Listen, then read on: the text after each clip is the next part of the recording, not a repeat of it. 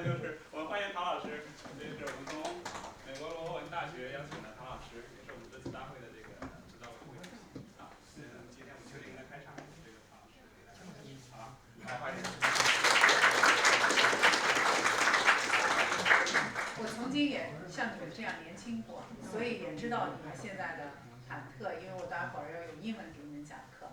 但是我觉得是一个很好的锻炼的机会，所以呢，你不仅来学这个 human machine，generated AI， 但是你更多的是来学练你的听力和英文。我知道你们说可能没有问题，比我当年几十年前讲英文讲的好多了。但是听力呢是需要有环境的，所以呢，这也算是给你们的一个 homework， 看有多少你能听得懂。然后我 promise not asking a question. So I'm going to start it, and as the organizer of the conference and part of this school, and I would like to welcome everybody here to the 2023 International Autumn School on Human-Machine Intelligence and Generative AI. So we will not be able to be here without the generous support of two society, which I listed logo here, is IEEE System and Cybernetics Society and the Associated Global Intelligence Science and Technology. So before I move on, I would like to spend a short amount of time to talk about those two organizations and particularly give you my personal suggestions and to share some of my experience. And you certainly can look into the detail of the society information on the website. System and Cybernetics has 3 branches that touch systems, science, and human-machine system, as well as cybernetics. Particularly, SMC is trying to promoting the theory at the forefront of the systems and the interaction of human-machine together. Following the same line of vision in the AGIST is trying to particularly look into how the artificial intelligence has changed the world and how the technology continue to move the society become better and better. So because the common interest in the two society, they have been collaborating in many events like this event. As they're moving advanced the technology, they realize the future is at your hands because the future is yours. The young professional, the students, you are the new breed of the talents for tomorrow. So if we don't tell you how good we can help you, at the same time you can help us, and the society will not move forward. So that's the purpose of the Autumn School, and many other activities we organize for young professionals is let you know what we do. And of course, we do conferences, we do publications, we do events like this, like a workshop, tutorial in the schools. We want to work together and collaborate together to understand the technology and use the technology to change the future world. When I was young at the same age, my advisor actually helped me a lot to get me into the society and start to volunteer some positions. So I volunteer as the reviewer, I volunteer to help with their organizing those activities. Sometimes when we were young, we were always thinking about, okay, if I'm successful and become a millionaire tomorrow, I will be very happy. But life is not like that. Life is more, the happiness often comes into the process rather than the outcome, okay? You should enjoy the life. You enjoy how you study, how you develop your professional career. It's the process you experience rather than the outcome you become, your success in the future. So one thing I want to give you experiences, because you're young, you're starting developing your career, you are studying the area you are interested in, you need to think about, your life, your work, you study is a social. From a psychology perspective, human are social, right? You have to work with others. You're working by yourself has less chance to succeed. Okay? So you have to work together. You have to looking for people who has the same vision and same goal from you. Where do you find? Of course, you can, work with your roommates, right? You study on the campus. Another way is you go into those organizations and volunteer, to help them. By volunteer, you get know people. They have the same interests as you. Okay? Then you started collaborating. Before coming to this conference, I was attending another conference called COSEMA 2023. I was giving the keynote there. So after keynote, I got an email and some professor from Arizona State say, "Oh, I enjoyed your talk. I think it's something we can do together. How about we set a meeting and discuss the potential proposal?" I didn't know him.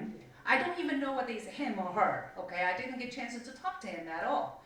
But that's the opportunity. If I'm not participating in that conference, I would not meeting this person, I would not probably have a potential proposal down the line and getting the funding and start a new direction. What I want to share with you is, you come here to learn something that intrigues you, the generative AI. But you also need to realize that's not your main purpose being here. Your main purpose being here, I think more important than generative AI, is meeting people. Finding the collaborator in the future, and you and him or her will have a synergy together and produce something valuable. Okay? It's a social network. I feel that's more important than generative AI. That's what I want to call for you. Grab the opportunity that come to you, because the opportunity come and goes. We're always looking for a reviewer to help us to review paper for our journals or conferences. Volunteer that position, because you get chance to meet people that might be senior.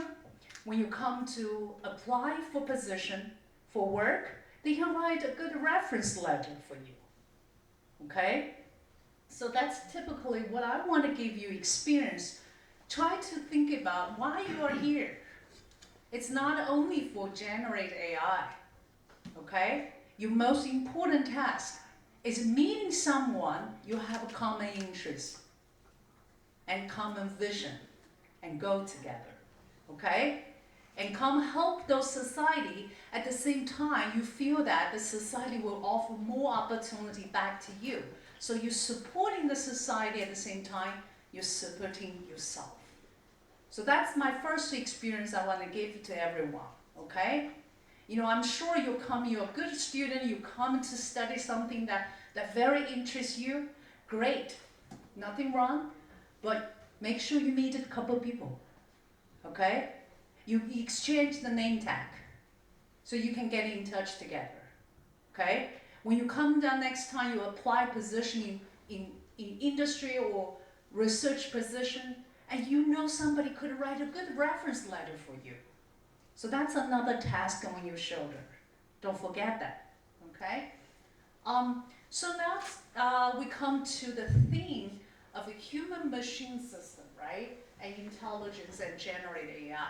I'm sure there's many instructors within this 1-2 days. It's going to drill you into the detailed model and detailed algorithm. So I'm not going to replicate that part, okay? I'm going to leave them to do their portion. But what I try to do here at opening ceremony, I just want to show you the trend of future. And probably bring a couple questions back to you. You don't have to answer today, but bring that question and take that question into your study in the next 2 days. And hopefully you get an answer out of those school, okay? With the transformative technology and multi-reality is emerging, right?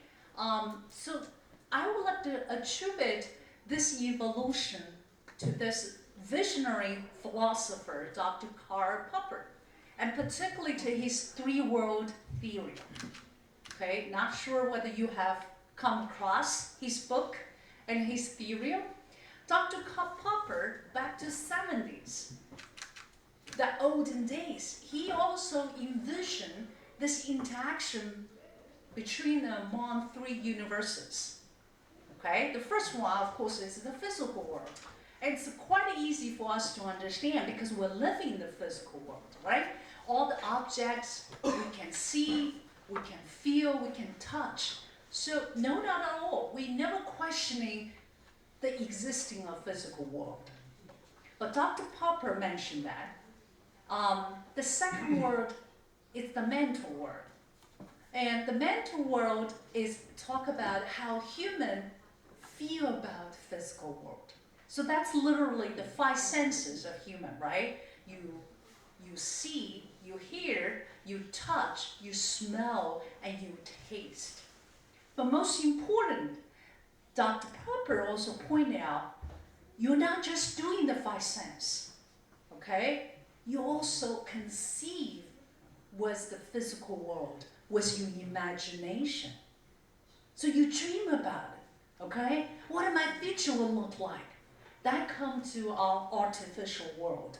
That's the fundamental concept of the virtual reality, the metaverse, and so on and so forth. So as multi-spaces emerging and multi-interaction between those physical space, cyberspace, and social space, and you feel that there's much more bring to this to us, and that's guide us to conduct the science and engineering, right? The pervasive computing and internet power connect everyone together, right?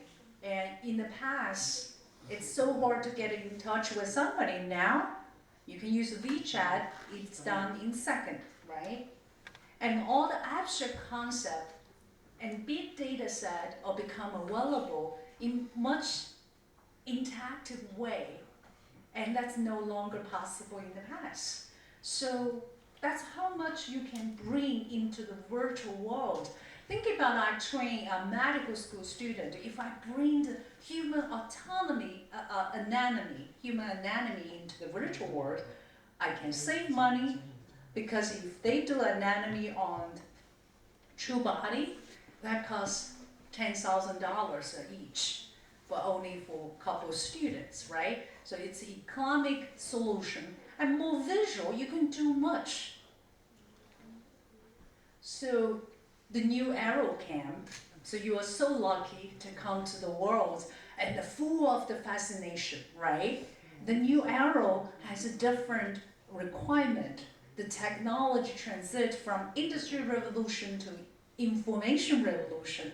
Nowadays, the knowledge exploded, and we need a knowledge automation, we need a knowledge autonomy. So if you take a look at here, our imaginary world is no longer in a novel, a movie. It's in the reality. And I mentioned many technology has been there to make it happen.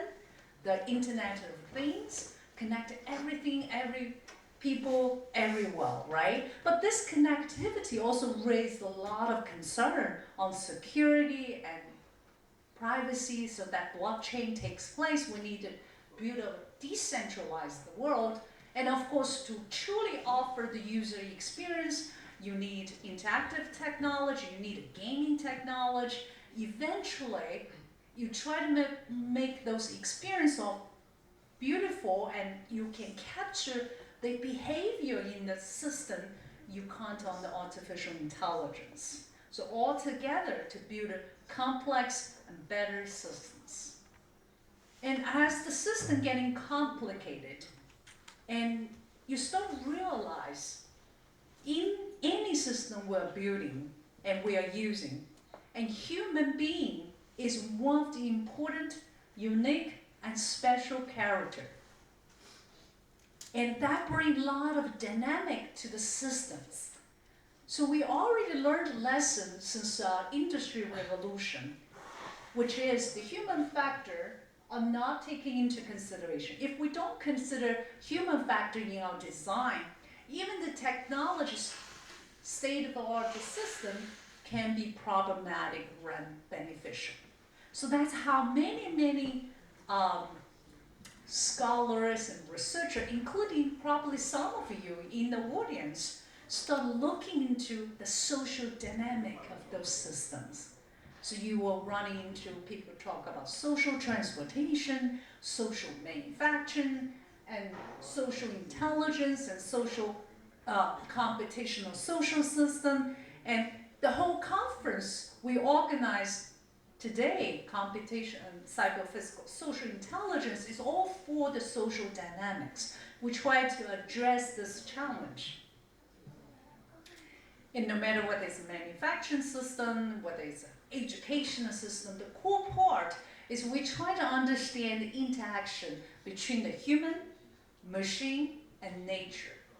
And hopefully we can devise those mechanisms and principles to guide the command and control of the reality. So the core part is what we call personalization. We want to understand the human behavior, the human needs, and to satisfy their needs to building those systems and product. So the system we try to build now is not just the physical world. We try to build in this platform to merge a physical and the virtual. And particularly I want to touch a little bit about the methodology called HCP. Of course you are building the artificial system. This artificial system is not only mirror the physical world, rather they're building more than the physical world can have. They model the system evolution, they model the human inside the system. And as they model, they realize you're building a lot of model, right? AI model. Model can be better predict and present is if you have enough data. So once they start a model, they realize, big data never be big enough. Okay? So that comes into the second step. We have to build in those computational experiments. Why? Let me give you an example. Collecting physical data is very challenging. And particularly, those data related to human. And because there's a lot of privacy, there's a lot of ethical issue, and that's normal procedure back to United States and sure in the European country and start doing China as well. We have to go through this IRB approval, and once you approve the protocol, how you collect the data, then you need to get the consent for every participant to sign on the sheet to say, I'm willing to allow you to collect my data. In the pandemic, almost impossible to get the consent. Of course, the collecting data part becoming impossible as well, because without consent, you cannot collect data, you cannot use the data. And you can imagine the autonomous driving, right? I'm sure there's some lecture down the line, they're talking about a generative AI for autonomous driving. When you think about autonomous driving, some of the physical tests and collecting data in the physical road may put people's life in danger. So for that purpose, some of the physical testing is prohibited. So in that case, collecting data and generate a scenario to test your system is impossible, right? But if you're building the scenario, collecting data or generate data in the virtual world, that's a different pace. You can do whatever you can imagine. So that's how computational experience involved to generate synthetic data, generate a scenario, so you can test a variety of cases. That's the beginning of AIGC, right? Decades ago, they don't call AIGC, they call synthetic data generation. Now, from the generating the data, you use AIGC to understanding the data. Then you can use the data for many applications. So of course, once you have the real world and physical world, you can execute both of the systems at the same time to promote the data back-forth exchange to make both systems run at optimal level. And of course, you need to collect the data, the sensor. As I mentioned earlier, the data is never be enough. And if the data is never be enough, of course, you cannot train the model and the algorithm to provide accurate and powerful decision making, right? So you cannot enrich the brain of your system. So that's how come down to the AIGC. That's particularly the background. We want to bring this state of the art to this school and make everybody understand how important using the artificial intelligence to generate a variety of different content. And particularly as we're transitioning from Industry 4.0 to Industry 5.0. Do you know what's the difference between the Industry 4.0 and 5.0? The booming in the Industry 4.0 is because of IoT. So the smart sensor get everything connected. Now we can monitor every step away how the machine is running. So everything can talk each other. Now when you're mapping, transitioning to the Industry 5.0, it's the same thing. They realize the importance of a human being. So they try to build in the human-centric system to make a human have the better experience of using the system.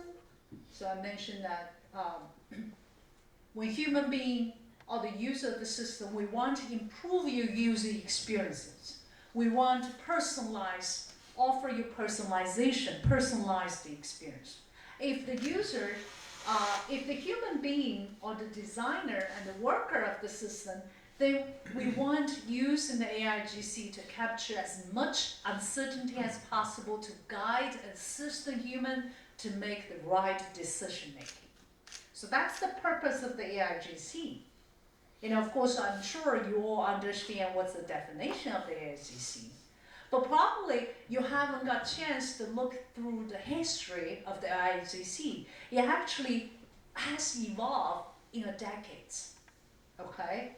So let's get into a little bit the nature of the AIGC, different level of autonomy. Back a decade ago, the AIGC was creating deterministic and static data compared to what we are generating right now, the dynamic data. So the first, and nowadays, the AIGC are involved the human in the loop to make the content or generate it even better. And there is a variety of different autonomy and, transiting from assisted, so with the human help, and with some of the human oversight and checkpoints and double check, and to fully autonomous, like the ChatGPT nowadays. And particularly if you're going through the ages of AIGC, and that's started with early rule-based system and going through a probability revolution, then coming into today's deep learning, and then some of the transfer learning, okay? So what I'm going to quickly give you a little bit overview some of the early development of AIGC in the rule-based system, and those systems, ELIZA, and you can still, to looking on the system, they're still available. And they're very similar to the early natural language processing program. They can to mimic how human conversation was. But for the early development, because the technology was not ready yet, so those rule-based system, it's similar to any rule-based system. They try to base on the pre-generated rule and to generate a preset of the outcomes. So, and of course, at that moment, decades ago, you generate the natural language process, and that's great, right? The user can customize and make some specific requirement, but the downside is the system is pre-generated, so it lacks the ability to adapt. If something changes, if you want to upgrade the rule, and that's not supported, that's not allowed you to do. those rule-based system and it's struggling to handle ambiguity, and some of the content is not clear, and they have less capability to handle those. And moving from early rule-based system, now come to the probability and statistic revolution. And so I mentioned a couple development here, the early machine translation model and the Bozeman machines. And they use some neural network to learn the internal representation, then using to derive the learning probabilities. And again, there has a pros and cons, and so statistic, it's kind of moving from the rule-based system to some data-driven. So if you use the past data to derive some statistic model, and so they can capture the pattern. And compared to rule-based system, of course, the model can adjust some of the new data, because when you look at the probability distribution, you can incorporate new data, then the norm of variation change, right? So they do allow and support some adaptability, and they can be applied compared to rule-based system to a larger, wider range of the task. But again, the statistic method has its own limitation. They cannot do as we are doing right now to create images, create speech, create art, and they largely rely on, because the statistic model is built on the past data, so they require a large data set for training. That's typically the same thing for any AIGC. They all count on on the data sets. And for the statistic model and the rule-based system, their purpose there is try to generate data. They haven't reached the goal to try to understand the data you are generating. Then come to nowadays, they have deep learning method, right? And I mentioned a couple of development from Google back to 2015, and some deep dream and WaveNet and the GAN model to create a realistic human face. That's typically imagings and human voice, the speech. And of course, based on the time, you see the original Google Deep Dream, those data are not too realistic. They are more fancy side of the data. Very abstract, not fit in the realistic situation. When you're moving, Wavelet is for speech. When you move into Stack-on, and the image are more realistic, so that they have some improvement. And eventually, as we're building those deep learning model, and you are starting transiting from generation to understanding, right? So you become more creative to produce this highly realistic content, and still you count on large data, and those data can be continually improved and through adversary training as well. And this is the issue, and this is probably the problem. And the problem you need to think about when you use those deep learning model, it's resource intensive, right? The large training.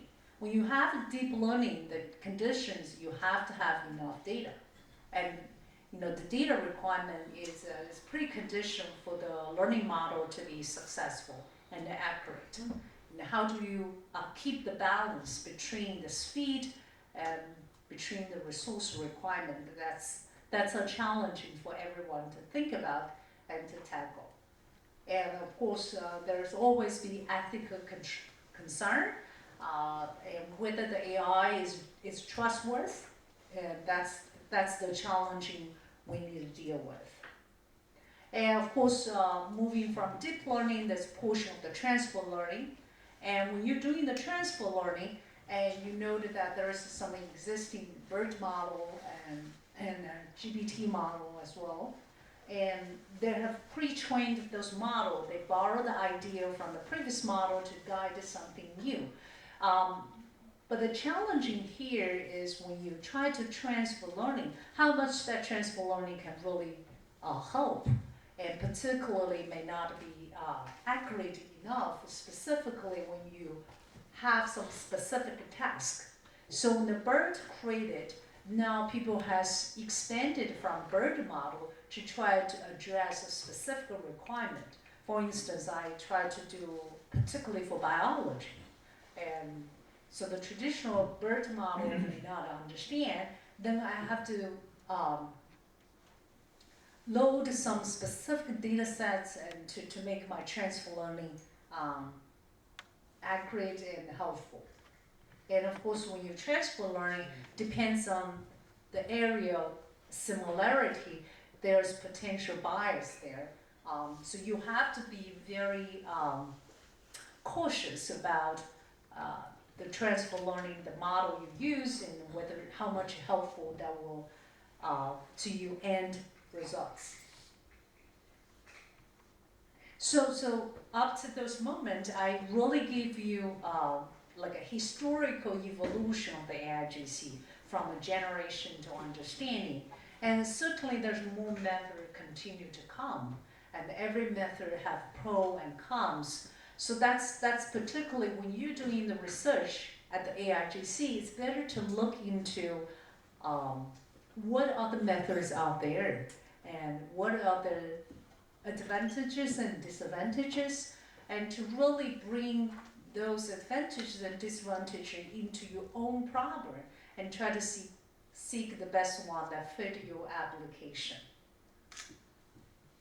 So I would like to showcase this beautiful graph my student made. I thought that showcased the historical evolution of the AIGC back to 1930s, then up to now. And of course, this horizon will continue expanded again with many of the effort from you and more to come. You know, all those historical methods really share some backbone architectures, and I'm not going to go into the detail to talk about recurrent neural network and convolutional neural network. Particularly, they are using to generate text and generate images, and you know, some of the real images and real text, and you know, I listed something, you know, what they are good at and what you can imagine using those methods to apply to the Industry 5.0 context.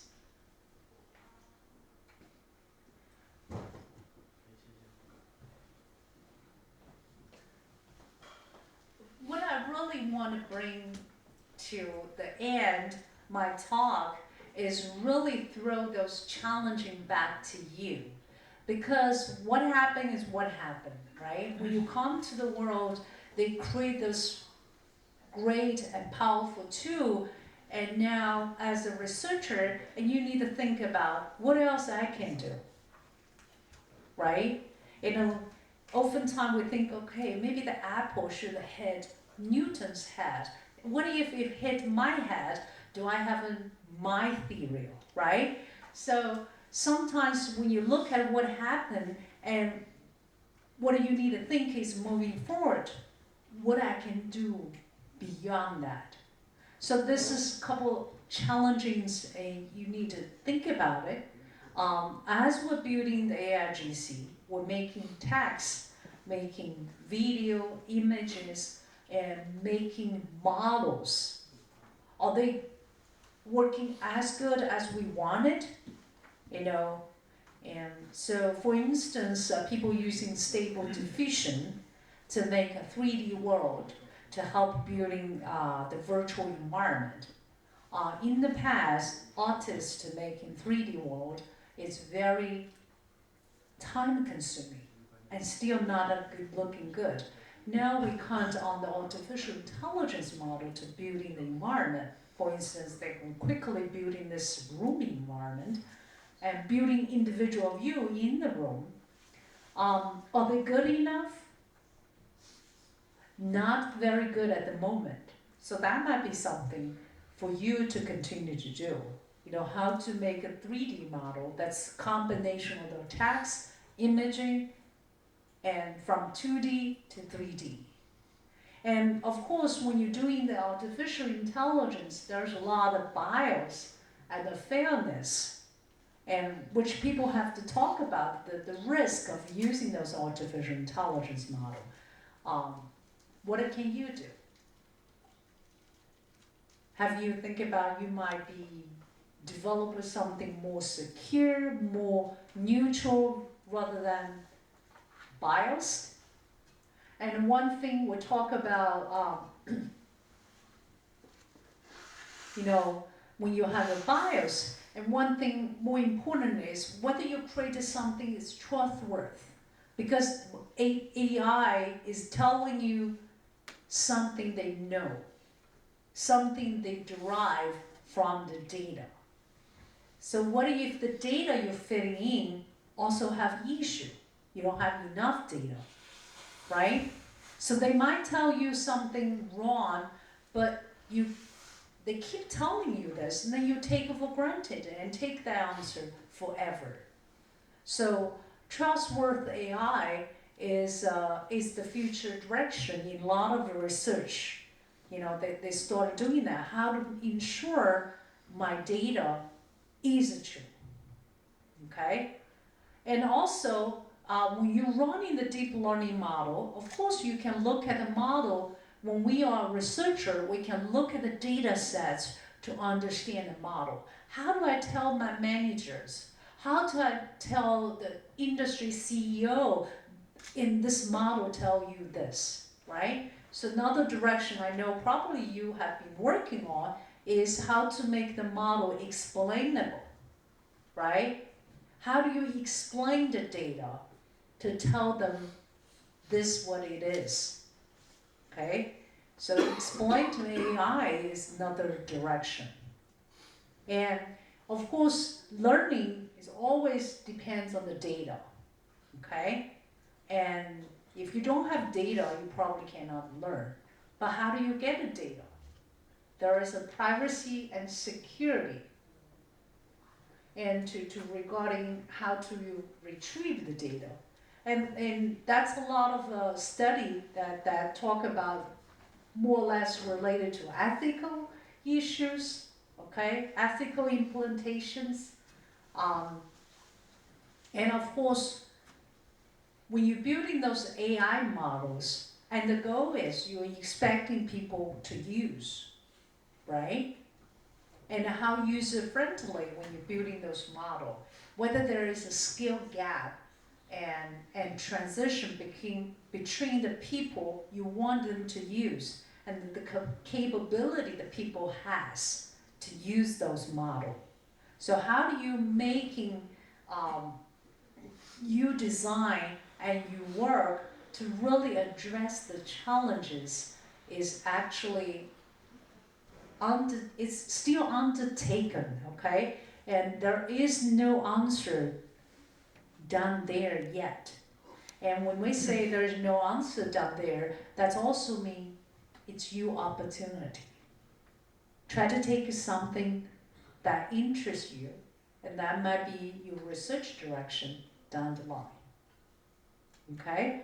I don't know whether I use up all my time or may not, but that's all I plan to talk to you. You know, probably as an icebreaker, because I throw you some of the questions and I don't have answer, and you don't have answer either, okay? Hopefully you take those questions and back to the next couple of lessons down the line today and tomorrow, and hopefully you find answers. Okay? And maybe some answer is not ready yet, but don't worry. Every effort you pay, you know, you will gain sooner or later. Okay? So I appreciate your attention, and I want to stop here. And if you have any question for me, I'd be happy to answer. Okay? As I mentioned, keep in mind, learning is one end, and social is another end. By social, and if you have question, raise your hand asking question is one thing to social, okay? Meeting with the student next to you is another social, and exchange the idea. I know a lot of you are doing something related to AI, okay? And it's a good chance to meet together and discuss your research goal and project and exchange idea. You never know. The conversation may be fruitful down the line. Okay, I'm going to stop here. Do you have any question? I'd be happy to answer. You know, one thing I always tell myself, because I was the same thing as you as a student, and listening to some of the presentation one end, my English probably not as good as you. I couldn't understand them most of the time, okay? So I needed to try to understand what I'm talking, at the same time say, why should I ask? I always told myself, ask one question. There's no good, bad question. But I tell myself, that's my job. Whenever I go to any presentation, my job is ask one question. You know, force myself to interact with the presenter. Okay? Who cares? They may think my question is naive. Doesn't matter. But I made myself braver and made myself better than the day before. Okay? So I have 5 minutes left. You can ask question, force yourself to ask a question, or have some question within some of the slide, you know, give yourself a challenge, okay? Because open mouth and to talk something is a hurdle to overcome. And for that thing, I want to encourage you. Have you attended some Japanese scholar to make a presentation? I can tell, I never understand their English, but they never be afraid to speak themselves. And they keep asking questions, and you know, Japanese scholar does fantastic research, no doubt at all, okay? But I just say they never care. They just speak by themselves. I think we should be trained to do that, okay? Do you have any question I can answer? Yeah. Okay, go ahead.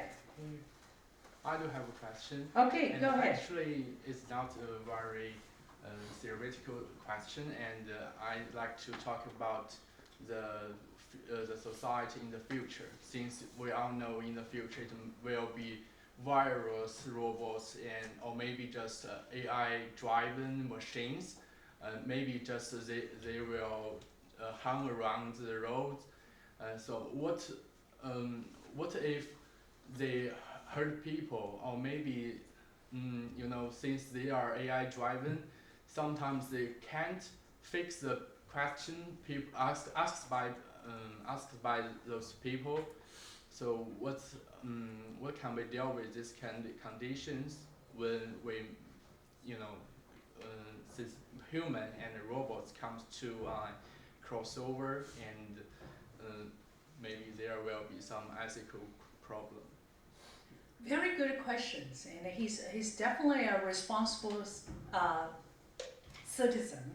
And his question is say, oh, I'm concerned tomorrow the robots is going. In some of the question, I think your concern is gathered from the movie, right? So you saw a lot of robots, you know, become crazy, coming back and hurting the society. Would that happen down the line? I say, would that happen down the line? So we haven't seen that, right? Yeah. But you gather the idea more or less from the movie, right? We see a lot of sci-fi movie. The robots are coming back, killing people, doing some bad thing, right? But here's my vision, okay? May not be the answer, may not be the correct answer. You know, maybe there is no correct answer. And who's building the robots? Human. We, right? So if we discipline ourselves, when the first what I witnessed when they started learning the human-machine interface, right? They put in the chip on the mice, and they try to control, manipulate how the mice behave. So at that point, I was thinking, oh my God, sooner or later, they're going to put a chip in my brain and control my thinking, because my thinking, my brain signal is an electrical signal, right? So that's exactly building the electrical, you learn the electrical, communication signal, it's the same. It's an electrical signal. If they interfere that electrical signal, it's going to change how my brain thinking, right? So I may make some decision that's totally wrong, correct? So at that moment, I was concerned, just like this gentleman. He was concerned something we did, we put in the laboratory is going to mess up the future. I think this is a legitimate concern. The only question and answer is at your hands. Are you going to discipline yourself? Are you have, a guideline to tell yourself what is the things I could do, I can't do, I will not do, right? So to answer your questions, yes, we need a control, we need law. So there's an ethical law people has to building, there's a lot of standards, IEEE, groups are building those standards, is trying to control. There's nothing we can prevent, okay, if we don't follow the rule to do the things. So to answer your question, yes, that's a legitimate concern. I don't have an answer. But as a researcher, as a consciousness, ask yourself, what's the consciousness you have, right? What's your rule? And you are learning the technique is to help building a better world for the future, right? It's more like when you're watching the movie.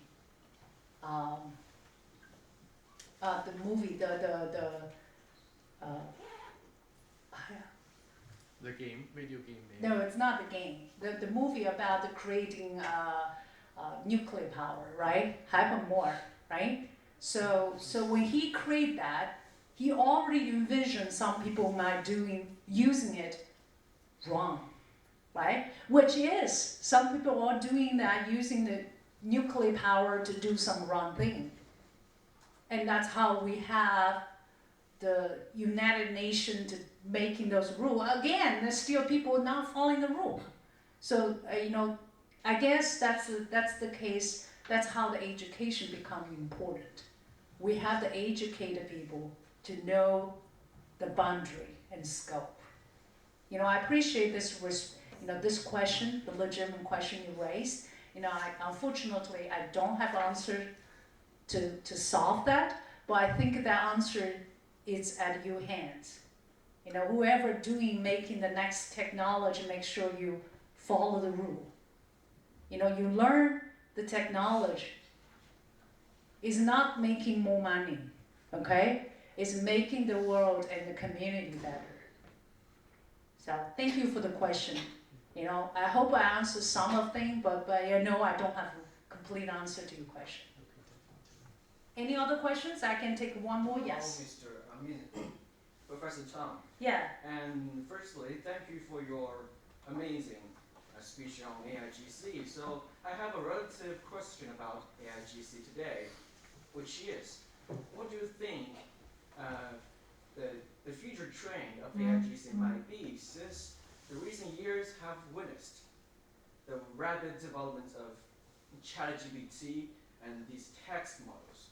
So what do you think the future trend might be? Will it be like metaverse, which is like a society in the virtual reality, or could it be something else?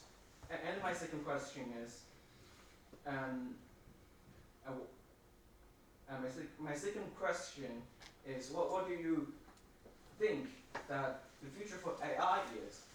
Could it be possible to upload the conscious into the digital world in the future by using AIGC or any other AI methods? And Those are my questions. Thank you. I think in the future AIGC is going to, you know, I guess I cannot envision the future, but I can see how the AIGC has changed our life and our daily work. I think right now it's going to change the education because everything you learn, you can learn from ChatGPT.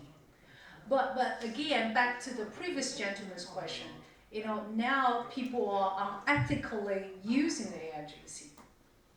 So we need to teach people how to use AIGC.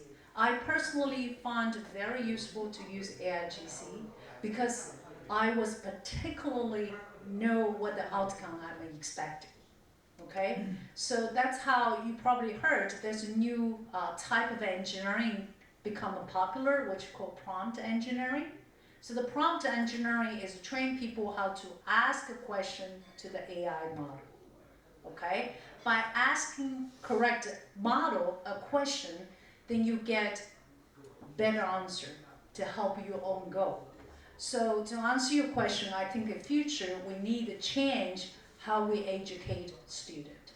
Okay, we need to change how they become smart, because if you teach some fundamental stuff, it's already in AIGC, but probably you should teach how the process to getting answered. So that never change, still be the problem solving, right? Like in China we say give a person a fish is not as good as teaching them how to fishing, right?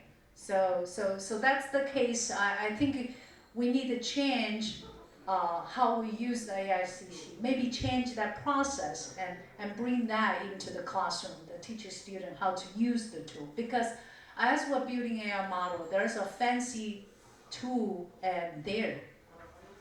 It's going to make us life easy, at the same time raise a lot of ethical issue as well, right? So I think that those content that never be in the classroom before should be bring into the classroom, and we teach them how to use. So I had a friend which is the CTO of a company, and he told me from this point he never asked their employee to write code starting from the scratch. And he told them the first step is go ask AIGC, save you time to get the draft structure, then start modify and towards your purpose. So the corporate organization has changed to require the employee to do things. And I think that should change as well to our educational system. And to back to you, I think the imaginary world is going to come sooner or later. The reason it hasn't come is because the technology is not there. Because now you have to using learning in the metaverse, you have to come to those goggles, right? And I don't know how many of people use that goggle. And optical, sensors, those kind of things still make you, the goggle become lighter every year, right? Has more functionality, but it doesn't have the computational power and still get you people dizziness. So people are still working on how to make those devices more suitable. Because for me, probably a couple minutes, I would like to throw them away. For you, young people, probably 30 to an hour wearing that goggles, right? It's a heavy stuff. You have to wear there to feel the virtual immersive feeling. If the technology has changed, those devices make you feel nothing to wear it. I think the virtual world, the metaverse you meant earlier, is going to come soon. Right now, it's impossible because it's more the case when one time I had a project, I want to add a goggle to a medical doctor, and they refuse it because the doctor is the most arrogant people in the world, right? They say, I don't want to use it because it makes me feel dizzy, it makes me feel heavy in my head. I'm doing the operation, I don't want to do it. When the augmented reality was first introduced, we want to overlay to that. He said, that small space, you overlay, you're confusing me. I don't want to overlay, okay? Just give me the instruction. So those some user experiences are not as good as we expected. Once those challenges being resolved, I'm sure the virtual and what we call the metaverse is going to come soon. Okay? I hope I answered some of your questions. Okay, great. To mindful your time, I know I exceed my time and I have to stop, but I'll be here during the conference and during the school, and if you have any question, stop by and I'll be happy to talk to you, okay? Thank you, and then I wish good learning in the next couple days, and I hope you gain something and meet friends. And meet friends, you will be collaborating and doing research together and having fun. Thank you.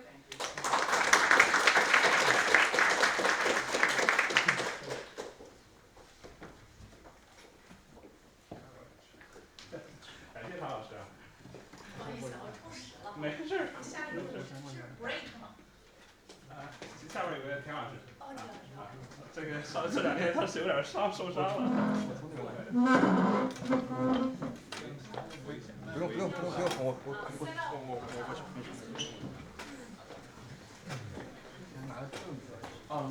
就那边有凳子。这个田老师前2天刚才把脚砸了一下。没有。我们又临时找不到别的车了，所以只好这个。别着急。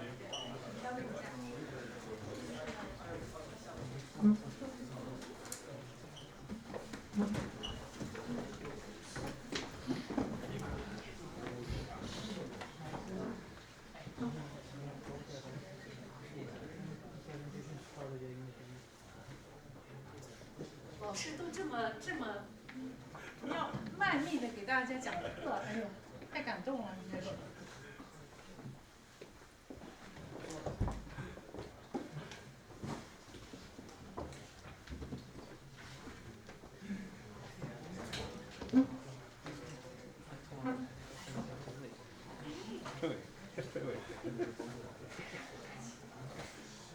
都是我的好朋友，不说他们说。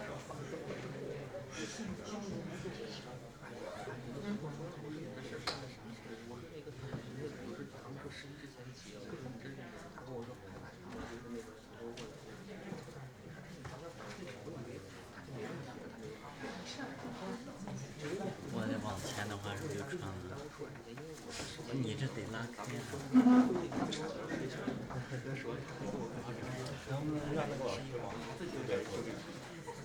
那连着都是电脑。你这连着电脑，就连着电脑讲。给那挺普通的。这不行啊。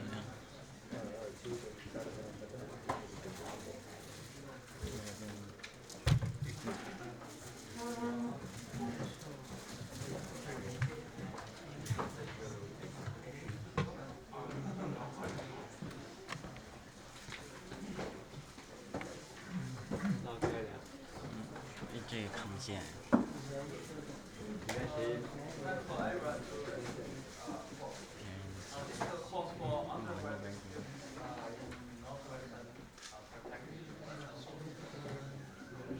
My students come from different background. So before I start my teaching, I want to do a little survey. Who's familiar is computer science, artificial intelligence, or statistics? Please hands up. Put your hands up. So 1, 2, 3. The 3 of you are learning computer science. But most of us learn different aspects.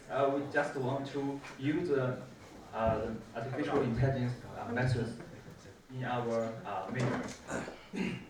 So just like me, when I was learning in undergraduate study, I learned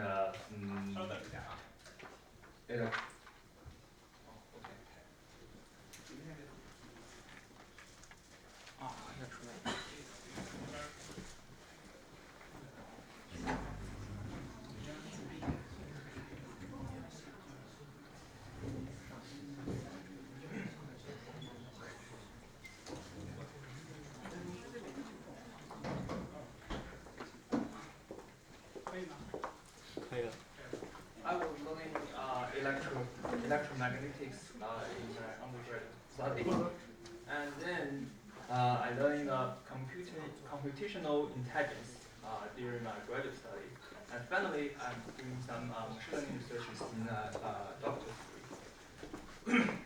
So what's the difference? You can see this slide. Machine learning is a subset of artificial intelligence, and the statistical learning and deep learning is a subset of machine learning. Before the deep learning became popular, everyone used the statistical learning for machine learning programs. So if you want to have a deep understanding of deep learning, you'd better have a conceptions of statistical learning. Here are some applications of machine learning. The first one is natural language processing. In early days, we used it to machine translation and question answering system and conversation and the internet search engine. And nowadays, we use very large models like the ChatGPT to do a lot of things. The second one is computer vision. There are also a lot of applications in computer vision. And then the unmanned vehicles, and deep mining, and price prediction, medical diagnosis, and play games. Here are some applications in natural language processing. First is text classification and text censoring, machine translation, search engine recommendation, question and answering, conversation, and text generation. So, do you know what the key difference of English and Chinese in natural language processing? The key difference is Chinese need to segment. Because every Chinese character is read together with each other. There's no space between the words or phrases. So, if you want the computer to understand the Chinese sentence, you first need to segment the sentence. But English words have space between each other, so you don't have to segment the English words. So this is the key difference in early days of natural language processing, the Chinese and English. So in computer vision, in early days we do the image restoration, colorization, reconstruction, super resolution, segmentation, and classification, and object detection and tracking. In restoration, we mean we want to take a blurry image, like in this two image.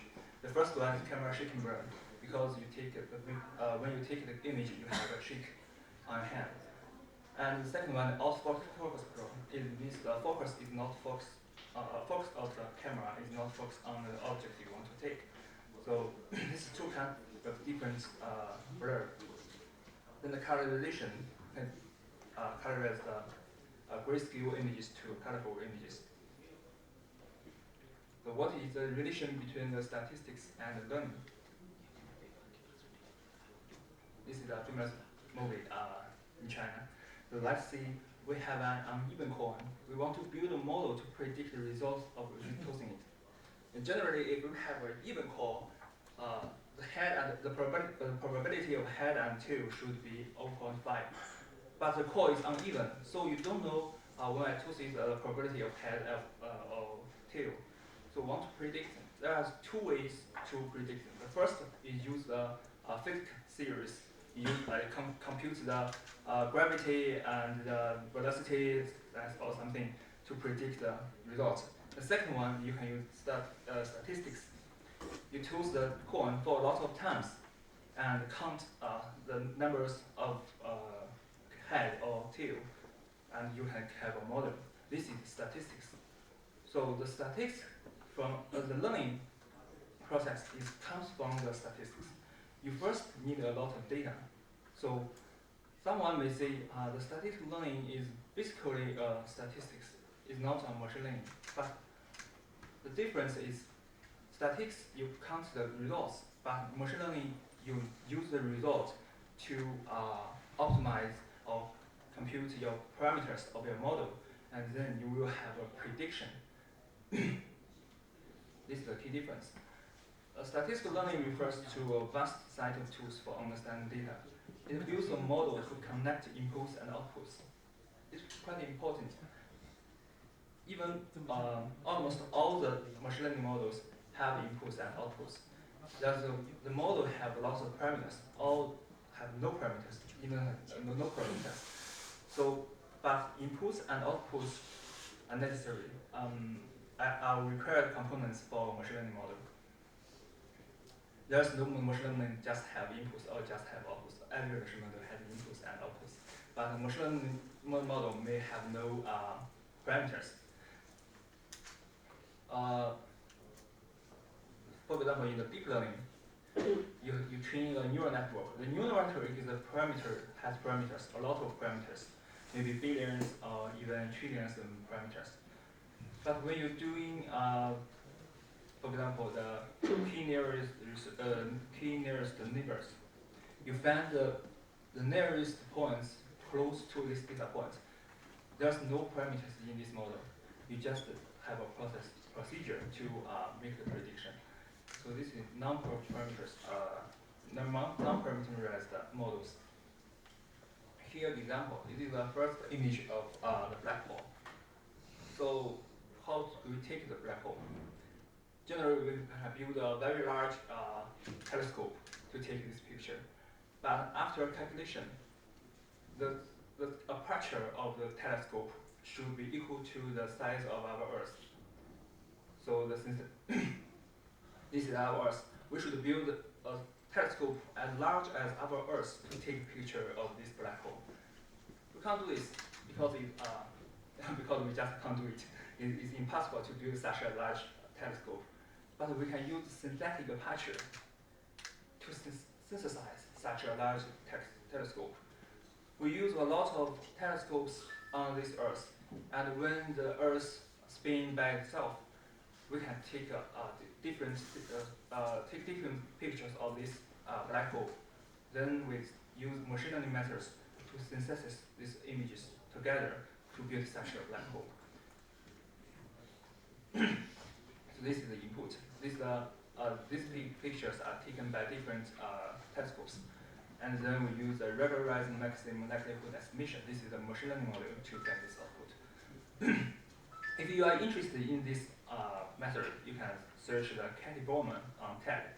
She once was a PhD student in MIT. She synthesized the images, used lots of data.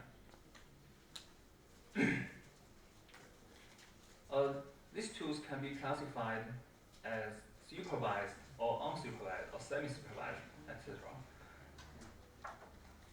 The classification is based on whether do we have laboratory data or not.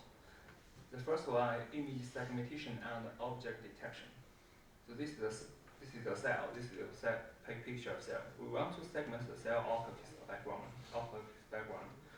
So we can use an unsupervised method. We just the pixel values of this cell is different from the background. So we don't need to the training data. We just segment this cell by the pixel values. It's the unsupervised method. But when we want to do object detection, we want to know what we segment out or what these pixel values means in here. We need the training data set. Otherwise, we just get this image. This is the segmentation. But we want to finally get the name of this area. This is another example. If we still want to segment the zebra out of the background, use the pixel values, it becomes impossible because the zebra has black stripes and white stripes. So they have very different pixel values.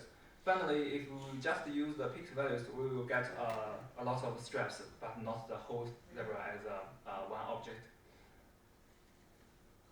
So the researchers in early days may use the filters to process this zebra because the stripes of the zebra looks like a signal. You can use filters to convolve the convolution, or convolve these stripes, so you can get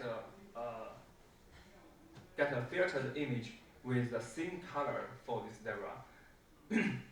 So what if we want to classify a lot of objects in the nature imaging?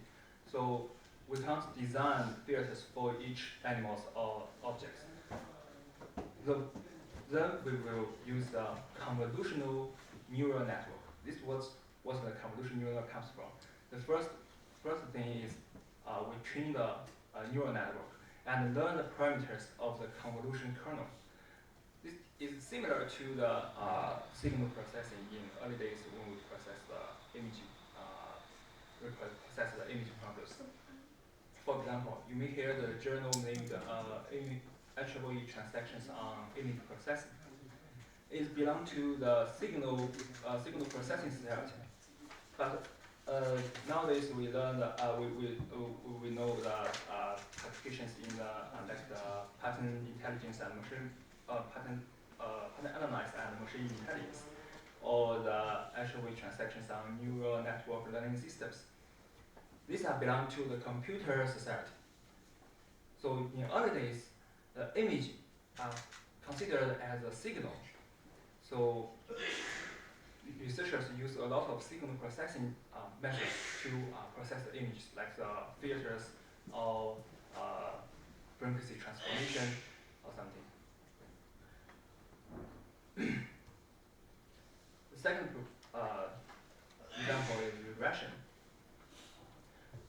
When you do some physical experiments, you may collect a lot of data, like the green points in this figure. So you want to fit the curve about this figure. So you may choose a lot of parameters to parameter this curve. Then you can learn this red curve. This red curve may related or equal to some theoretical equations in the physical theories. This is called regression. Regression is also a supervised method. During this course, in this course, you will find that regression is the fundamental or the key to understanding all the machine learning methods. So when I teach this course in my university, I told to my students, regression is all you need. If you want to have a deeper understanding of statistical learning, you must keep the regression in mind. Even the classification and clustering in example 3, you will find is very similar to the regression. A lot of ideas of classification and clustering comes from the theory of regression. The third example is the difference of classification and clustering. When I give you 10 groups of images, if you use clustering methods, you just find what images are similar. You put the similar images into a group, but you don't know the name of the group. You just know that these are similar images. In classification problem, I will give you a data set. Each group of images have a label, like the airplane or automobile. So if you train your classification model, you will know which image is belong to which category. So this is classification. Obviously, clustering is unsupervised method. You don't need to use the human levels. You just need a lot of images. You can cluster them. But the classification is a supervised method. You need human levels to tell you which image is belong to which category. You need the human to give the category name. Another category is reinforcement learning. Reinforcement learning tries to train an agent to achieve high rewards in a given environment. So this is an example. So we want to train a manned spaceship to travel across the galaxy. Sorry. We could use reinforcement learning. Reinforcement learning has an agent and an environment, and the agent can get rewards, the positive rewards or negative rewards from the environment. It's different to the supervised or unsupervised learning. Sometimes you will combine supervised learning or unsupervised learning to reinforcement learning. like the AlphaGo or AlphaGo Zero. Reinforcement learning is learning from very different aspects. For example, a famous reinforcement learning model is Q-learning. The Q-learning learns a table. The table has a column of actions. The agent can do a lot of actions. For example, in a 2D video games, you can grid the whole space into grids. Then they can take actions up, left, right, and down. This is the actions of the agent. When the agent is in one position, it takes actions, it will get a reward. Finally, it will find a path in the whole space to get the highest rewards. This is reinforcement learning. So you can use it to train the agent to play games. Here are some examples. For example, the first one is AlphaGo. You know AlphaGo play the human play games. You play a Go. Each data item consists of a sequence of actions of 2 players and a notation of who won the game. So this is actually a combination of reinforcement learning and supervised learning, because you give the notation of who won the game, and you give a lot of the real place of humans. So you train the AlphaGo for play the game. The AlphaGo Zero generates tens of millions of games by itself, and researchers only give it a role to judge the winner. So this is generally you can just reinforcement learning. You don't have labels. You don't tell the AlphaGo which game who is win in which game, but AlphaGo Zero have the rules. You can just justify who win the game by itself, and it generates games by itself. You don't need to provide human played games for it. So it is completed a reinforcement learning model. The third example is Tencent GeoAI. It generates millions of games by itself to beat the top 0.01% players of Honor of Kings in 1 versus 1 situation. Do you know what is Honors of Kings? Honor of Kings in Chinese is 王者荣耀.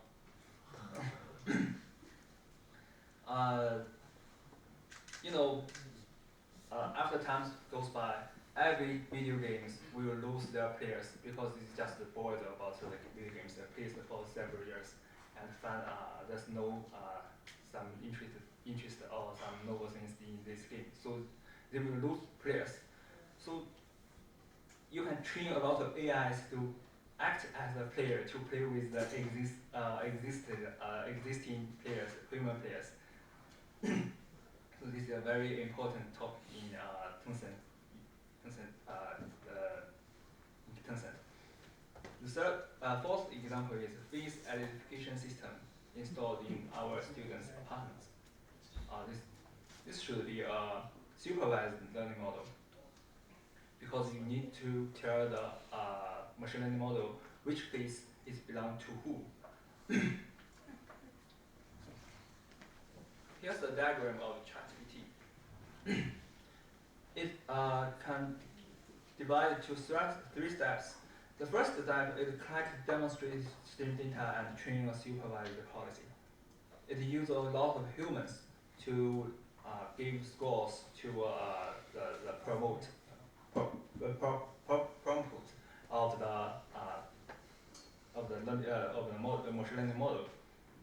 And in second step, it still use the label to rank the outputs or the prompt of the learning model, and also train a reward model. That is, in second step, you train the reward model, and in third step, you use this reward model to train your the generative model. So the ChatGPT actually is a combination of reinforcement learning, unsupervised learning, and supervised learning. In the third step, it is completely unsupervised. There's no human in this step. But in the first 2 steps, there are human labelers to label the data. This is a combination of three kinds of machine learning models to train the ChatGPT. Here's some data used in this course. The The first one is wage data. Wage data it contains income service information for meals from the central Atlantic region of the United States. The left one, the wage data is a function of age. On average, the wage increases with age until 6 years of age, because after 6 years you remain retirement, you have a low wage, at which point it begins to decline. And the center figure is the wage as a function of year. And the third one is the wage of function of education level.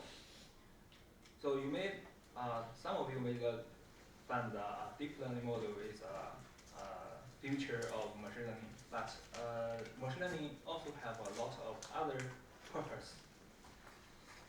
Generally, we have two purposes for the machine learning model. The first one is inference, and the second one is prediction. So we want to predict the values like in the stock markets.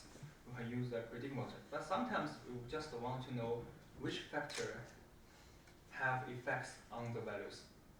For example, imagine we are in the United States. I'm a policeman. I made two guys fight on the street. One is black color, one is black, one is white. You know, in the United States, the policeman may feel the black man may make primary responsibility for this fight, because in his mind, he has been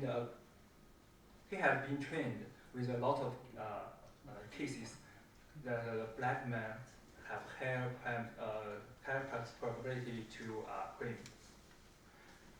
So after he knows the black man is working, for example, in Apple Inc., but the white man has no steady jobs.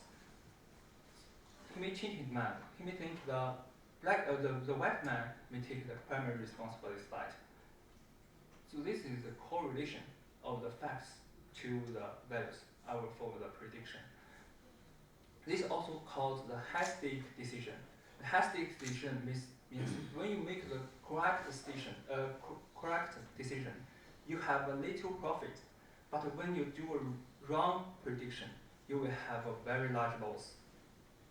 In justice, this is a very the justice. You have this is the case of the high-stake decisions.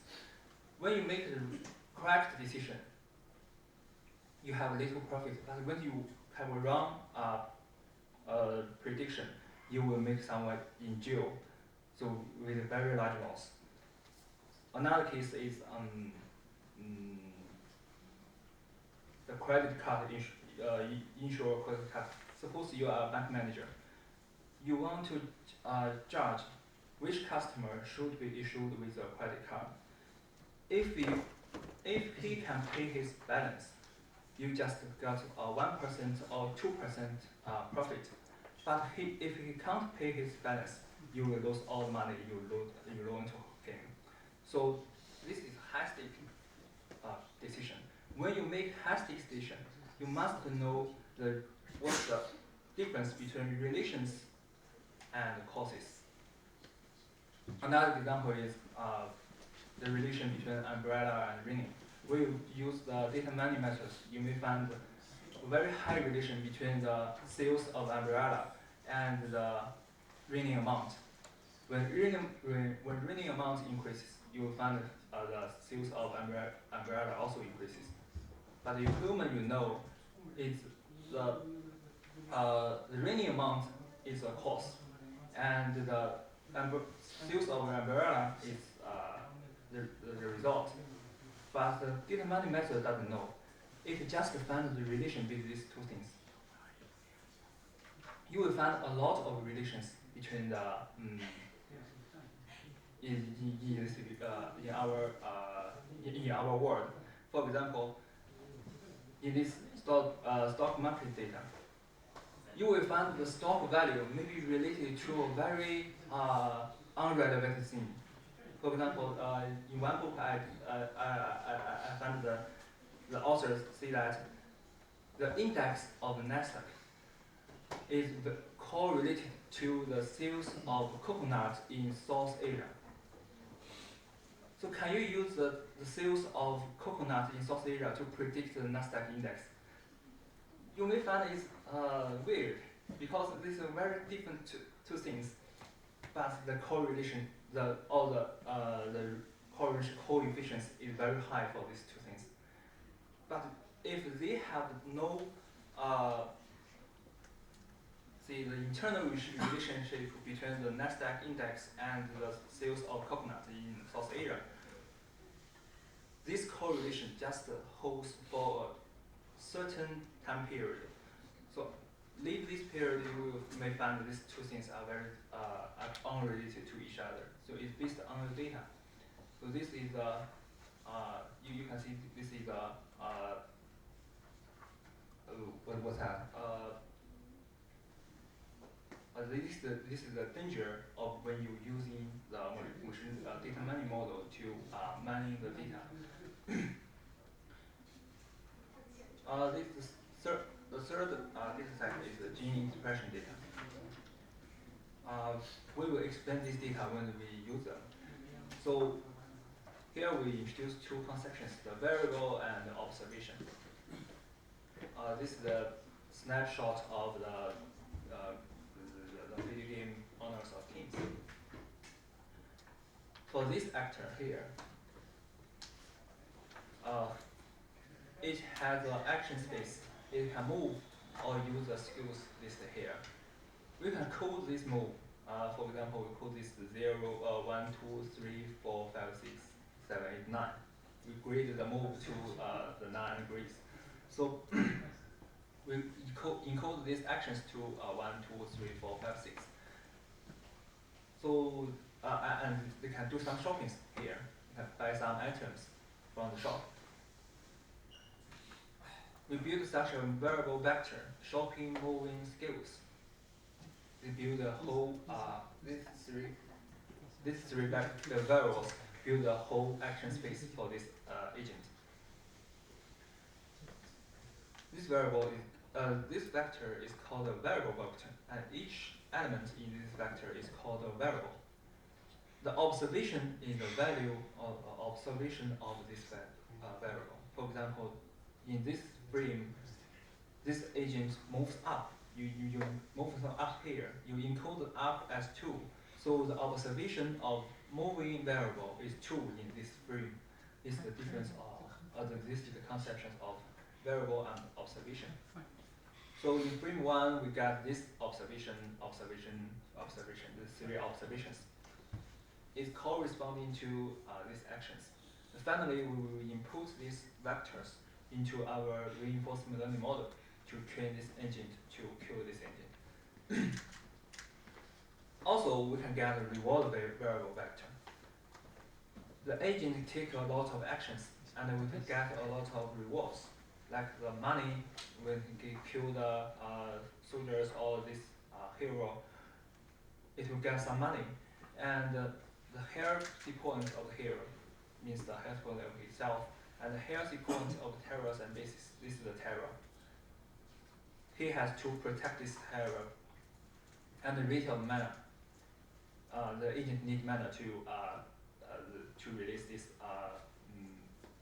skills of being killed and experience. When he kills soldiers or heroes, he will get some experience.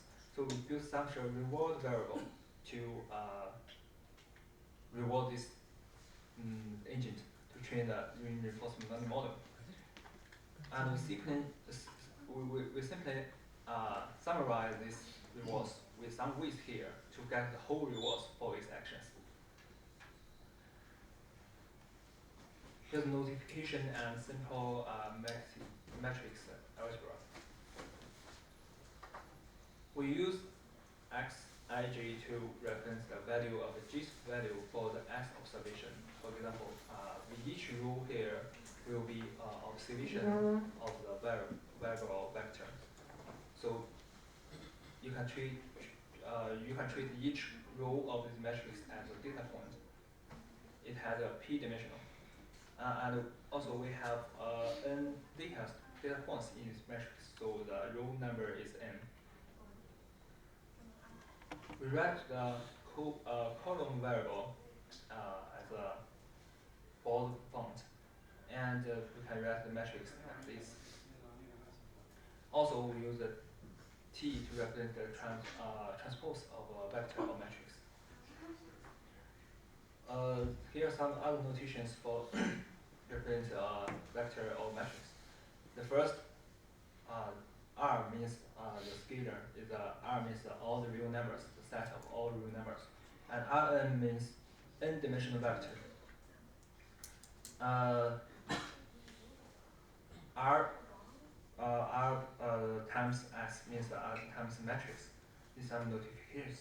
And also we use matrix multiplication, the norm or the trace of the matrix. These are what you will learn in this course. The first one is supervised learning methods, like the linear regression, polynomial regression, classification, k-nearest neighbors, linear discriminant analysis, support vector machine, and tree-based methods. And also the unsupervised learning methods, hierarchical clustering, k-means clustering, and dimension reduction. You will learn some methods to assess the model accuracy and resampling methods,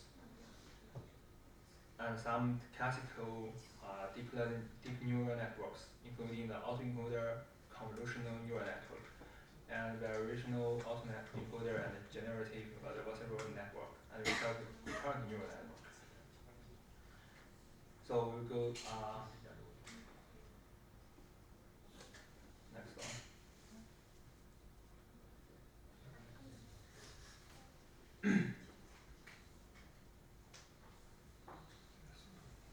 Generally, statistical learning will need to estimate a function f. There are multiple ways to estimate f, and also there should be a trade-off between the prediction accuracy and the model interpretability. Suppose we observe y and x for n times, so we get n observations of the x, the data points, and its levels. We believe there is a relationship between y and at least one of x. Not all the variables in the x vector is related to y. We just want to give a model to the relationship between y and the x. We can model the relationship like this. If you use a linear function, this could be a linear regression. If you use f as a neural network, this will become a neural network model. The epsilon here is a random noise. We just assume the data is is under some distributions. So the real relation between y and x should be y equals to mx plus the random noise here. This is a simple linear model. We have the data and random noise here. We fit the linear model, we will get this line for different different data.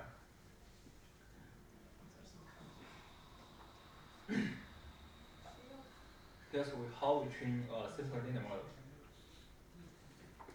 The idea is simple. We just to calculate the least squares of each data to its levels, and we minimize this object function to get the parameters a and b.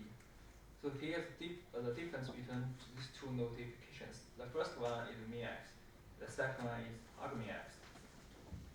So the difference is the min x means the minimum of this equation. So the result is 0. When x equals to 1, this equation gets its minimum, and its minimum is 0. And the argmin means the x which minimizes this equation. So the result of this equation is 1. So this is the difference. When you write your papers, you should notify you want to get the minimum of this equation or just get the parameters of which minimize this equation.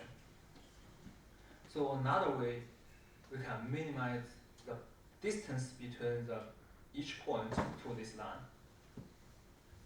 Here's the difference. When we use the first equation, we are minimize this segment. this light element. When we use this equation, we are going to minimize the distance between points to this line. So we can use both methods to get this line. But the difference is that this equation is only feasible for linear models, because this equation is the distance between a point to a line. When this is not a line, for example, is a cubic curve, you cannot use this equation. So this equation is only feasible for linear models, and it's difficult to calculate because the parameters is in the root. So when you take the gradients to this, and it's difficult to calculate the gradients. And finally, you get a few accuracy gain when you use this equation. So for the generality of the model, we just use this equation.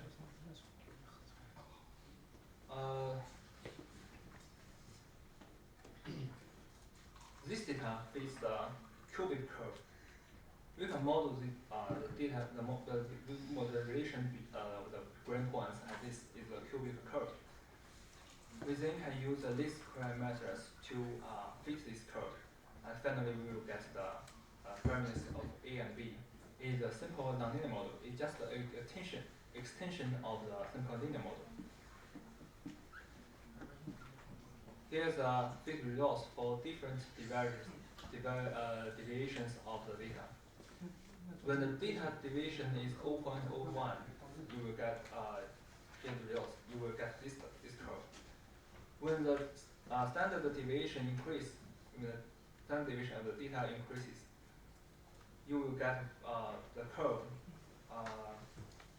different to the real curve. The red one is the real curve, and the blue one is the curve repeated. So the fitting result is related to the noises in your data. These are the two regions we want to estimate at. The first one is prediction, and the second one is inference. The prediction is you want to predict the value, and the inference means you want to know which factor have effects on our values. If we can produce a good estimate for the function, and the variance of epsilon is not too large, you can make accurate predictions for the response. Based on the new value of x. It's for prediction. This is the example of prediction, the direct mail prediction. We are interested in predicting how much money an individual would denote based on the observation of 19,000 people, on which we have recorded over 400 different characteristics.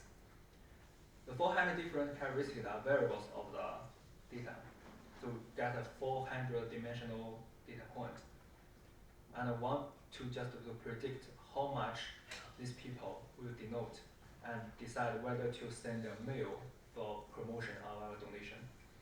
We don't care too much about each value characteristics.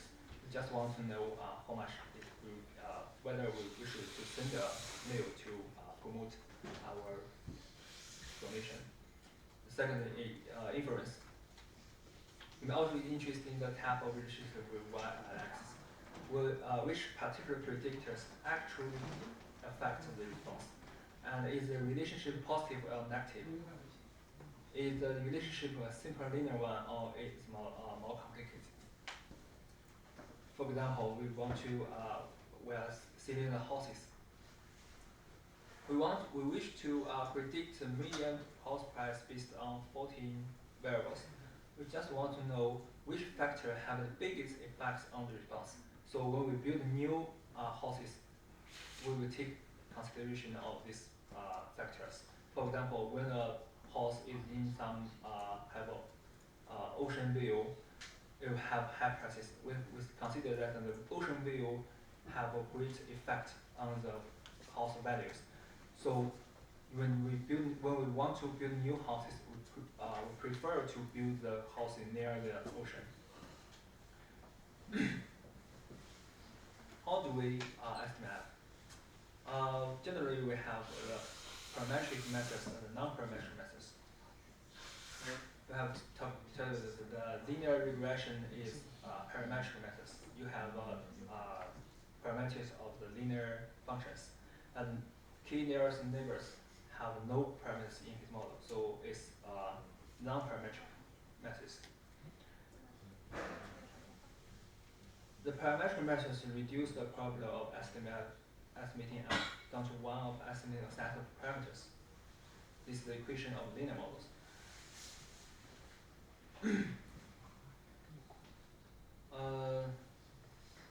Let's go to the non-parametric methods. The non-parametric methods have no explicit assumptions about the function form of f. The advantage is that they accurately fit the wider range of possible shape of f. But the disadvantage is that a very large number of observations is required to obtain an accurate estimate of f. So if we get 3 points here, we just want to predict the value of f at 2.5. If we use a parametric method, we may use a line function to fit these 3 points. So we will get the value here, the value of f here. If we use non-parametric methods, we just use maybe the average value of the nearest 2 points. So we also can inference the value of f. Here's the difference. We will have to make a trade-off between the prediction accuracy and model interpretability. Generally, a simple model have higher model interpretability.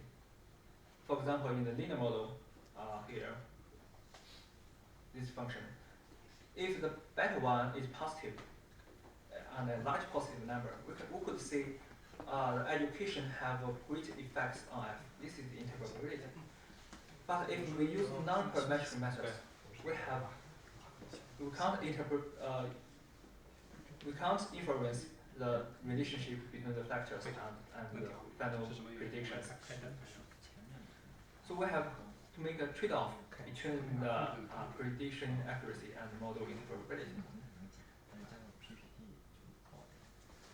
Even if you are only interested in prediction, so the first reason means this one is not relevant. It is often possible to get more accurate predictions with a simple instead of complicated model. This seems counterintuitive, but has to do with the fact that it's harder to fit a more flexible model. Here's the pool estimate of the linear data. You will find this surface just fit every point of the data, but it's still a pool estimate. You call this decision the overfit because you fit all the noises in the data. This is the conception of overfitting. For the data that have no noises, the overfitting means you have very complex model, so you can fit the noises very good in the training data set. But when you give the new data from the test data set, you will get a poor prediction. When you use a very simple model for complicated data, you will get the underfitting result. In the result, you will also have a poor estimation of the new data. Let's see. This is a simple clustering example. We have 3 kinds of data plot in this figure. I want to class to 3 different groups. This is called the cluster model. In this case, these 3 groups of data are close to each other, so the cluster model may be sensitive to your initialization. So these are a simple clustering model.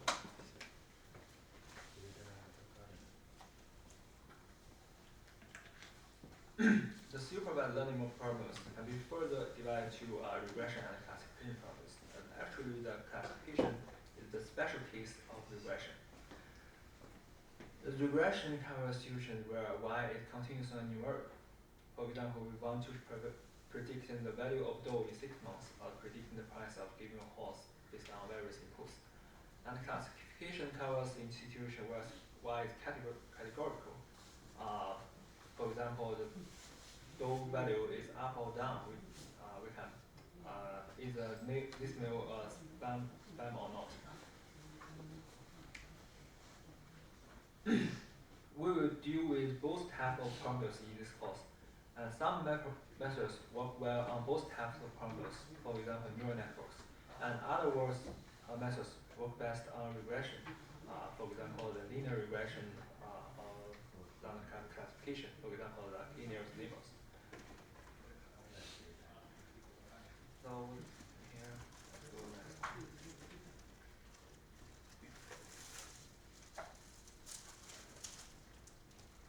Before we train our model, we should know the methods to assess the model accuracy. That is, we should justify how good is our model. Suppose we have a regression problem.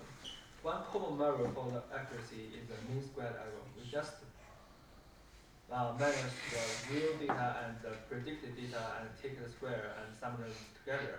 So and divide by the data points numbers. So this is the mean squared error. Square is here and the mean is here. So it's mean squared error. Where the y-height is the prediction of our methods and gives the observation in the training data set. In either case, our method has generally been designed to make MSE small on the training data. We are looking at the linear regression we choose in line such that MSE is minimized. What we really care about is how well the method works on the new data. We call this new data test data. There's no guarantee that the methods with the smallest training MSE will have the smallest test MSE. So this is why we use the cross validation methods to simulate the MSE on test data set using the training data set. In general, the more flexible a method is, the lower its training MSE will be.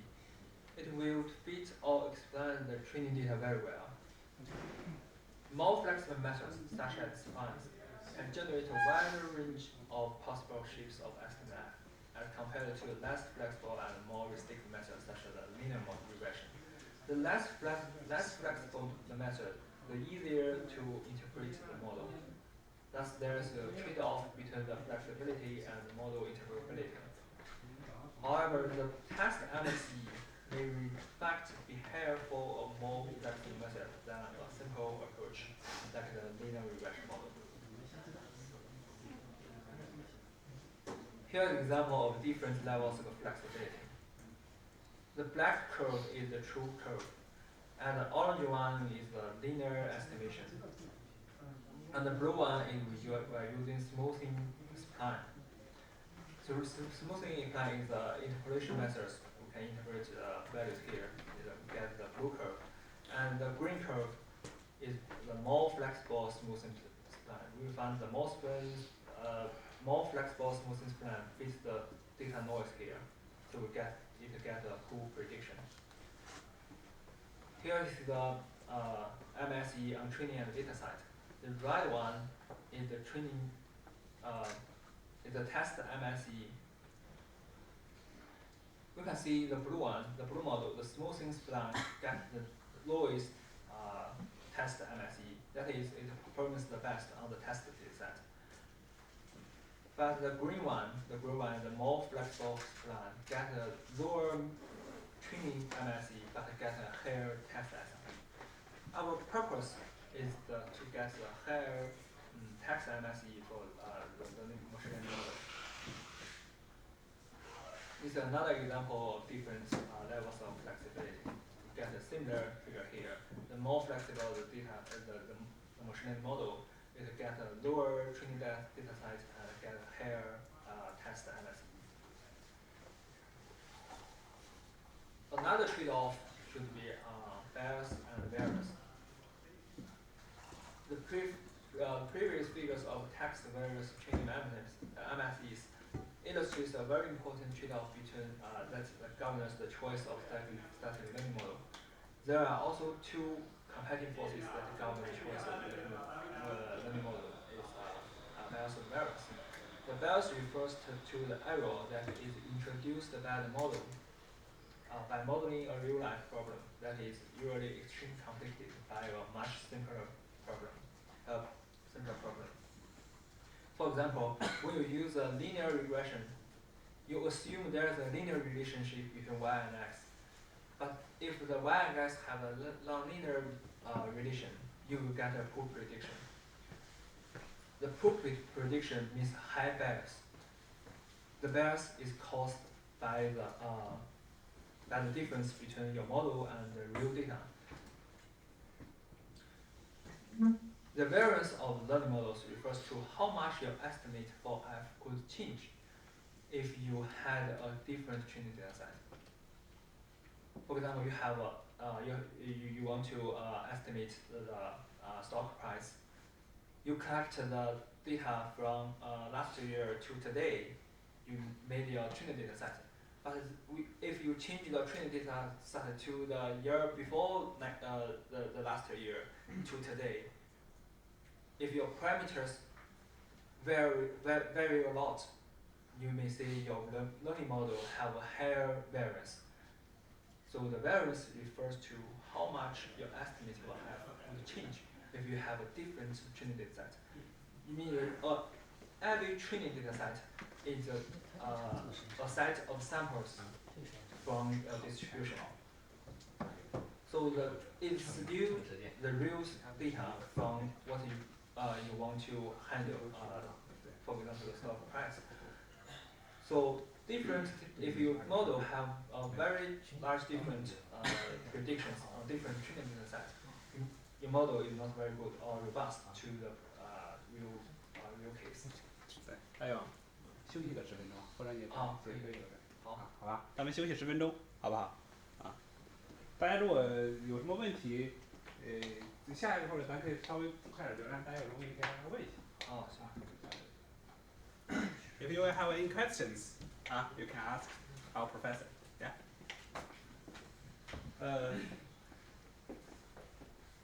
能听懂多少？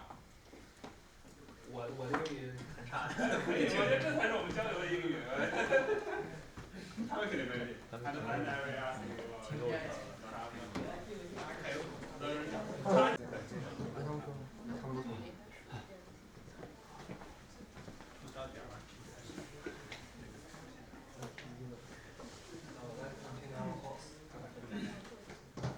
Just talk about the trade-off between variance and the bias. For given data point at 0 here, the expected test MCE will be equal to this equation.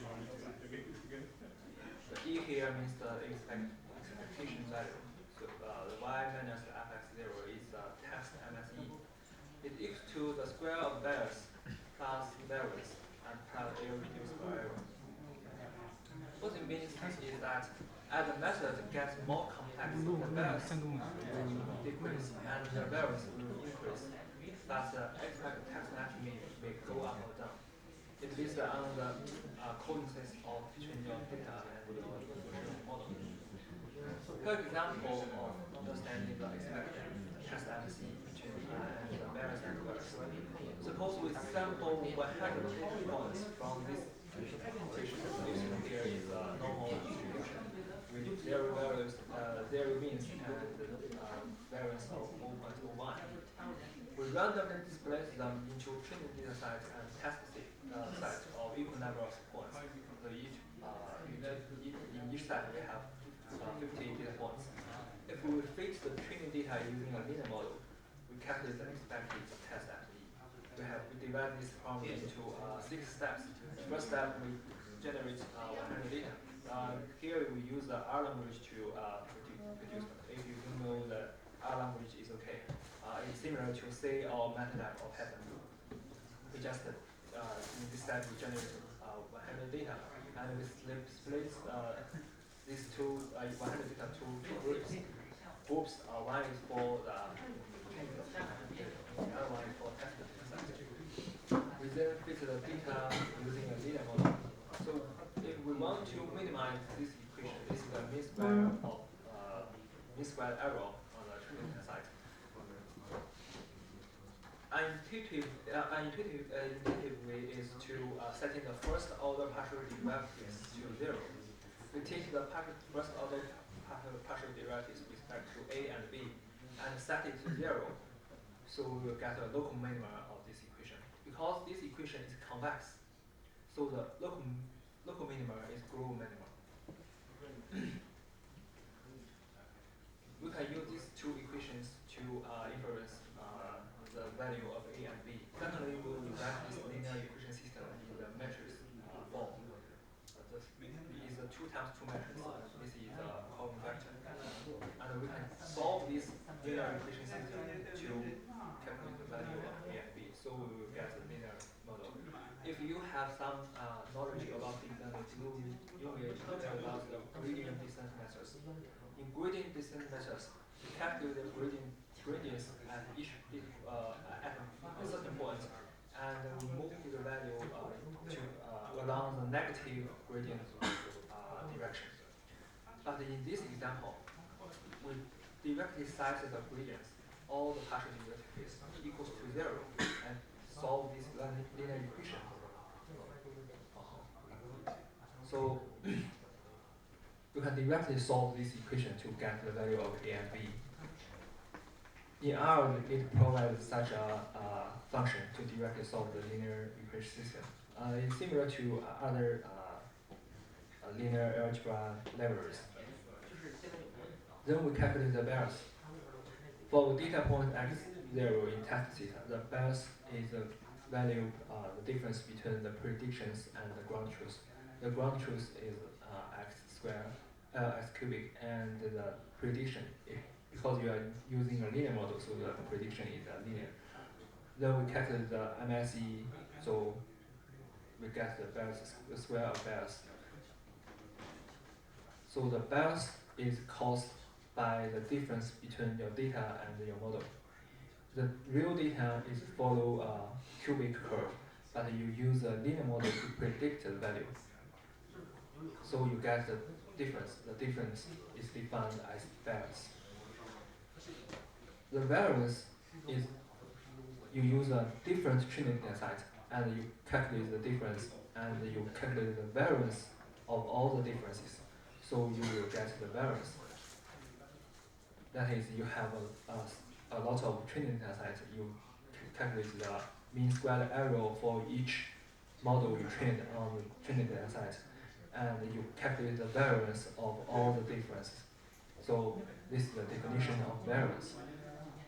And finally, we get the reduced error. Because we model our data as, I found the equation. We model our data as this. The epsilon is a random variable, is a random noise. So the variance of epsilon is an irreducible error. So we now know the expected test ME is mixed, is comprised of bias square variance and irreducible error. The bias is caused by the difference between your models and your data. The variance is caused by you use different training data sets. And epsilon is the noise is contained in the data, so it's irreducible.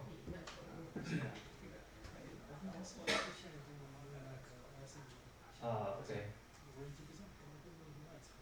Let's see the classification setting. In last example, we are treating a regression problem. In this example, we use MSE trying to get this solve the classification setting. For classification problem, we can use the error rate. The I means is an indicator function, which gives 1 if the condition holds, or 0 if the condition doesn't hold. We take the means of the error rate, so we call this equation the error rate.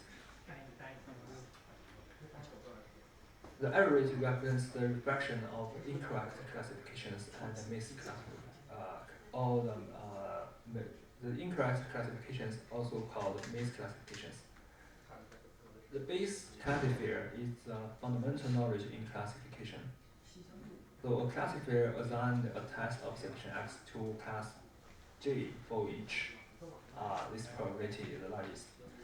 This conditional probability means given x equal to x, the probability of x belong to the jth category, where y is a variable of x category. So y equals to j means x belong to the jth category. So here example. Do you have ever read the scientific fiction Three Body? So who can help us to explain what is the three body Earth's three body organization? Who can explain this for us others who never read this scientific fiction? In this scientific fiction, the humans found the human found some of humans found the Earth three-body organization or ETO. They just want to accept the aliens from the three-body system or the Saturn. The Saturn system is about 5 light years far from us. So they treat the aliens from the three-body systems as the god. So the god send the members of ETO digital signal by electromagnetic wave, with high frequencies indicate 0, while low frequencies indicates 1. So we receive the aliens in three-body system receive such a electromagnetic wave. This is high frequency. It varies fast, so it's high frequency. It's low frequency. The high frequency indicates 0, and the low frequency indicates 1. When we receive such a signal, we can decode this signal to 0, 1, 0, 1. So we get a binary string. So we can decode what the message our God sent to us. Without disturbance, we can receive such a signal. But in the space, there are a lot of disturbance, like the cosmic rays and dust. So we cannot receive such a clean signal. We will receive signals with noises. We can't correctly infer the high frequency and low frequency. So we finally get such a frequency distribution. We decode all the signals, but we find that the signal belong to very, very different frequencies. The horizontal axis refers to the frequency, and CL0 means is a high frequency. So it between the two belong to the it indicates a 0 digital signal, and the high frequency here means it belong to 1 signal. There is an intersection between these two signals. So even the three-body aliens send us the high frequency signal, it still can become low frequency because there's a lot of noise during the transmission of the electromagnetic waves. So in this intersection, we cannot infer this signal is belong to C0 or C1. We always have errors to get the real because it has the probability belongs to C1 and C0. The Bayes classifier is trying to minimize the prediction error. So it draws a line here in the middle of this intersection. On the left of this line, all signals will be treated as C0, and all signals on the right of this line will be treated with C1. This is the Bayes classifier. The idea is simple. It's just to split the data by the middle of their intersections, of their probability distribution. Mathematically, we can write the Bayes classifier as this. This is a posterior probability. When x equals to x, the probability of y equals to Cj. You can calculate, for example, in this figure, you can calculate this probability. For example, here, this point means when x equals to x, the capital X equal to the lowercase x here, the probability, the conditional probability equals to here. Oh, sorry. Yeah, fine. okay, here, and we calculate the probability of x equal to x and y equal to c1 here. We find the later probability is larger than the previous one, so we calculate the max between these two probabilities. We infer that x here should be belong to C1. This is the Bayes classic here. And the Bayes error rate means when we use Bayes classic here, the error rate of our classic here, we just use 1 minus this equation and calculate the error rate. Finally, we have an integration over this whole whole interval. We can calculate the Bayes error rate. The Bayes error rate is that you have when you get the population distribution, the error rate of Bayes classifier. But generally, we don't have the population distribution. So, do you know the difference between sample distribution and population distribution? The sample distribution means you sample the population and you get a lot of data and you estimate the parameters of the distribution. This is a sample distribution. It may different to the population distribution. The population distribution means you get all the data and you estimate the distribution parameters. For example, you want to get the distribution of all human beings' height. In this case, you may collect the 8 billions of humans. This is population distribution. You calculate the parameters of the distribution. This is called the population distribution because you collect all the data. But you cannot get 18 billion data from the height of 18 billion people, 8 billion people. So you just get this, for example, 1 million people and estimate the distribution. This is called sample distribution. When you use sample distribution, you cannot calculate the Bayes error rate because Bayes error rate is defined on the population distribution. It is the theoretical lowest classification error rate for all classifiers. That means if you are training your classifier on the sample distribution, you can never get a lower error rate than the Bayes error rate because Bayes error rate is the lowest error rate, classification error rate on the population distribution. But your classifier is trained on the sample distribution, and the sample distribution is biased from the population distribution. So this is a key difference between the classifier's error rate and Bayes error rate. In any case, maybe in any case, you cannot call your classifier's error rate as Bayes error rate because your classifier is trained on sample distribution. Here's a non-parametric method, P nearest neighbors. It's very easy. See this figure. We have a data here. We set the k as 3. So we found 3 nearest neighbors here. We want to classify whether this cross, the data point in this cross, belong to the orange circle or to the blue circle. We found the nearest 3 neighbors of this point belong to the blue circles. So we see that the data here belong to the blue circles. Otherwise, for example, the axis here, we choose the nearest 3 neighbors. Let's draw it. Okay, this is nearest 3 neighbors of this point. In this case, is 3 nearest neighbors are green circles. So this point belong to the orange circles.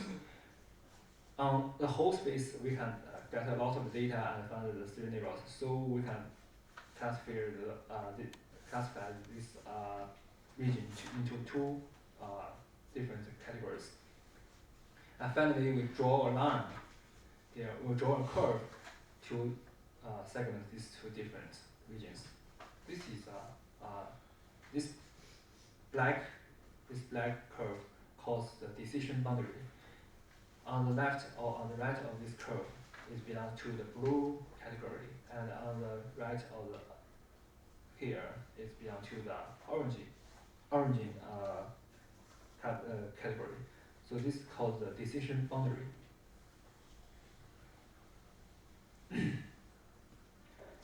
In this case, we set k equals to 10.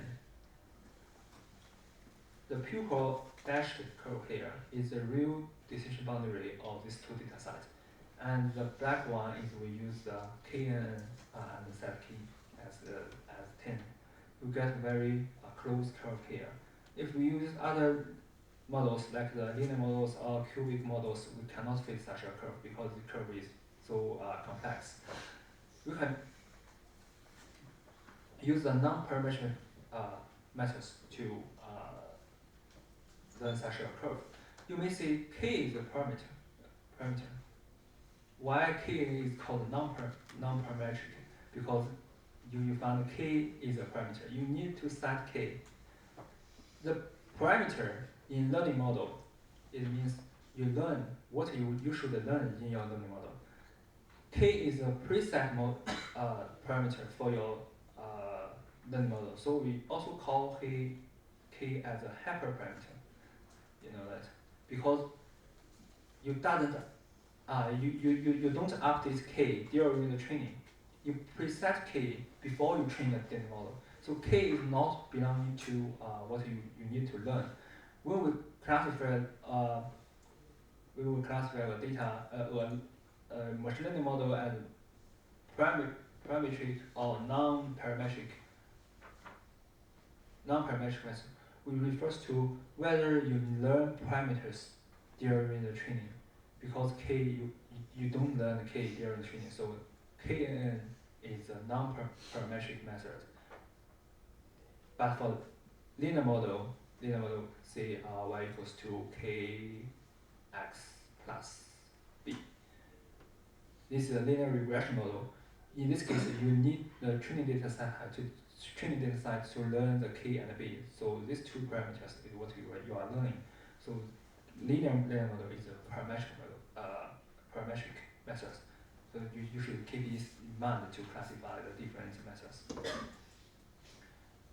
This is the comparison between k equals to 1 and k equals to 100. When k equals to 1, we just choose the most close point to your tested point to decide the category of your test point. So we get a very complex or flexible curve here, the black curve. But when k equals to 100, you choose 100 nearest neighbors to decide the category of this point. So you get a smooth decision boundary. Again, you need to tune the parameters k to get the better fit of the real decision boundary, the pupil dashed line.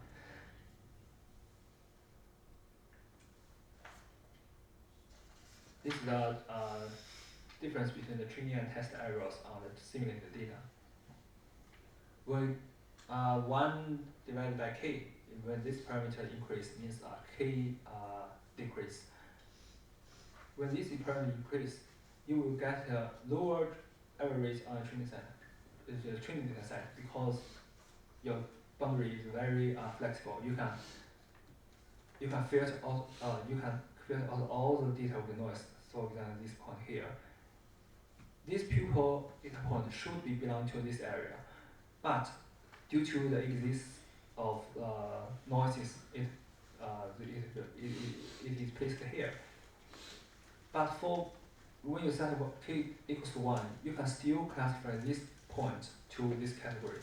But if I give you a lot of, for example, new data, you will find this noise will reduce your classification rate. So the test error rate curve here will decrease when this parameter is increased, and then go up when this parameter when this parameter increases. The error rate here is higher because you are meeting the underfit case. You mean underfit. Sorry, underfit. So the error rate here is higher because you are overfitted data set. So in this lesson, we are talking about 3 trade-offs. The first one is underfit and overfit. You should tune the parameters to avoid these 2 cases. This is just the good fit. The other trade-off is prediction accuracy.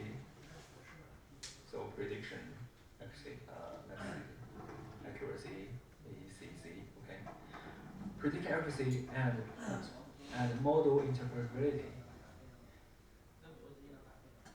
The more complex the model will be difficult to interpret. So you should have a balance, a trade-off between model accuracy and model interpretability. Prediction accuracy and model interpretability. Then the third one is bias and variance. This also you should trade off. You should make a trade-off in your machine learning model. The bias causes when you have a simple learning model and a higher complex data. The variance comes from you use different training data sets. Generally, more complex a model or more flexible model, flexible here. The more flexible the model, the higher variance your model. So they are positively related to each other, variance. So we have 3 trade-offs. We have 3 trade-offs we learned in this model. Every time you train a machine learning model to handle your problem, you should consider these 3 kinds of trade-offs.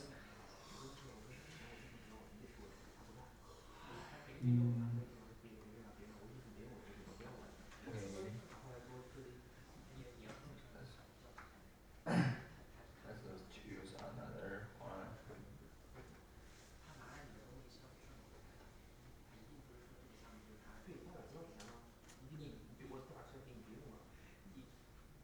The simple linear model is a fundamental linear regression model in our course. The beta 0 is called intercept, and beta j with multiplying with a variable here is called the slope, the j's variable. The beta j is interpreted as the average increase in y when xg is increased by 1, and all other x are hold constant. How to understand this? When you, for example, you hold all the x2 to xp constant, you increase x1 by 1, and y will increase by beta 1. So the beta j means the average increase in y when xg is increased by 1. So y is average mean. What is average means here? Because you have a random noise here, epsilon. So the expected increase of y should be beta j, but the actual increase is not precisely equal to beta 1. So this is the average means. This is the interpret of the coefficients of linear regression model. So we fit this model using the least square methods. The other the relationship between the residual sum of squares and mean squared errors is here. It's just the number of data points, because they have a word mean, so it should be divided by the number of data points. This is the relationship between the population and the sample least squared lines. The population line is a true line that segments all the data in the whole population. The least square line is trained on your sample distribution. So there is a variance between these two lines. In p-dimensional space, you can also call that super surface or super plane. Yeah, super plane. In two-dimensional space, it's just a line. The unbiased estimation is a very important concept in probability. Suppose we want to get the mean of the random variable. A possible solution is sampling y for n times and estimate mean by this. This estimation is unbiased. When we call an estimation unbiased, we mean that the expectation of this equation equals to the real value of mean. That is, we sample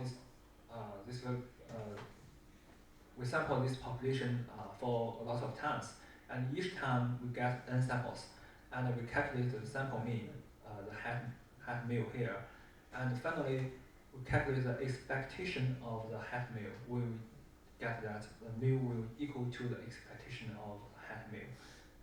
We call that mu hat is an unbiased estimation of mu. It doesn't mean that mu hat should be equal to mu. It just means if you have a lot of training data set,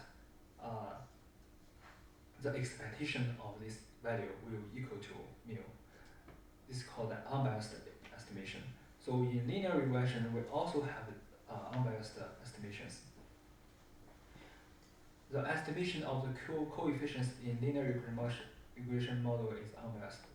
Which means if you train the linear model in a lot of training data sets and you calculate the expectation of each coefficient, the beta here, you will find that the expectation of each beta will equal to the real beta. You can prove this using the probability theories. Then another concept is confidence interval. Suppose we want to know the average height of all humans. It's difficult to evaluate all individuals, so we need to evaluate some samples of the whole population. According to the central limit theory, the mean of squares follow a normal distribution. This normal distribution is the mean of the samples. The mean of samples follows such a distribution, but the average height of all humans itself is not a random variable. It is a certain variable. It exists, but you don't know it. So you use a lot of samples to estimate it. Your samples, the mean of your samples will follow such a distribution. You can see here, the n is the number of your samples. When n is to infinite large, this standard deviation or this variance will go to 0. This means your normal distribution will become very thin or pulse at this mu here. So your estimation will equal to the population mu. The confidence interval means the 95% confidence interval indicates that the true value of mu locates in the interval with a chance of 95%. For example, the real mu is here is about 160, but you collect 1 million people and calculate the average height of this 1 million people, you get such a mu here is about 170. The 95% confidence interval will be this horizontal green line. That means the real mu has 95% probability lies in this interval. As n increases, you will get a thinner or smaller interval, which means your estimation is more accurate. So when we talk about the confidence interval of your prediction, the smaller your interval is, the more accuracy your model is. The 95 confidence interval for the estimation of coefficients in linear model, you can approximate it by this. The SE means standard deviation or standard error. with the hat, it means you calculate on your training data set, on your sample, on your samples. Actually, for normal distribution, you should use 1.96, but it's difficult to calculate. Generally, we use 2. It also we can refers to the 95% confidence interval. And it's a little bit difficult to calculate the SE and epsilons. The SE for the intercept, the beta 0 equals to this, and for other betas, the SE equals to this equation. So you don't, but when you use MATLAB or R or Python, you don't need to calculate by itself. The library will have the functions to calculate this for you. This is the example of calculate the confidence interval. We get such samples, calculate the mean, and then we get the standard deviation of these samples, and you use 19% this equation to calculate the 95% confidence interval. And we also in R we can use the internal functions to calculate the confidence interval of the coefficients of a linear model. Another concept is the hypothesis test. Hypothesis tests include a non-hypothesis and an alternative hypothesis. It tries to test whether the null hypothesis is acceptable based on some experiments. This is a snapshot of another TV series. This general size, this general chose 50 coins, and every coin is a head. So the head means the war will win, so we encourage the soldiers to fight. So if a soldier doubts whether the both sides of the coins are the same, what can do? That means both sides of the coins are head. So you choose 50 coins, you will get 50 heads. So the general won't let the soldier to investigate on each coin. So the soldier should do a hypothesis test for this experiment. The soldier first make a null hypothesis. All the coins are different on both sides, which means all the coins have a head and a tail. It means that both the side of the coin are different. Also, the soldier make an alternative hypothesis. That means some of the coins are the same on both sides. That means both sides of the sum of the coins are head. Then he calculated the probability of this experiment. It found the probability is very low. So he decided if the probability of the null hypothesis is smaller than a threshold, say 0.05, he will reject this null hypothesis. To find this in this example, it gets a probability of this, so he rejects the null hypothesis. So he must accept the alternative hypothesis, which means some of the coins are same on both sides.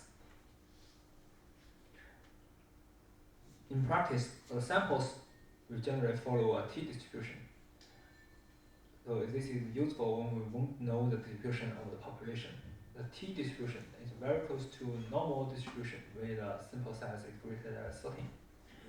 So when you model a data or model something, you don't know the distribution, which distribution you should use. For example, I give you data, a set of data, I don't tell you what distribution the data follows.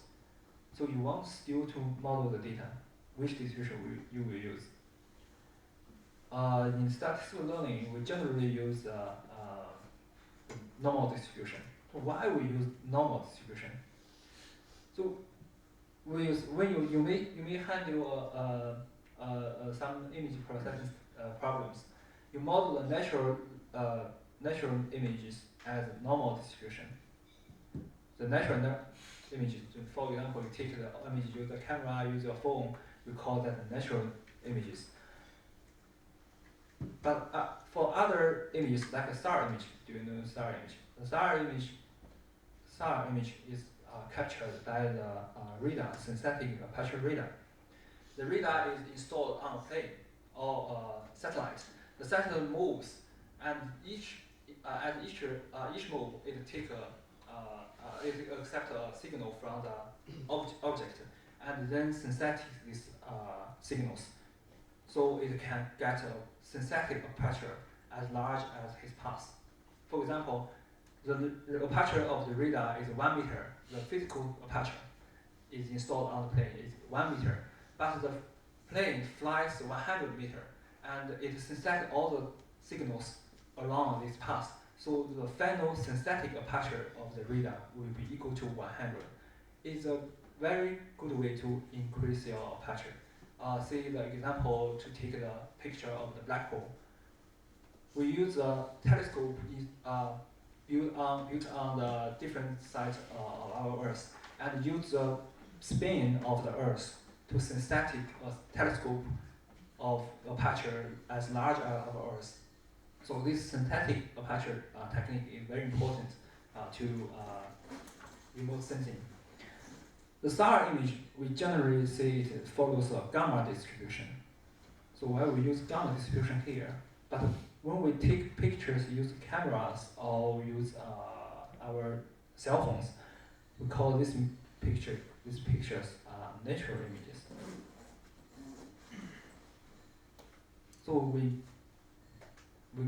use Gaussian or normal distribution to model natural distribution and then natural images. So what's the difference?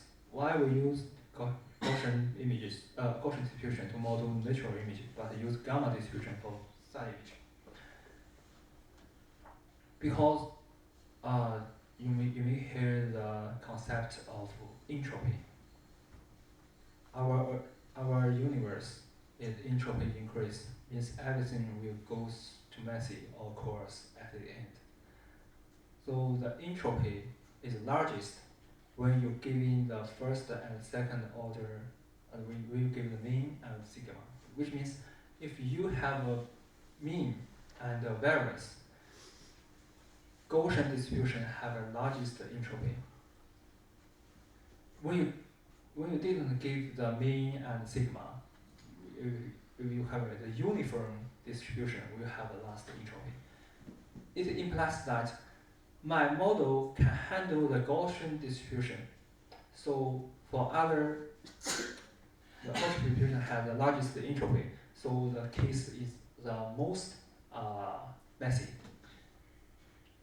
So for other cases, that is not Gaussian distribution. So the data maybe in some orders are less messy than the data in Gaussian distribution. So my model can handle Gaussian distribution. So my model is able to handle the data from other distribution. This is the basic idea between why we model the natural language as Gaussian distribution. But why we use gamma distribution for star images?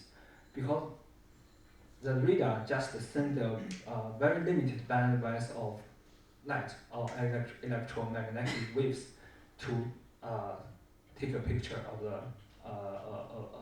the object. The natural image have a very wide range of very large bandwidth of light. It comes from all the visible light from the sun. It has very large bandwidth. But for synthetic radar, we only have, for example, 300 million hertz. This is very small bandwidth compared to the all visible lights, the bandwidth of all visible lights. So gamma distribution is less messy than Gaussian distribution. So the entropy of gamma distribution is smaller than Gaussian entropy. You may see the video Tenet. Have you ever seen this video, Tenet? T-E-N-E-T. Yeah, in this movie, it assumes in the entropy increase universe, times goes in the normal line. Like in our universe is entropy increase. But in the entropy decrease universe, the times goes in the reverse way. So we have a different timeline. The entropy is described is related to the probability. You can treat it as another description of probability. We will show the equation between the entropy and the probabilities. But here you just need to know, given the mean value and the standard deviation or the variance, the Gaussian distribution has largest entropy. Means the data follow Gaussian distribution, but with mean and variance and sigma. Is the largest is the most messy.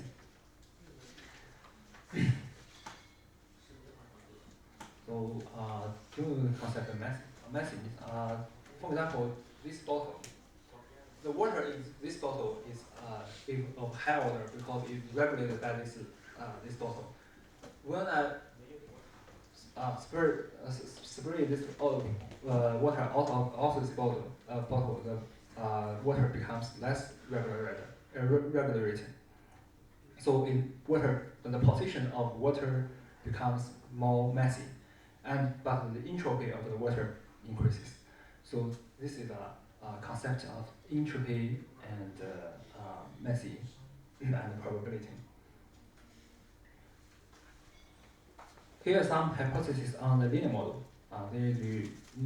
The null hypothesis should be no relationship between x and y, and alternative is some relationship between x and y.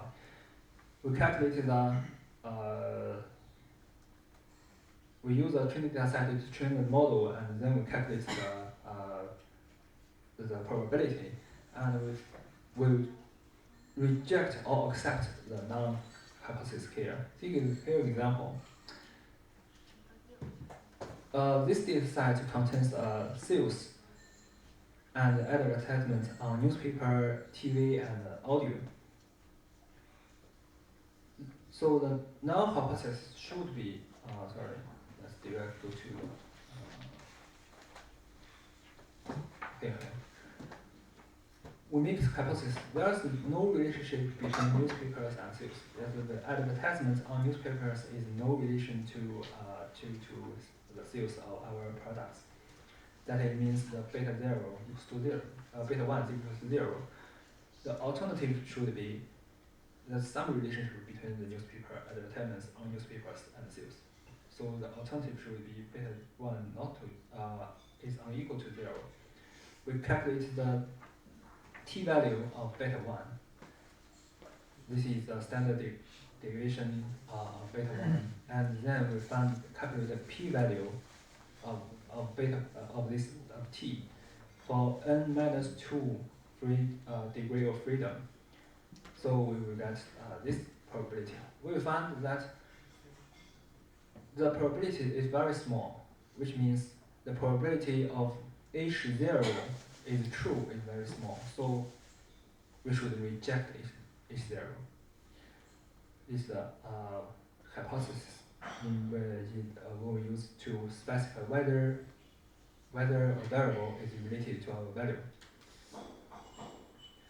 It's similar to the example I told you when in that TV series, the soldier want to test whether all coins have head and tails. He made a null hypothesis that is no relationship, and alternative that is some relationship. So lower probability means H0 is less possible. So you should reject H0.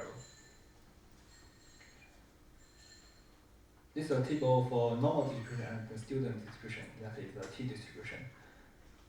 The n is the number of samples. As n increases, the degrees of freedom of t-distribution also increases.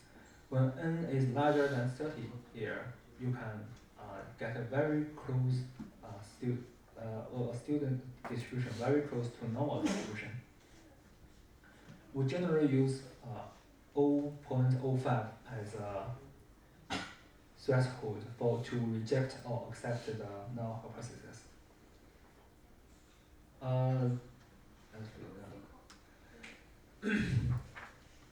Here's the measures of fit R square.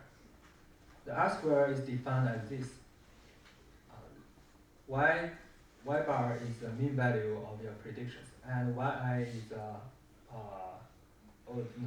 y bar is the mean value of all your levels in your training data set. The yi is the levels in your training data set.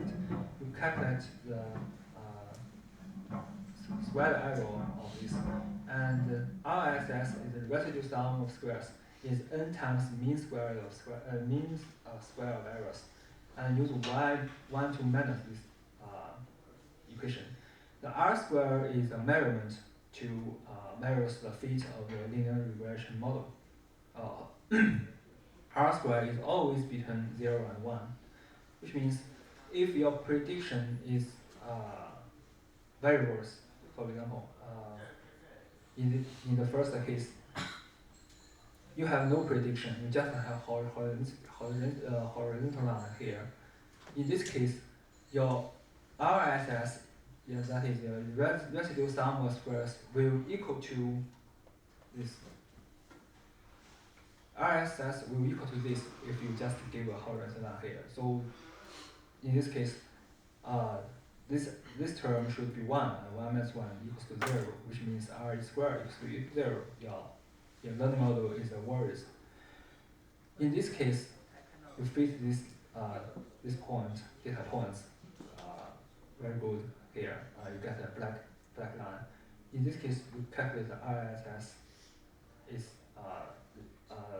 97.551, and R square is equal to 0.01.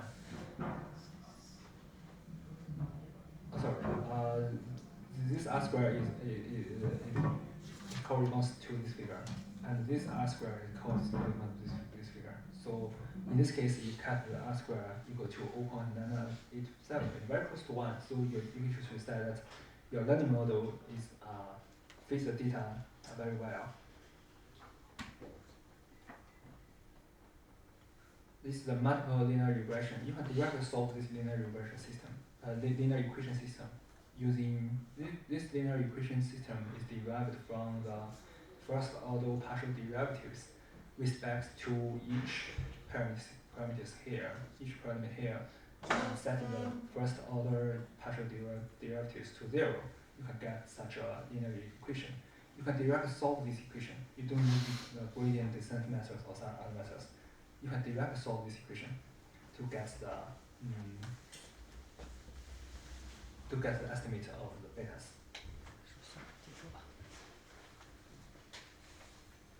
Here are some other relevant questions. That is, is beta J0 or not? You can use hypothesis test to answer this question.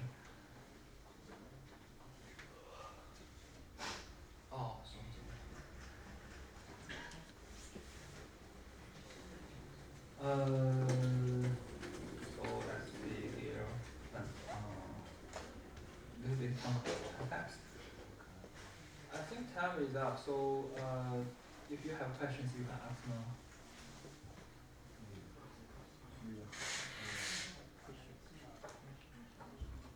I taught a lot of conceptions. I hope you just keep in mind some key of them. For example, how to classify the learning models to parametric, non-parametric, unsupervised, supervised, semi-supervised, or reinforcement learning. And the 3 trade-offs. The 3 trade-offs is very important in machine learning model. Even today, a lot of people publish papers without consider the trade-offs of the models. You just get a high accuracy on the tested set. But in real production, if you want to publish your machine learning products on the internet and let millions and billions of users to use it, you must consider the 3 trade-offs, because you get a higher accuracy on the training data set is not good enough to publish such a good product to serve billions of people. The 3 trade-offs of machine learning model is very important in real products. But when you're writing an academic paper, you just need to get a higher accuracy on the data set they publish. You don't need to consider more data, But in real applications, generally you just have maybe millions of data, but you will get millions of data, new data every day when your products upload to the website. The user maybe generates millions of new data. Your model should be work well on a very large test data set. So the three trade-offs is very important in machine learning model. So if you forget everything I have taught, you just need to remember the three trade-offs when you design new machine learning models. So if you don't have questions, let's finish today. Thanks.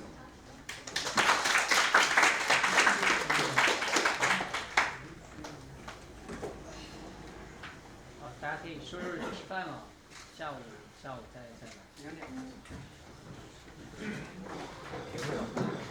行吧。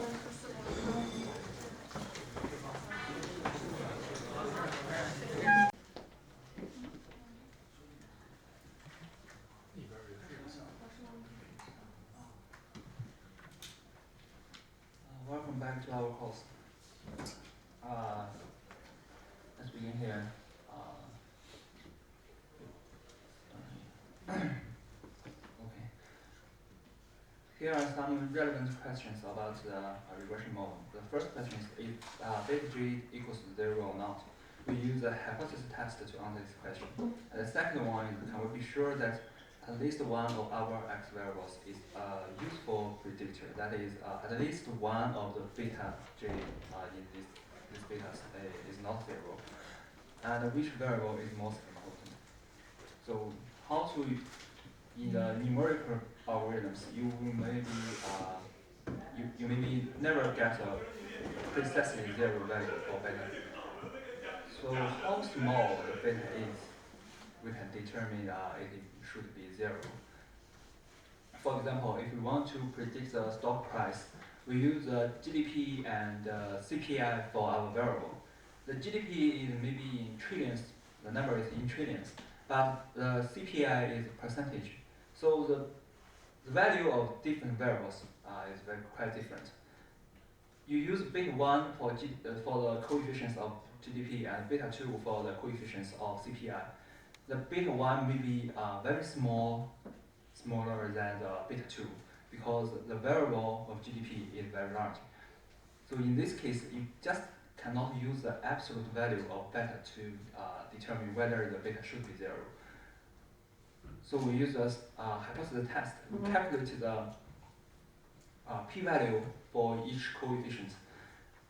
In this case, we will evaluate the effects of the values of variables.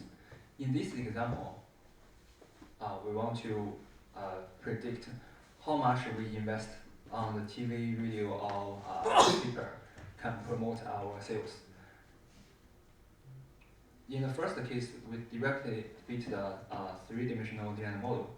We calculate the p-value for each coefficient. We will find that the p-value of newspaper is very large. In this case, we will accept the null hypothesis. The null hypothesis is that the beta p should be 0. So when we consider these three variables, the coefficients of newspapers is 0. But in this case, we will only consider the variable in newspaper. The p-value is not very large. We should reject the null hypothesis. That is, the beta of newspaper is not 0. We get very different solutions about the prediction. When we consider more variables, newspaper becomes less important. But when we just consider the newspaper becomes important. Why this happen? You can see that the newspaper is just a related value to TV or radio. That is, you will be investment on these three media, and the customers may watch TV or listen to the radio or watch the newspaper, but they get the very they get the advertisement in these three media, but just one customer. That is the customer related these three mediums. So newspaper is less important when you consider the other two variables, that is, your investment on TV and radio will give a better promotion of your sales. So the variable selection is also important in the machine learning models when you apply them in the prediction works, especially in economic or financial purpose. If you choose, you didn't choose the right variable, you will get a very bad prediction. You will lose your money.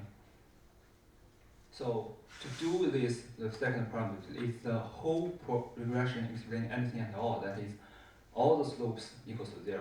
If all the slopes equal to 0, that means none of your variable will affect the prediction. And the alternative hypothesis is at least one slope is not 0. We define the TSS and we skip this. We calculate the F statics. Then if F approximates 1, we could see that the null hypothesis is acceptable. The null hypothesis is also equals to 0. When F is much greater than 1, we can see the null hypothesis is unsupportable. We will accept the alternative hypothesis. F follows F distribution. This is the F distribution looks like. So we can calculate the F distribution with the F statics, and then we can determine whether all the slopes should be 0. We can also test whether a subset of coefficients are 0. Use this equation. Let's just skip this.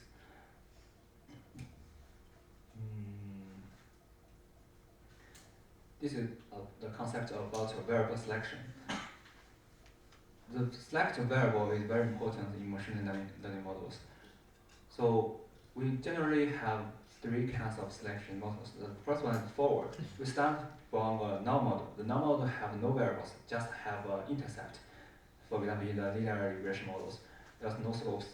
We feed the data, and then we gradually increase one variable to the model, add one variable to the model, then add 2 variables to the models. So finally, we will get all the variables take into consideration. This is called forward selection. The backward selection starts from a model with all variables. We remove one variable each time, then we train a lot of models and test which is the best. The mixed selection maybe starts from the null model and a forward selection at level 1, when the p-value will rest above a certain threshold, we will remove it. It's a mix of forward and backward.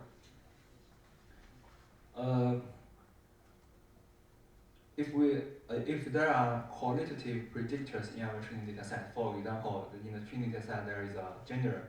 The gender should be man or woman. But nowadays you may maybe have dozens of genders. So the gender is a qualitative predictors. We should code males equals to 0, females equals to 1, or vice versa. Females equals to 0, males equals to 1. Then we consider it as a variable in this equation. In this linear model, we will get to predict the value y based on the income gender of the human.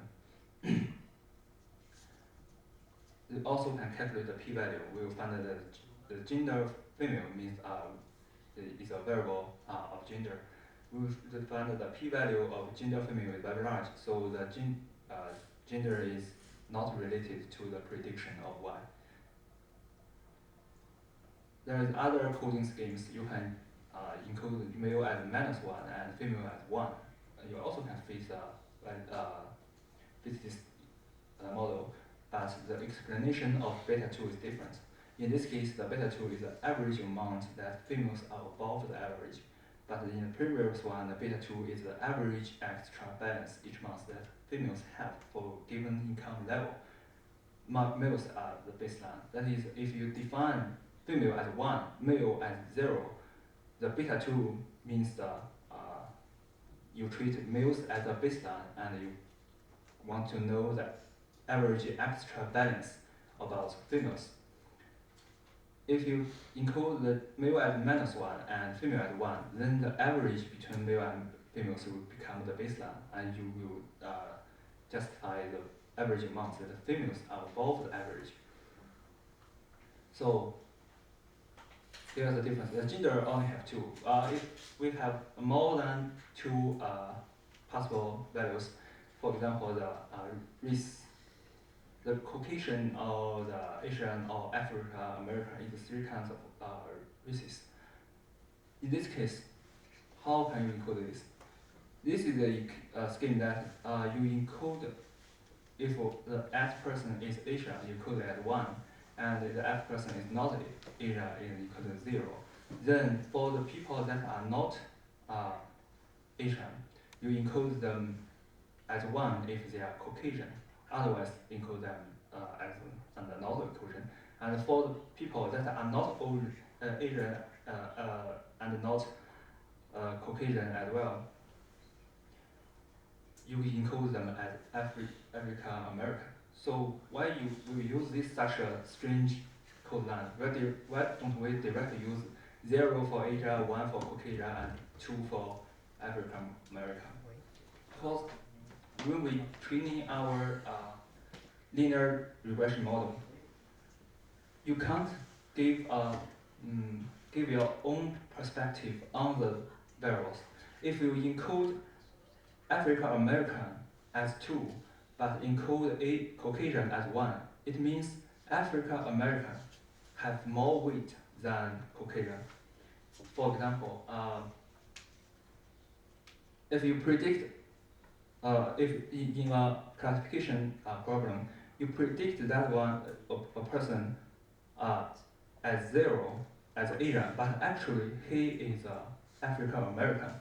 But you encode African American as 2, then the error is 2 minus 0 is 2.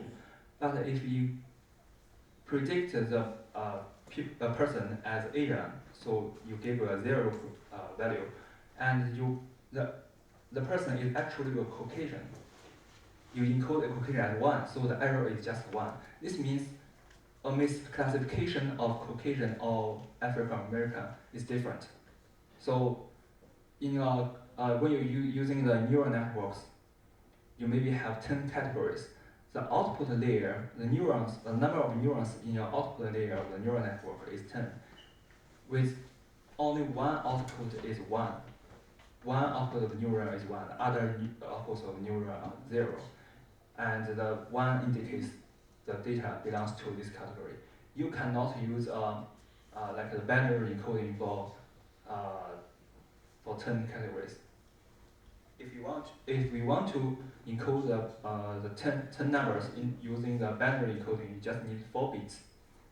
Right? The 3 bits you can represent 0 to 7, and 4 bits you can represent 0 to 15.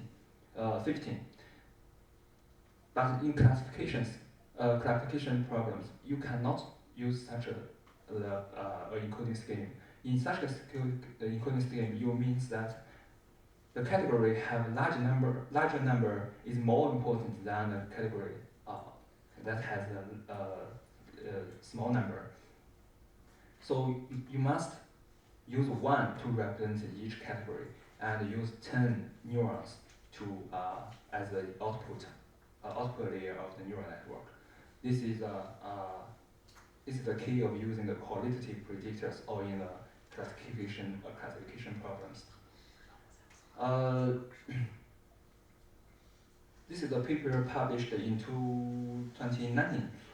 It's about how to diagnose the COVID-19. There's a lot medical experiments here, and you'll find the p-value at the last column. The hypothesis test or calculate the p-value is very important in medical research.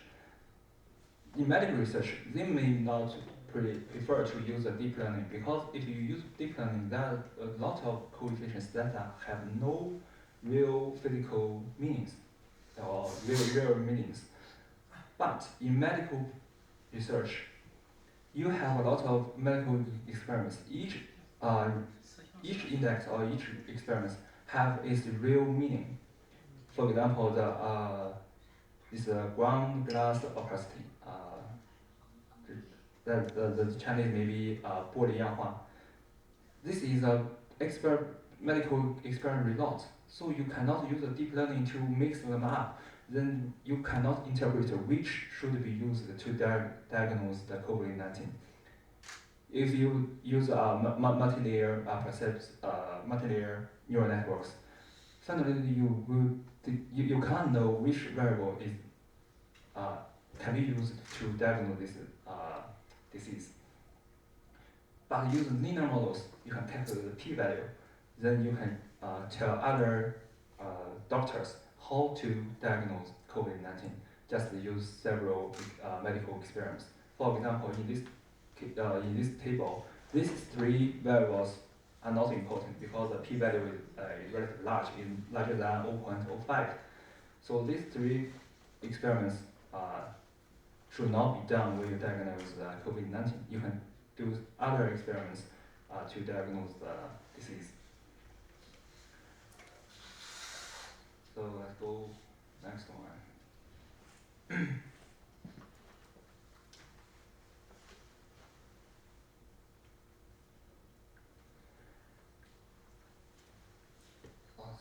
This is a classification problem. We would like to predict the customers prefer to buy Citrus Hill or Minute Maid orange juice. These are two brands of orange juice. Why the purchase verb is categorical 0 or 1, and X is the loyalty to Citrus Hill variable, and these are numerical value between 0 to 1, and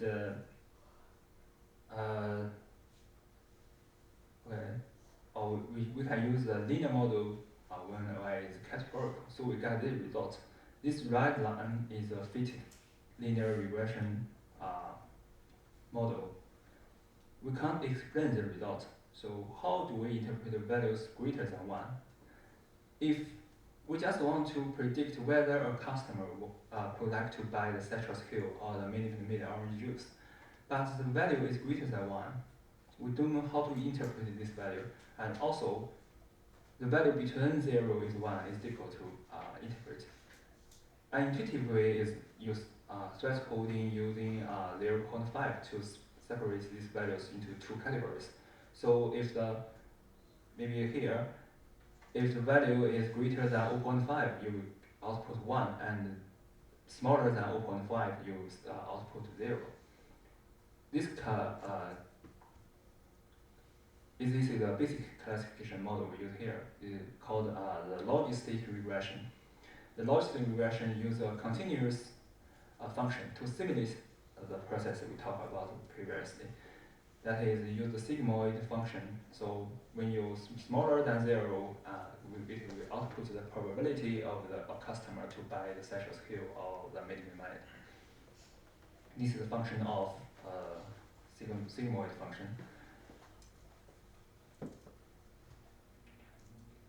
Logistic regression is similar to the linear regression unless it gets activation function as the output of the linear regression model.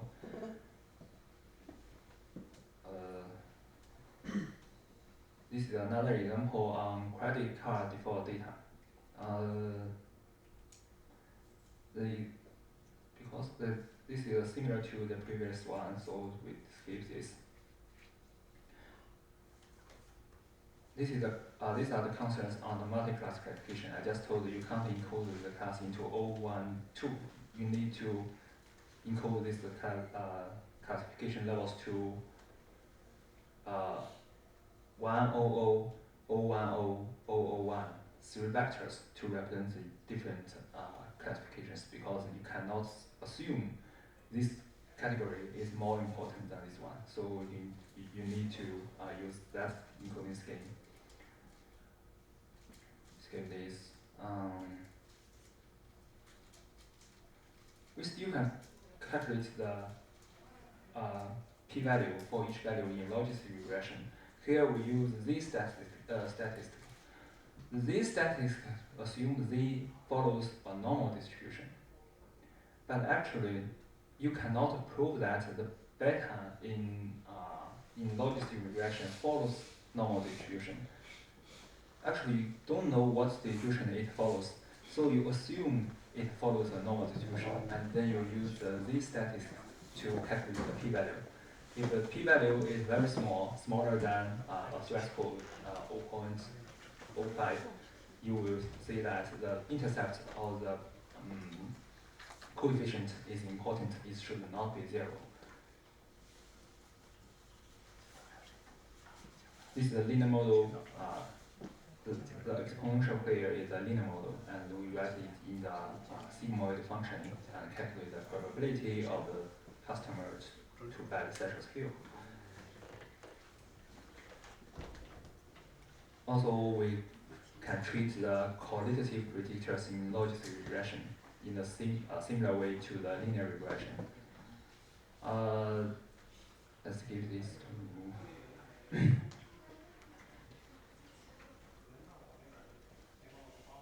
So here is a contradiction.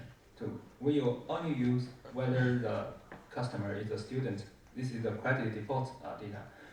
If you only use the variable student, you will find that the coefficient is positive. That means a student tends to have a default on the credit card. That is, he may cannot pay for his balance in a credit card. But when you consider other variables, the coefficients become negative. That means if the customer is not a student, he may be more likely to have a default on the credit card. So the variable selection is also important in the classification problem, especially in the economic or financial purpose. To collect each variables, the observations of each variables, you will cost a lot of money. So choose the right variables, can save your money and make a better prediction. So you can explain this, why a person is not a student will tend to have a default on credit card. If he is not a student, he may have a job, he have income. Why could he get have a default on credit card? Because you consider the income and the balance. The balance is a balance in a credit card. That is, if he has a job, he has income, but he still have a very large balance or low income, so he cannot pay the balance. He will have a default credit card. But a student have no job, but in his credit card he has a lot of money. It means his family supports him, maybe supports him to pay for the balance. So a student have large balance tend to not default on credit card. This should be analyzed by yourself, but the model just tell you the relations between your predictions and the variables.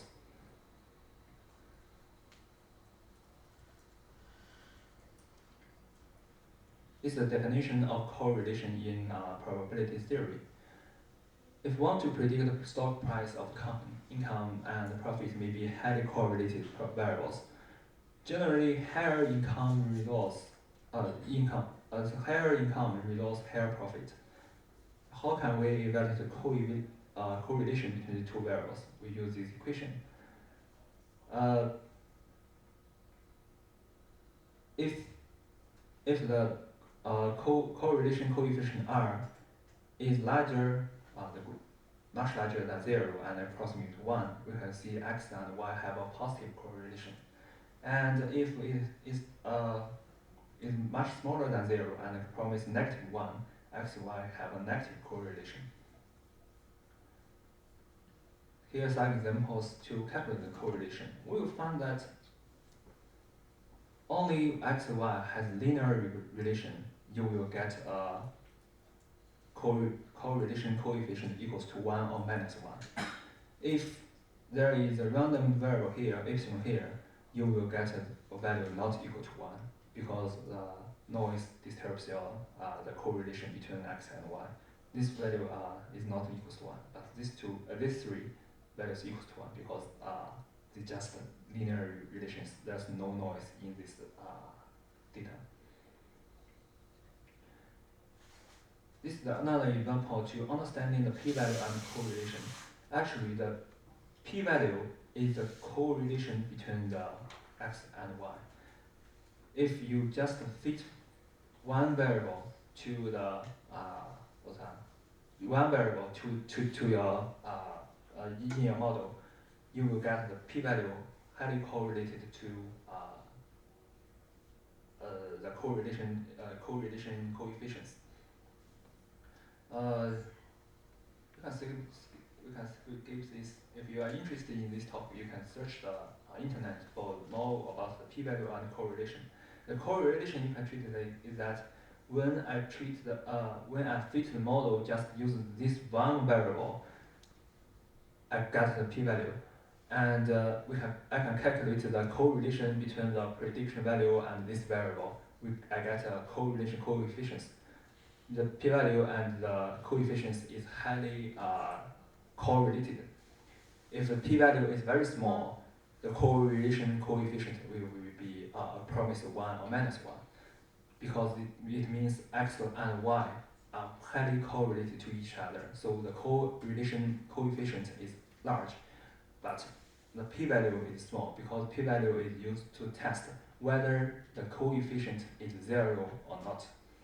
If p-value is small, we should reject the null hypothesis.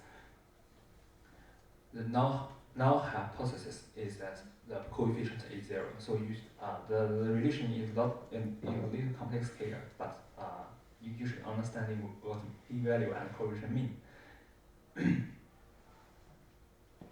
Okay. So here is how to minimize the MSE of logistic regression. In the linear regression model, we minimize the MSE. We directly calculate the partial derivatives and set it to 0 and get this equation. But in logistic regression, this equation is untrackable. You cannot get an analytic solution of this equation. So you use the gradient descent to minimize the MSE. The gradient descent example, you first start a random location and calculate the gradient and use a small step. You move this your position along the negative gradient direction and then continue this process for several iterations. You will finally swing around the local minima here.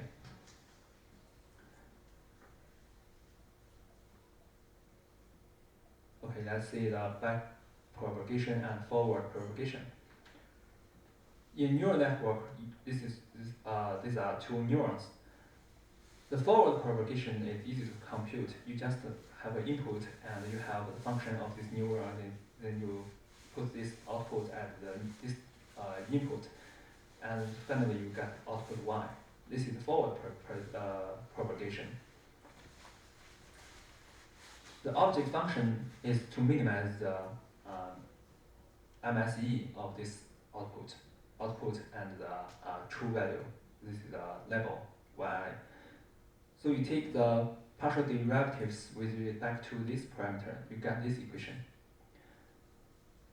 Let's change. Okay. You will find this one is the output of previous layer, and this one is the arrow. It's the arrow of the output here. This is the squared arrow. In minimum, the summarize the squared arrow, so you get the mean squared arrow. But here it's just an arrow, and there's no square here because they take the partial derivatives. So with respect to W2, the equation equals to the output of the previous layer and multiply the arrow. But when you take the partial derivatives with respect to W1, the parameters of the first layer, you will get this equation. You find the arrow still exists here, and the xi is the input of this neuron. And you get this partial derivative here. So we propagate arrow from the output layer to the second layer to the first layer. This is called the back propagation, because arrow exists in any time when you take the partial derivatives. It doesn't change. no matter you take with the partial derivative with respect to the parameters of first or second layer, you will get the error here, and the input of this neuron. This is the output of this neuron, and the input of this neuron. So you will get this, and x is the input of this neuron, and arrow here. So this is called the backpropagation because you propagate the arrow back to the input layer, and each time you calculate the gradients, use these partial derivatives and update the parameters.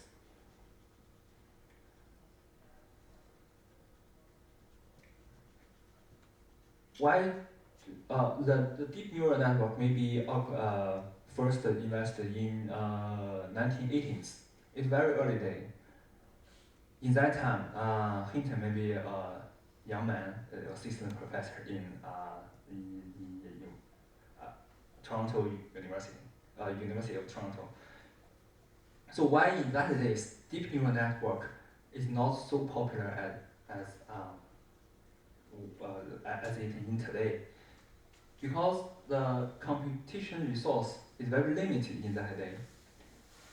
Today we use GPU to train the deep neural networks, but in that days, the GPU is just used for display the display on the computer screen, and it's not used for parallel computation.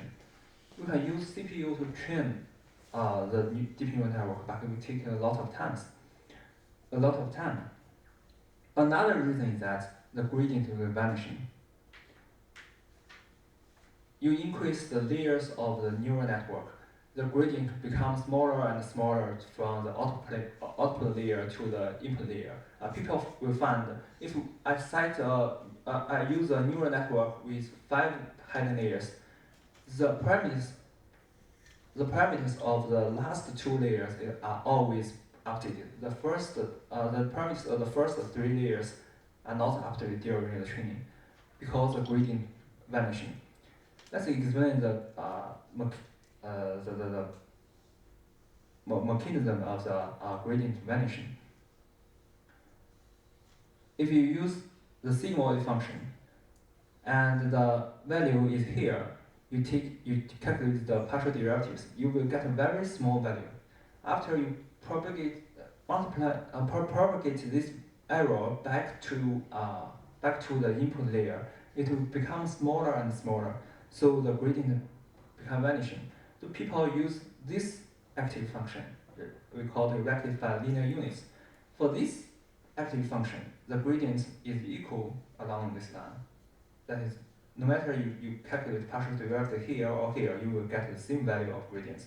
So the update speed will not vanish during training unless your value lies here. So we save a lot of values along for those larger than 0, and if your input is smaller than 0, we will just set them at 0. In this case, we will avoid the gradient vanishing. So why we still need to use the active function? Well, we don't just use linear regression, the equation of the linear regression model for each neuron and make them to mix up to build our neural network. Because if you just connect 2 neurons with linear functions, you will get a linear function. It's equivalent to use just 1 neuron. So no matter how deep your neural network is, if your neuron is linear function, it's equivalent to just use 1 layer. So you can you use the linear algebra language to calculate this. For linear regression multiply or linear as an input output, the output of a linear regression as the input of a linear regression, you will always get a linear relation. You can calculate this. So we still need nonlinear functions in the neurons to build a nonlinear neural network.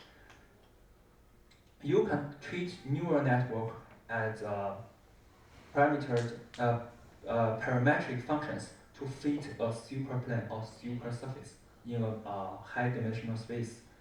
So we still need nonlinear active functions in the neural network, but we cannot use sigmoid because sigmoid is too nonlinear and the gradient will vanish in here. So we use rectified linear units. We can increase the layers after we use the rectified linear units.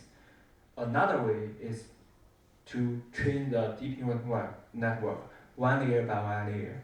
You first train the first layer, then you train the second layer, and then train the third layer, and fix the parameters when you train the new layer.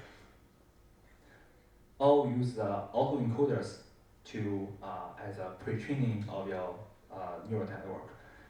It's similar to the one layer by one layer to training method.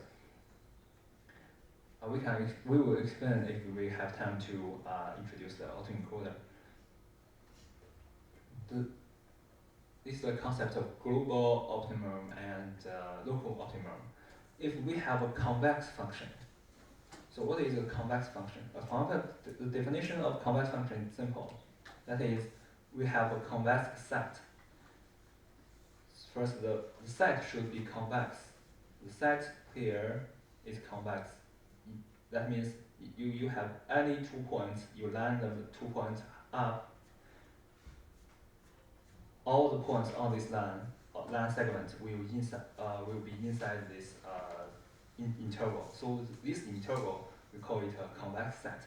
In this convex set, we have a function.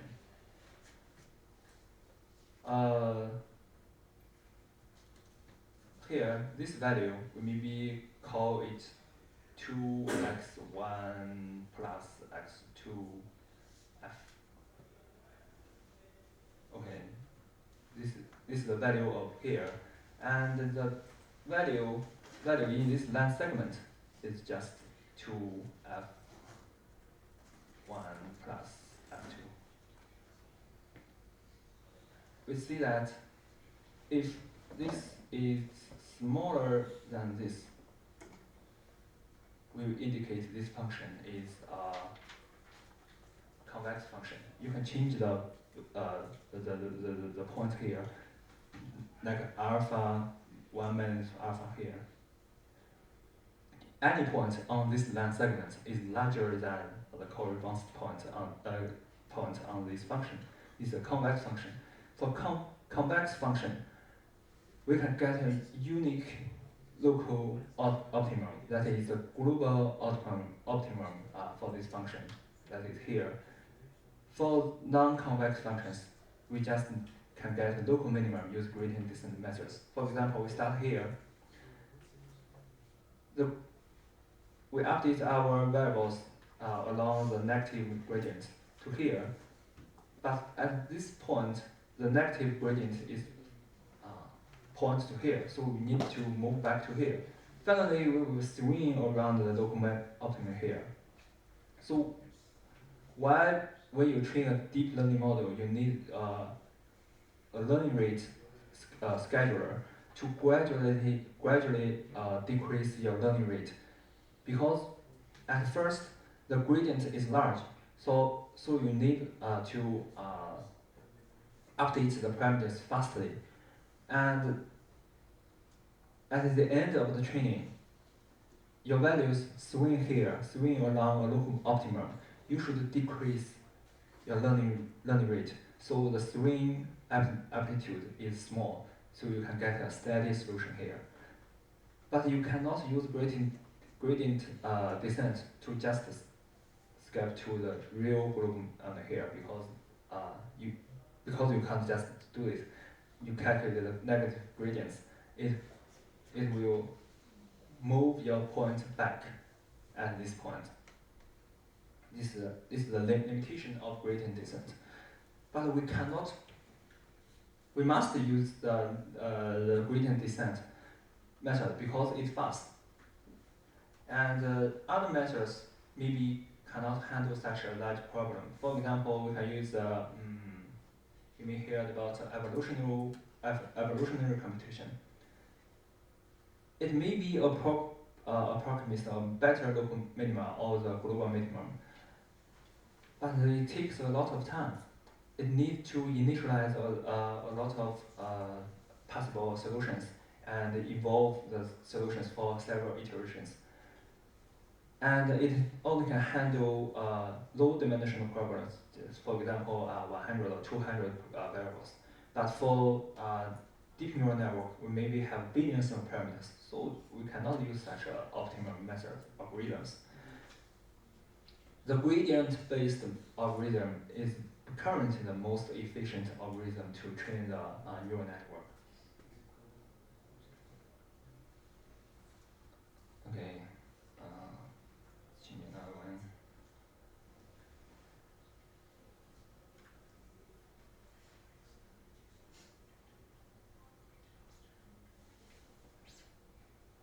Here is a method of linear discriminant analysis and quadratic discriminant analysis.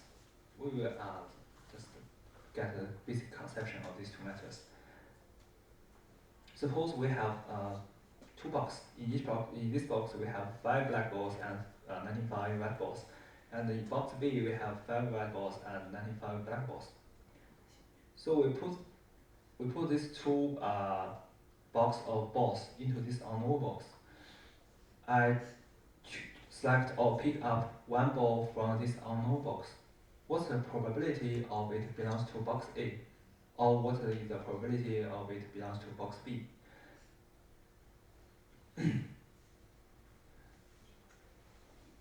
So we calculate the probability of it belongs to box A using this conditional probability,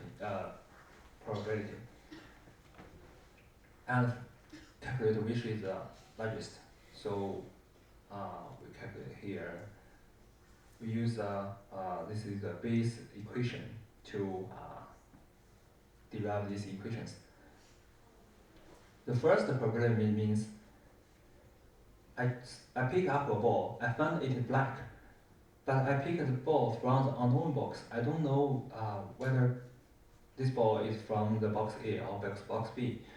And the probability of a black ball is of the black ball belonging to box A equals to this.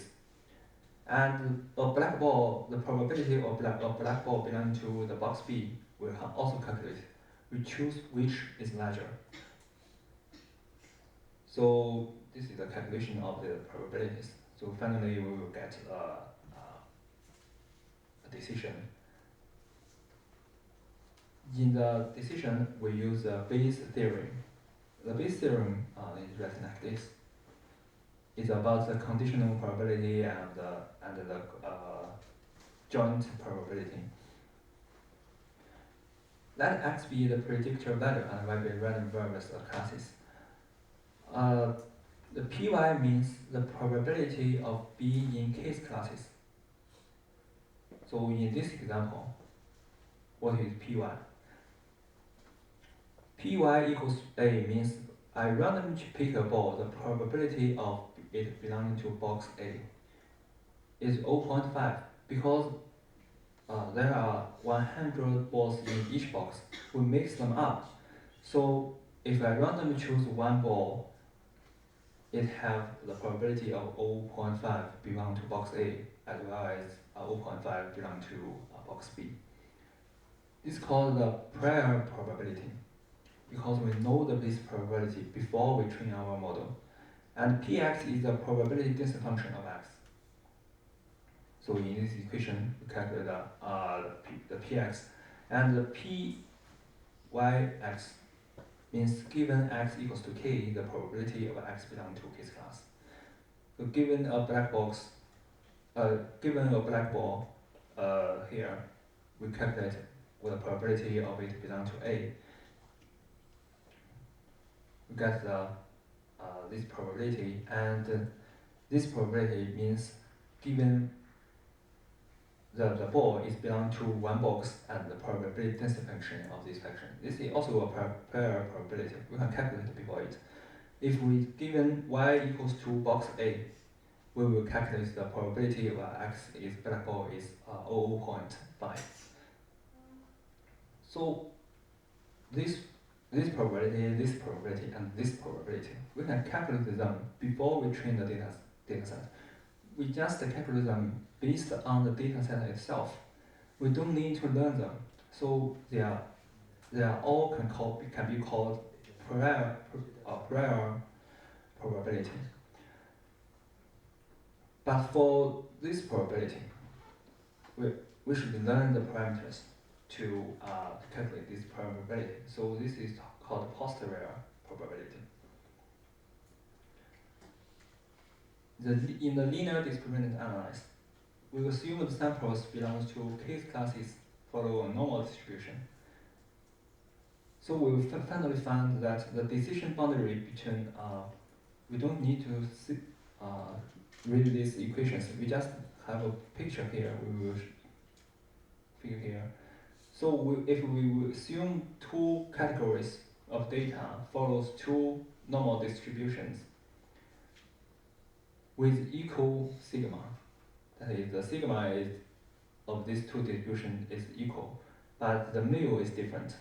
This we call it mu0 and mu1. So the decision boundary should be here. That is, smaller than this intersection, it will belong to 0 category, and larger than this intersection will belong to the 1 category. This is linear discriminant analysis. Because the decision boundary is linear, when you draw the normal distribution on 2-dimensional space or 3-dimensional space, you will find the decision boundary is still linear, is a plane. In the LDA, it assumes the sigma is equal, but have different mean values. This is different to the, let's skip the now, to the quadratic, what's quadratic? Oh, sorry. Let's go back. It's different to the quadratic. In the quadratic discriminant analysis, there's no assumption about the equation equality between these two sigma. So the decision boundary on high-dimensional space is nonlinear. It's a quadratic curve or quadratic plane, so it's called quadratic linear discriminant analysis.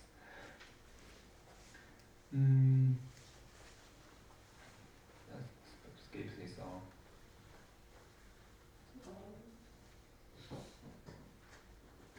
So why we don't use logistic regression but use LDA or QDA? The logistic is unstable when classes are well separated.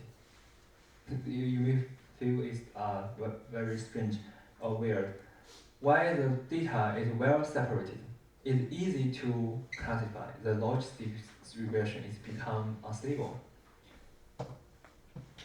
And the second reason is that, in the case when n is small, the distribution of predicted x is approximately normal, then LDA is more stable than logistic regression. LDA is more popular when we have more than 2 responsive classes.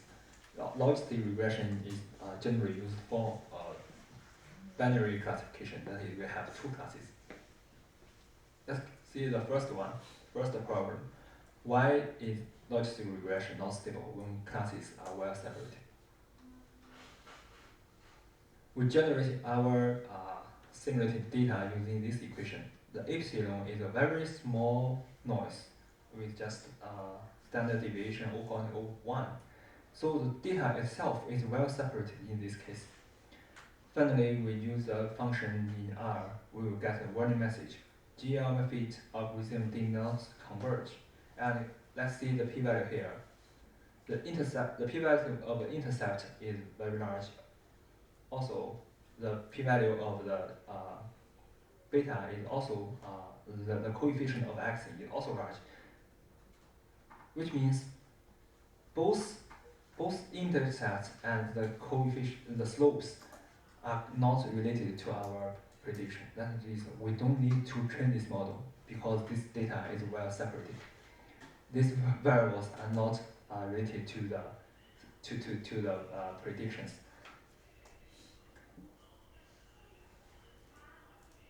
In this case, The MSE of the logistic regression is equal to 0 when beta approximates infinity, and beta 0 equals to this equal to this. Because the optimum happens when beta 1 goes to infinity, so your algorithm cannot converge. You can prove from the MSE of logistic regression to find this. So when the data are well separated, you cannot use you cannot use logistic regression. Also in neural network, it's similar.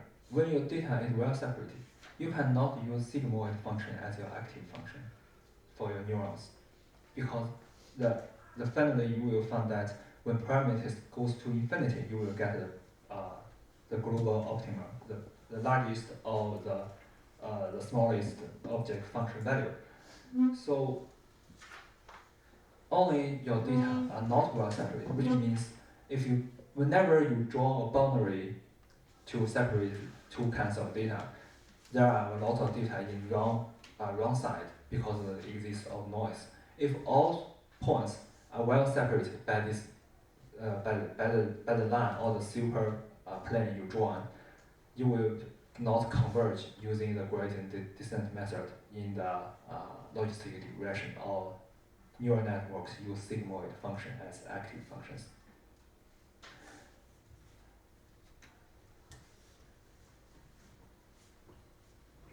Here is the illustration of the algorithm diverge.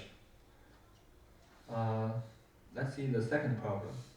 What is the meaning of approximately normal when n is small? N is the number of samples.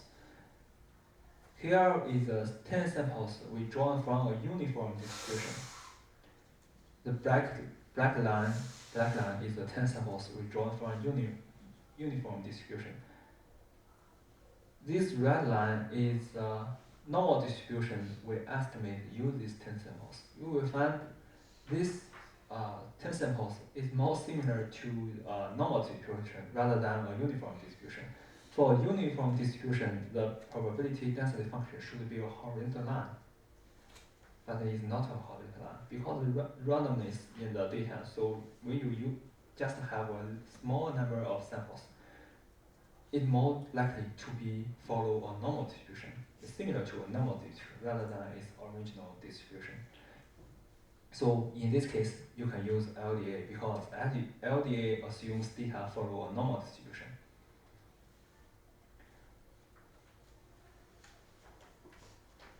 So let's give this. This is the decision boundary of LDA, the black line. The dashed black line is the theoretic boundary, and this solid black line is the boundary you learned. This is in a two-dimensional case, you will find that the decision boundary is still linear. Okay, let's see this example. This is on the credit default dataset. The LDA makes 252 plus 223 mistakes on 10,000 predictions. So it has a 2.5% misclassification error rate. But LDA mispredicts 17.5% defaulters. This is what I say the high stake decision. High stake decision means highly risk. High stake decision is a high risk. In the credit data, you just want to determine whether this customer should be issued a new credit card based on whether he may default on the credit card. Although LDA made an overall misclassification rate at this number is relatively small. It means 97.5% is correctly classified. But for defaulters, it has such a misclassification error rate. So we lose a lot of money if we use LDA for this case.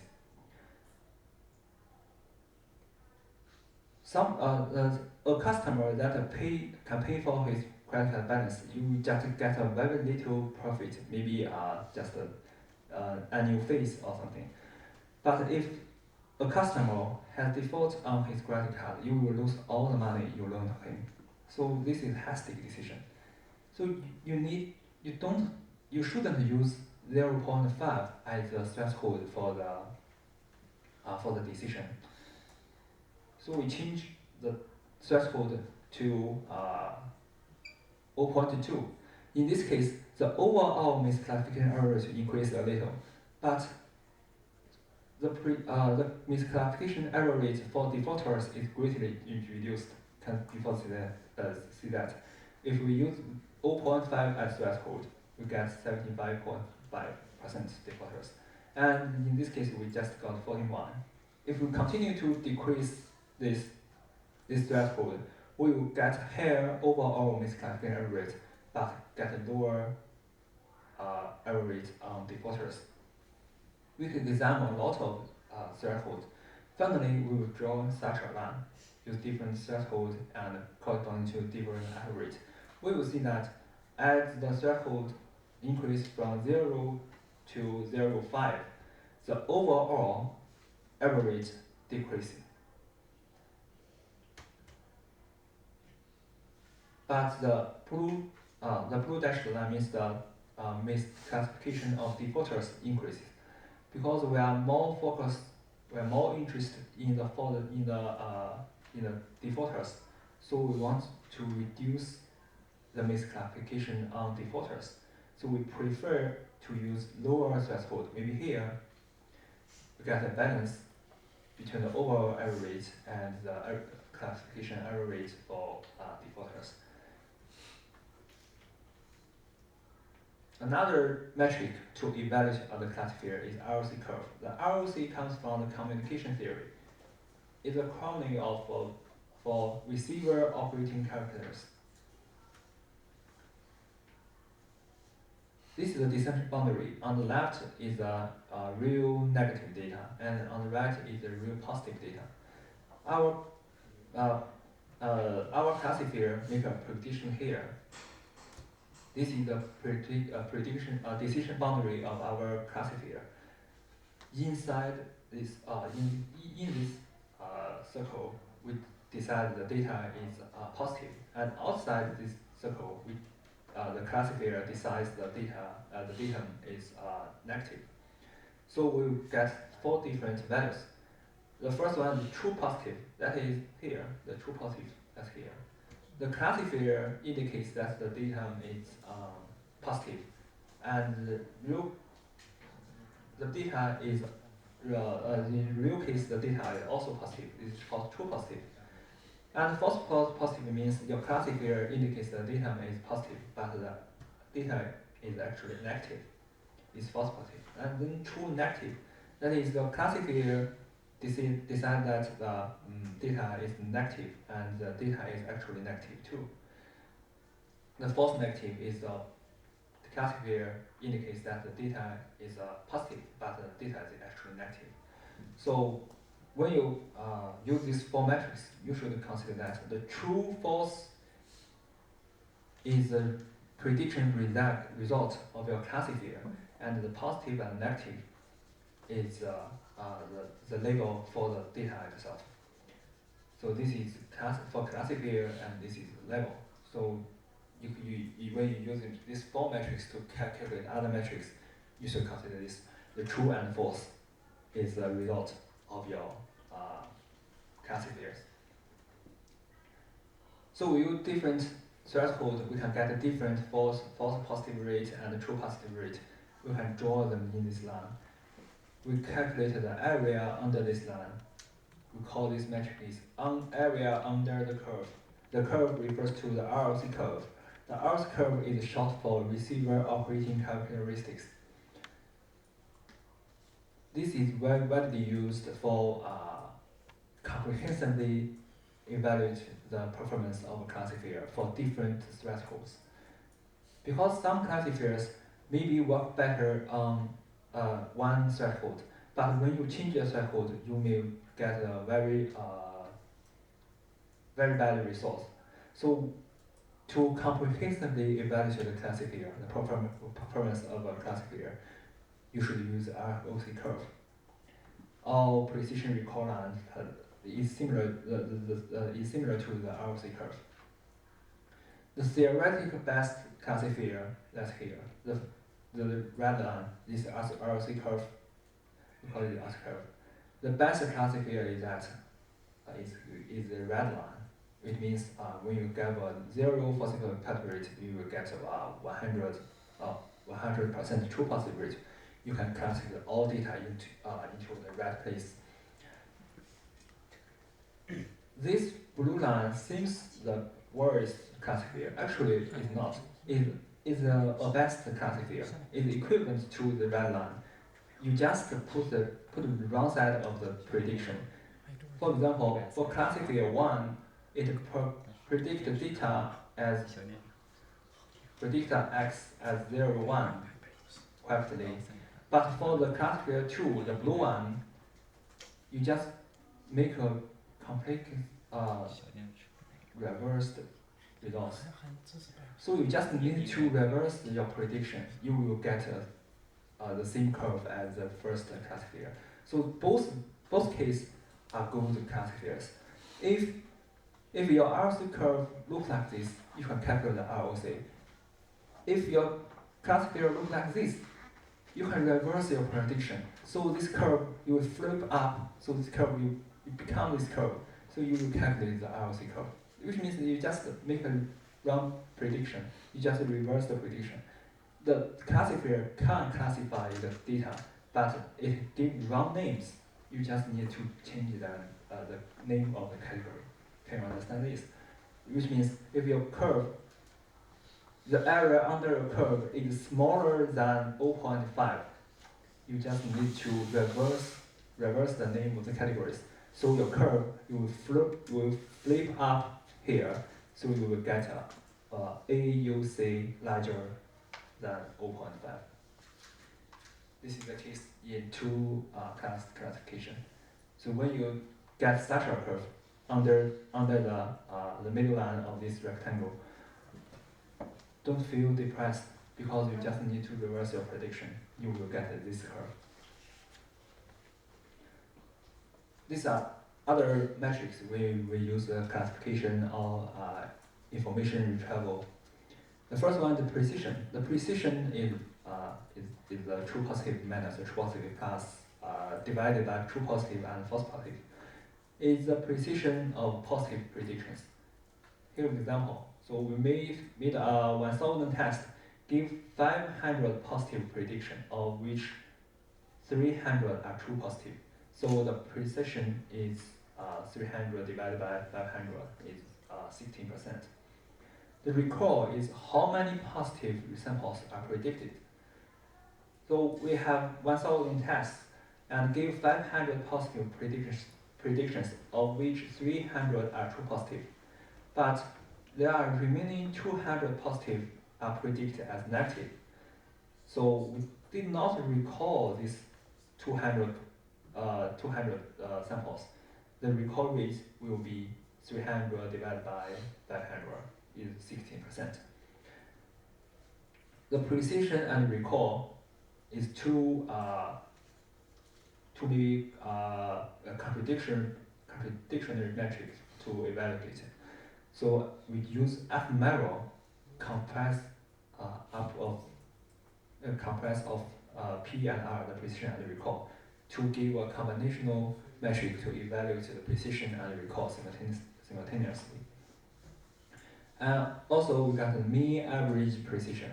Mean average precision is we use different thresholds and we calculate the average precision for each threshold, and we then calculate the mean value of this average precisions. So we call this mean average precisions. This is a QDA, the quadratic discriminant analysis. The only difference is that it does not no assumption on the equality of the covariance. The blue curve is the decision boundary of QDA. In these two figures, here is the decision boundary of QDA. You can find that in the two-dimensional case, the decision boundary of QDA is not linear.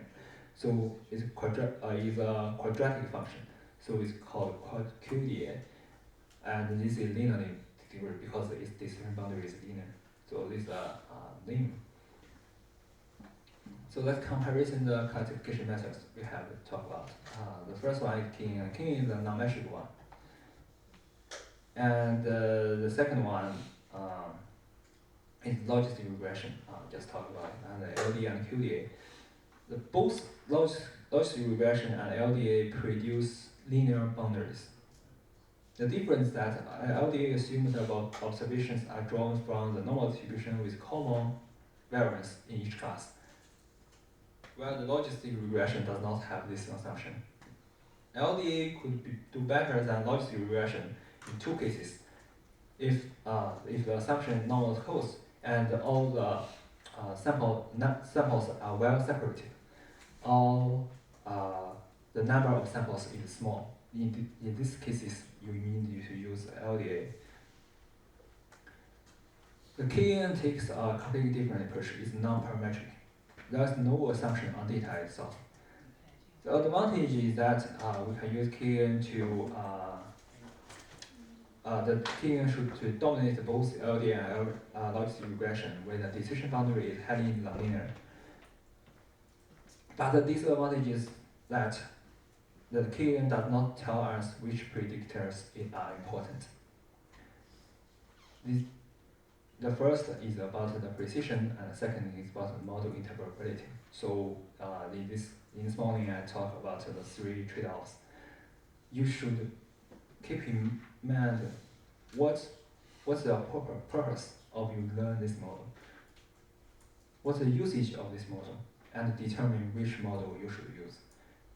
You prefer the prediction accuracy or the model interpretability is a key to you for you to make a decision on the selection of the machine learning models. The QDA is a compromise between non-parametric KN method and the linear LDA and logistic regression. The decision boundary of QDA is quadratic. So this study is a summary of all we have learned about the basic methods. We will find that even you have some to do the neural network, there's a lot of concepts that comes from the statistical machine learning. So here we give a brief introduction of neural network. I could talk about how to mix up an output layer of deep neural network for multi-class classification. This is called one hot vector. In each time, just one of them is one of these four neurons is one, and others remain 0.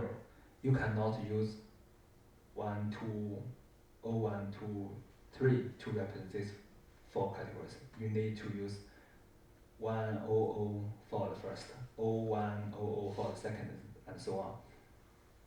I explained the reason. This is how we build up the deep neural network. This is a concept of entropy. In the morning, I also will talk about the entropy. The entropy indeed is a metric to evaluate the amount of information. For example, I told you tomorrow is a sunny day. The probability is very large. Maybe it is 0.8. Is 0.0 tomorrow is a sunny day. But if I tell you tomorrow will have an earthquake, the probability may be very small to have a probability. If I tell you the truth, I'm the God, I can predict the earthquake. I can tell you the truth, tomorrow will be an earthquake. But in your original statistics, you will find that the probability of earthquake in tomorrow should be this. So this sentence, or this information is very important. It's much informative than the first one. So we calculate the entropy for this sentence. The first is 0.8. You calculate here, and the second you put it in here. you will find that the entropy of the second sentence is much larger than the first. So we tell this the entropy is a metric to evaluate the amount of information.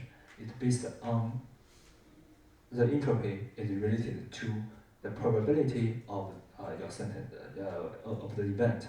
If your event is rare, is more unlikely to happen, the information is more important. So the entropy is larger. You notice here, this is 2, and the units bits. In a digital computer, we store data as binary codes. A character, a chair in C++ language or something, the character is of 8 bits. At a single bit, it can be 0 or 1 with the same probability of 0.5. Hence, the entropy of this bit, we can calculate this, is 1. See, 1 bit. Which means 1 bit in digital computer refers to the information of this bit. Is 1. The entropy of the is 1. So this is why the units come and why in digital computer it costs 1 bit. This is another example of entropy. For example, the English books are written in 2 6 letters and punctuation and spaces. The entropy for 1 character is about this. Statistically, 3,000 most used Chinese characters covers 99% usage. So we can calculate the entropy of 1 Chinese character is about this. We find that 1 Chinese character, the entropy of 1 Chinese character is much larger than the entropy of 1 English letter. So the Chinese version of an English book is always thinner than it's thinner because each Chinese character is more informative. It has large information entropy. So if we want to explain or express the same amount of entropy, we can use less Chinese characters rather than the English letters. So this example also talked in this morning. Our universe follows the principle of increase of entropy. So which means this overall entropy goes up as the time passes by. But finally, everything will go to the molecular or atoms because floating in the universe. Everything is a mass. So in this case, the entropy is the largest. So in cross entropy is usually used in the object function as a classification neural network. Here's the difference. In the entropy, we use 2p here is the probability for 1 event. Let's see the here, pi and pi is the probability for 1 event. But in cross entropy, we have 2 probability here. This is an event, this is another event. For classification case, we can set that as the qk is the post-real probability of case class, which means this qk is predicted by our classifier, and the pk is the actual levels. The pk may equals to 1 or 0, which means the probability of the data belong to which category, the probability of the data belong to which category.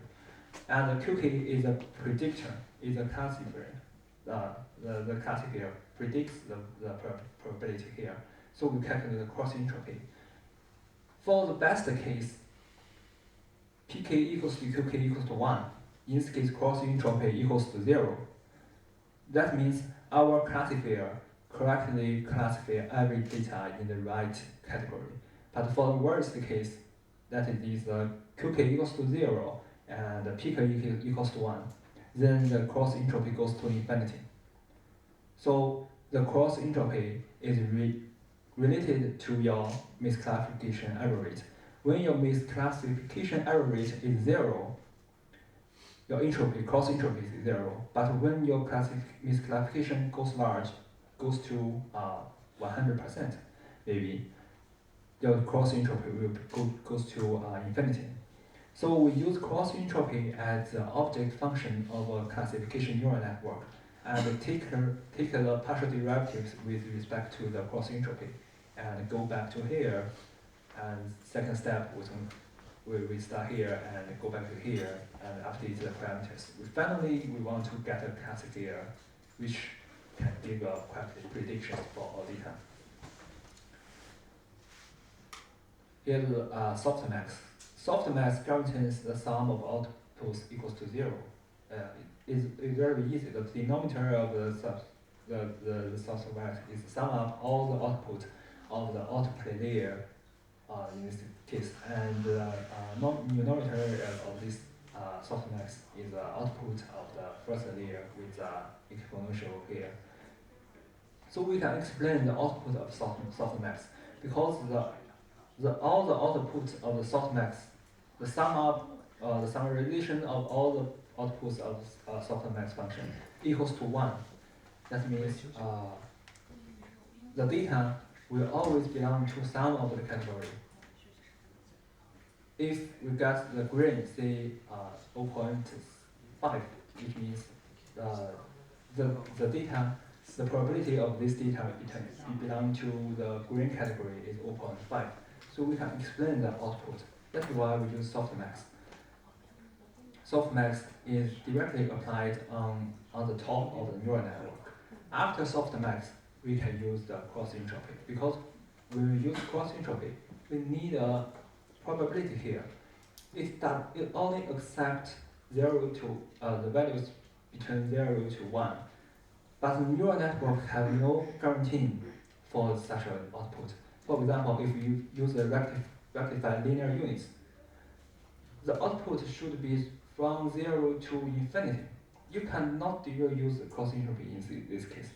So you use softmax before you use cross entropy as your as your object function. So softmax is another. You can treat this as a layer on the top of the neural network. This is why we use the softmax before the cross entropy. But why we don't directly use mean squared error for this case? Let's see the difference here.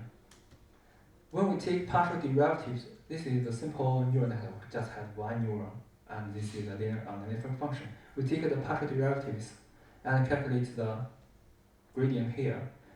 This is the gradient with respect to W for MSE. And we find that this is the gradient when you use cross entropy as your object function. We found that there's no this item here. So here the difference. Because this item is the derivative of the first order derivative of your say sigmoid function. In this neuron you use the sigmoid function, and the right curve is the sigmoid function. But this term is a derivative of the sigmoid function. So is this breakdown. You will find only here is not 0. It has a little value, but other places is very approximately 0. So this is also the reason why there is a gradient descent, gradient vanishing. Because when you use MSE, this term is too small, other than the values around here, which means the Wx plus b. If the Wx plus b located here, you will get a very small value of f, the derivative of f. So this gradient will become very small. When you use the gradient descent method, right, MSE,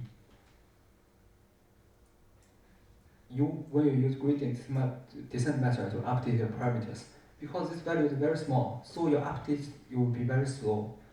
This is where the case why gradient descent, gradient vanishing happens. But if we use the cross entropy as the object function, you will get this gradient. So this has this atom is a linear. That means the gradient of cross entropy is linear related to the error This is the arrow. Remember that. This is the arrow of this neuron. So the larger the arrow, the larger the gradient. This is the benefit of using cross entropy in neural networks. Okay, we have maybe 10 minutes. Let me look some interesting.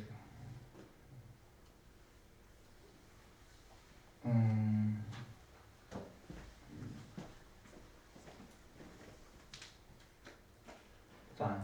Let's directly talk about the data augmentations. Because we just have 10 minutes, we skip the basic knowledge. We just start from the data augmentation in computer vision. To robustify the model, we need to generate more data. There are several ways to do it. For example, the first one is to manipulate the image by rotation, zooming, and adding noise. The second one is you use the generative neural networks, like the variational autoencoder or generative adversarial network.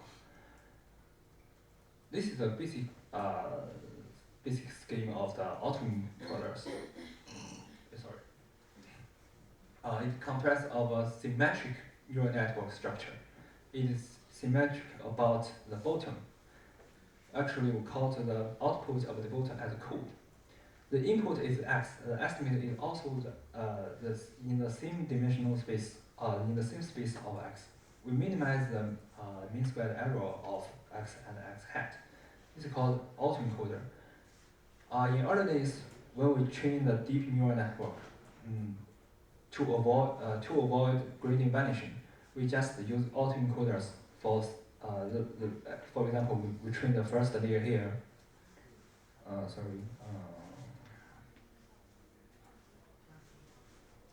When we want to train this layer, we just use this part directly connect here and train this layer. And when we want to train the second layer, we use this part here. So we train the autoencoder layer by layer to avoid the gradient vanishing.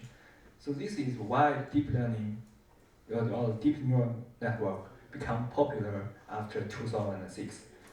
It's because the researchers devised more efficient optimization algorithms that can avoid gradient vanishing, and we use rectified linear units, and we train the neural layer by layer, and we have GPU for parallel computation.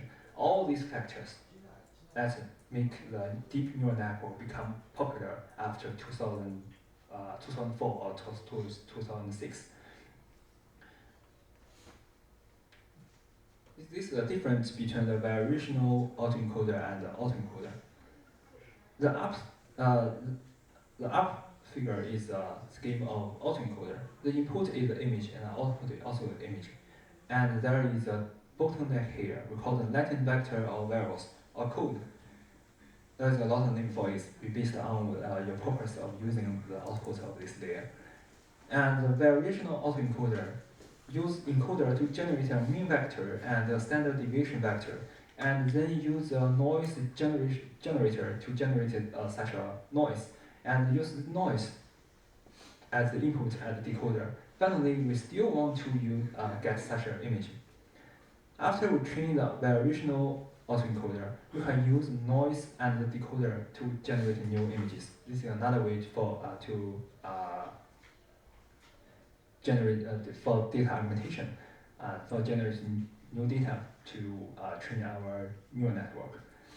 The generative adversarial network generates new data from a different way. It comprises of two neural networks. The first one is generator. It uses the random noise as input and generate a fake image, and then it mix with the real image and input as an input for the discriminator. The discriminator is a classifier. It also just specify whether the image is real or fake. So it's a two-class classification neural network. We then train these two neural networks. Finally, we will get a generator. The generator can generate images using noises, and it can get a fake image that is similar to the real images. This is some derivative of the generative adversarial neural networks. You should know that when you derive the objective function of GAN, or the generative adversarial neural network, we use cross entropy as the object function. These are two parts.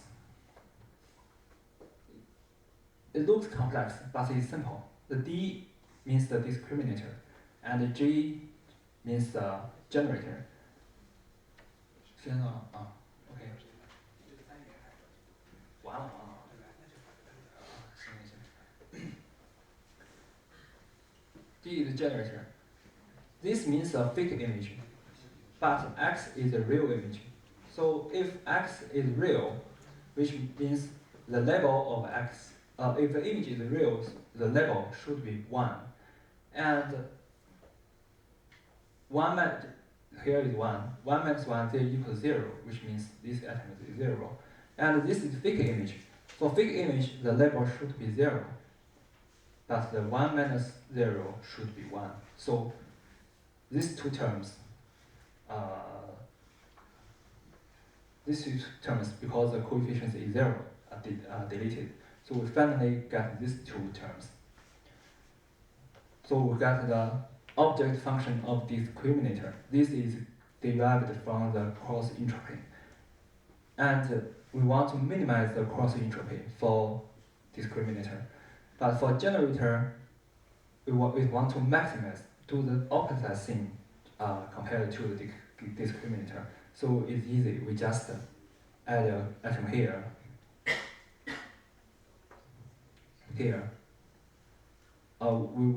we remove the negative, the minus sign here, so we change the to max and min. The discriminator wants to maximize the minus or the negative cross entropy, and the generator wants to minimize the negative cross entropy. So this, you may look at this equation is complex, but the concept is very simple. It's just the cross entropy. So we have 5 minutes left. Do you have any questions?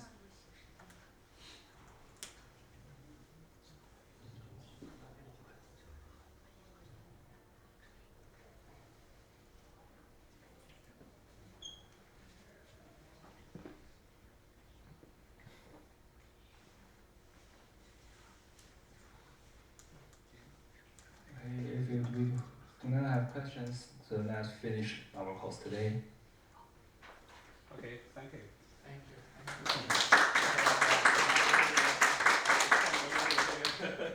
上起来给大家做个讲示。下一咱们休息10分钟，然后下一堂课。Okay, today I will show some lectures about human-machine augment intelligence. And you know, it is a very new theme about this artificial intelligence. And as we all know, AI has some significant development in recent years, and in many fields has some applications like face recognition and NLP. So meanwhile, there are some problems as the development of AI.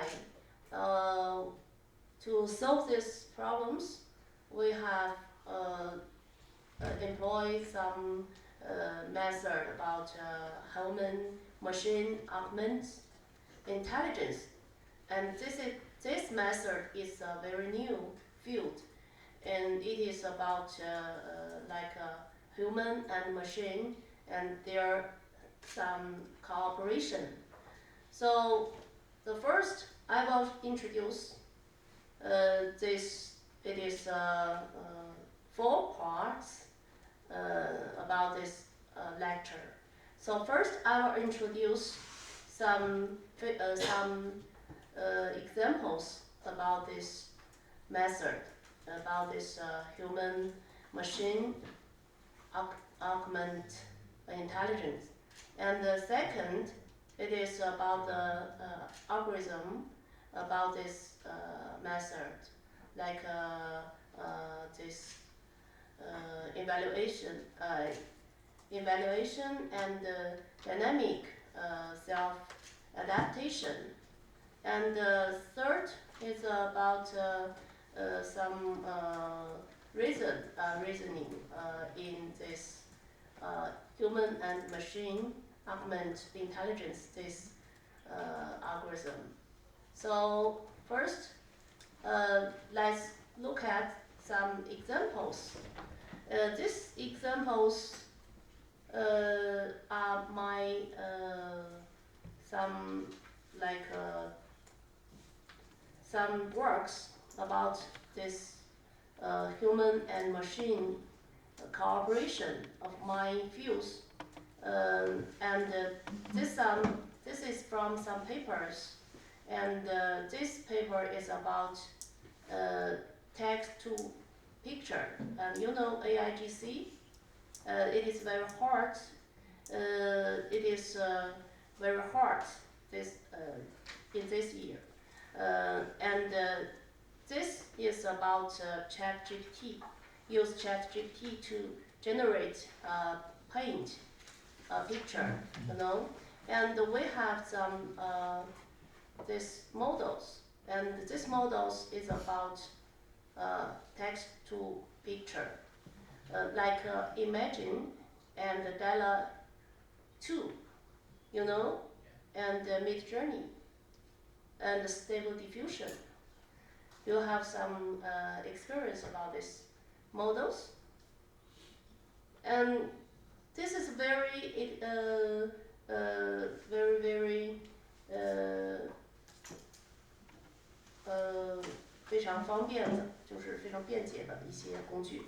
然后呢，就是let's look at this picture, and from this picture, you know, there are some prompts, and we have a prompt manager, and to this prompt manager we have choose some models like the Imagine, Dalla, Midjourney, and Stable Diffusion, and this is some text to picture model. And in this prompt we have some query, and you will type some prompt like please generate an image of a woman wearing chipao and a hat with a handkerchief in the hand and sitting along the band of Shanghai, and then extract the background, environment, and characteristics. And you know, this prompt is very, very long, and you can generate some pictures like this prompt description. And then we use ChatGPT to have some processing. And this processing, first, we will have a multi-element image, and then have the element separation, and then we have some stylistic shift, and last we will output the picture. So this description about our paper, this paper is published in international conference, and this international conference, this ICCSI and this conference, and the best paper. So it is about, as it's shown in this picture, on the left, the user summarized some keywords by talking to ChatGPT, and then enter a complex language command. And with this help of the hint manager, Paint ChatGPT initiated a series of extraction to generate a transformed pattern chain. Firstly, we let ChatGPT summarize the keywords through language dialogues. And secondly, we generated common pictures based on the keyword, and then extracted important elements to integrate them into a New Year painting. In the above process, the prompt manager plays a very important role by recording the information transformation process. Finally, when Paint ChatGPT gets the form conversation prompt from the prompt manager, and it will finish the process and output the target picture proposed by the user. And this is the procedure of this text to picture. And then we have next text to paint. It is about Qipao, a women like Shanghai, some old Qipao women.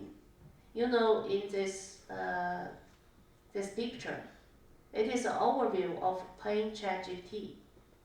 And the left part of this picture show, and the left,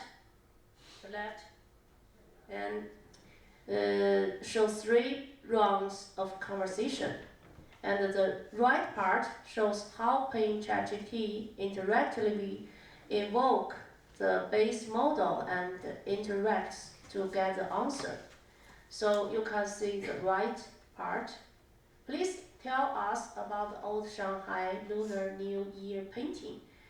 And Shanghai Lunar New Year painting, it is 老上海月份牌这个翻译成中文是这个老上海月份牌，它是一种就是 traditional a kind of traditional art, you know. It is stand for Shanghai. It is very traditional, the painting. So we can see the generated pictures below. It is like Shanghai's standard architectures. And the next it is a Qipao woman and the telephone. So you can see from the answer and from the question and answer, you can see this ChatGPT gives some prompts, and to from the prompt to generate some pictures. And the next are the 13 rounds of multimodal dialogues and the interaction examples of Paint ChatGPT.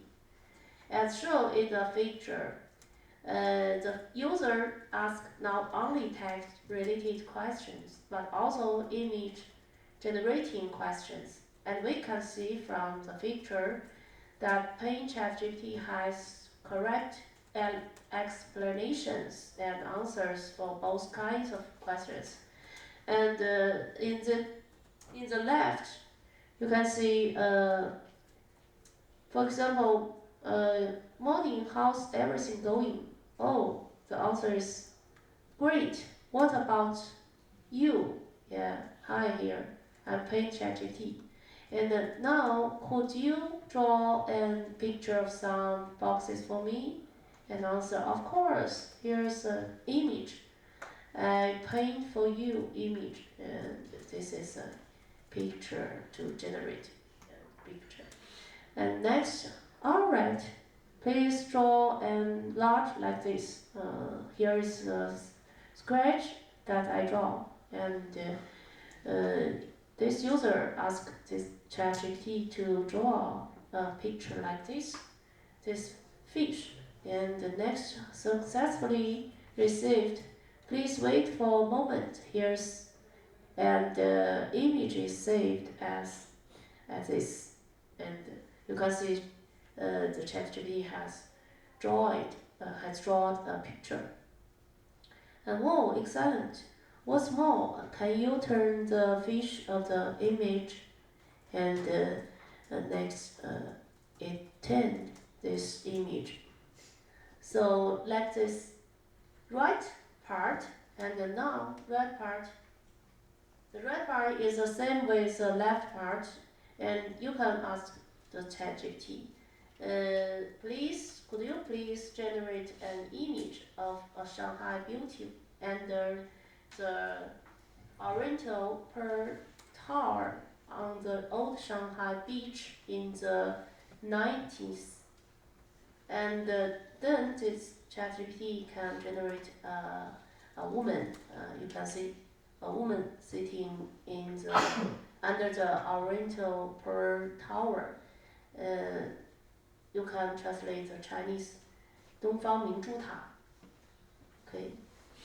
And the next, and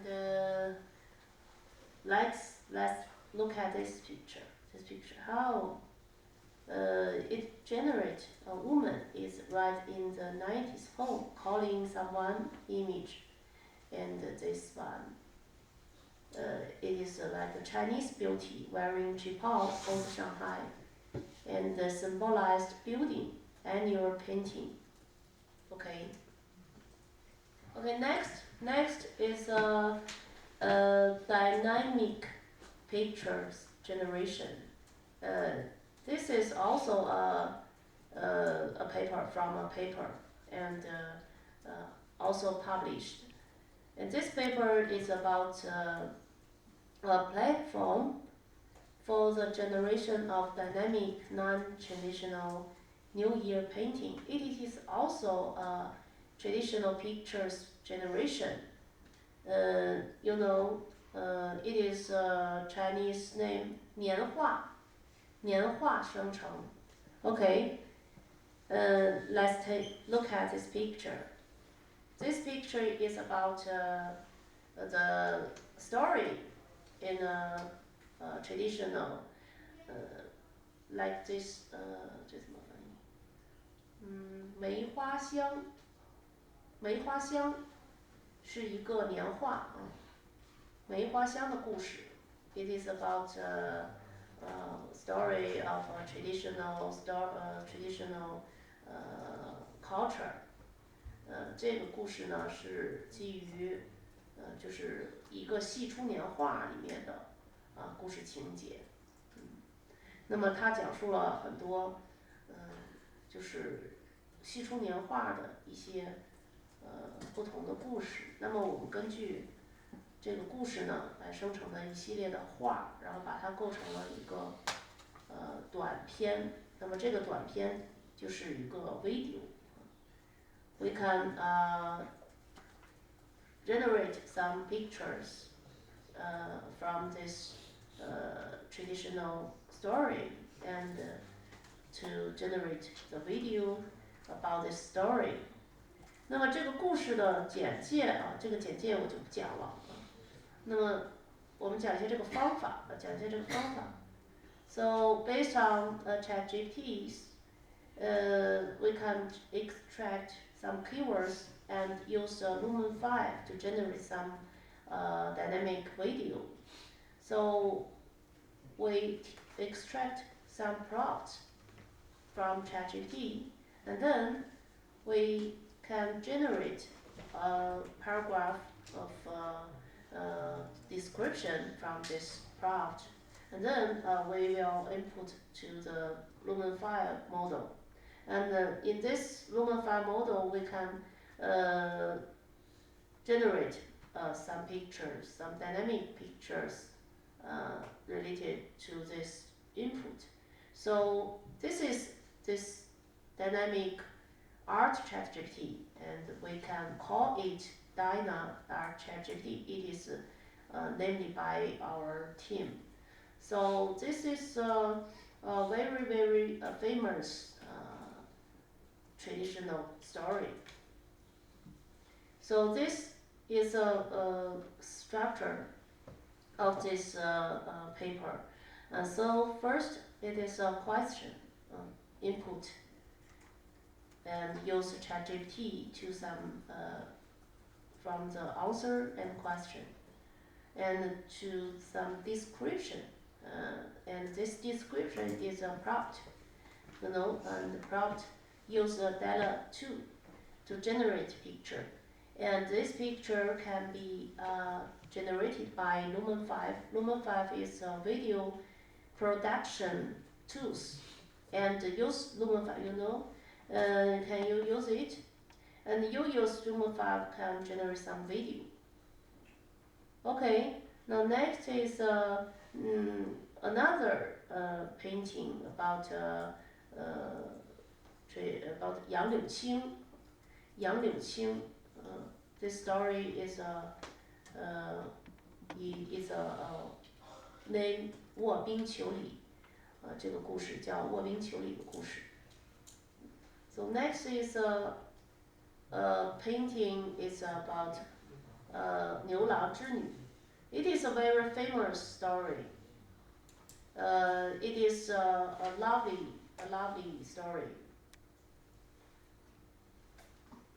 And the next is a human and machine cooperation to realize some very platform like this invigorate. And then you can see this picture, and this picture is about you use Intel Ray Sense, use real sense camera, and to can do some action. This action is about this uses networks, and this network it is about video and language processing, like some do some process like this 目标关系目标还有视觉定位的一些处理。And this is a bias, and to do some sensor 追踪问题这是追踪问题。Like next is a POMDP 规划问题，这是它的规划问题。Like ask and the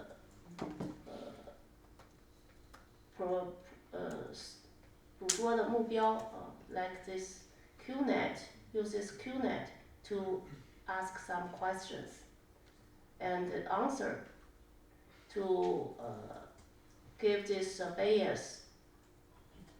So this picture has this this figure and this procedure of this human and machine cooperation platform. And next is some machine learning, and this machine learning is about use some skills to control some like the machine and the robot have this system modeling. So we have this DCNN, this network, to use this network, and this is a machine learning model, and to control some and imitate the human's movement, and to realize human and robot the skills and like human and machine to optimal control. So this procedure is about first you can see in this picture. You can see in the picture first you can have some body collecting, and this body collecting is we will collect some all these movement, this data, and next we have uses dynamic model, and use this model to extract and training some moment model and training this data. So finish this data, and last we use this trained model to use this like humans realize some action. This action may be about some like 一些人类的一些示范啊，就是一些施教的一些过程。Now this is an example of this paper is writing. It's writing, and next maybe later we will publish. We will submit it in some conference or issues. So this is about Robert's performance system, and this Robert, it is like human, you know, and this like humans Robert can imitate the human playing violin, and this is a user imitate learning. And first picture, you can see a violin player, and we will collect his data set. This data set is the learning data from this very professional violin player. And then the second picture is from a software. This software is about this collecting, and we use the moment collecting software, 动捕数据的一个软件啊。The third picture is about this data sets. We can see the data sets from the pictures 3. 第三个图就是一些这种关节点图的一些可视化的这样的一个图。The fourth is the simulation about this robot, and you can see the robot like playing a violin and the action. 那么第四个图就是我们在那个仿真软件里面实现的，这个机械臂的一个模拟人仿真的，模拟人拉琴仿真的一个图。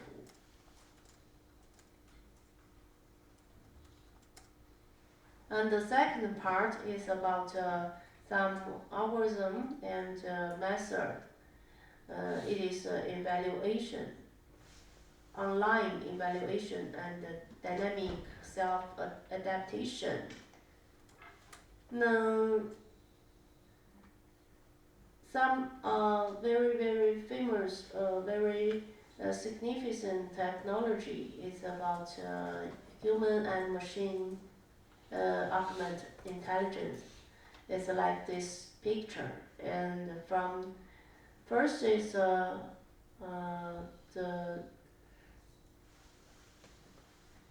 first is some models about the knowledge, and then next is the cooperation of machine, like the imitate learning from this right part. So to realize the human and the machine cooperation, first you have to the outside environment, and the outside environment you will need. This machine have this sense and reasoning and some to do 决策的一些fundamental like this knowledge model to realize some problems. So next, the machine needs this human, and the professors have this very good in cooperation, and to learn some policy to better realize, finish some 任务.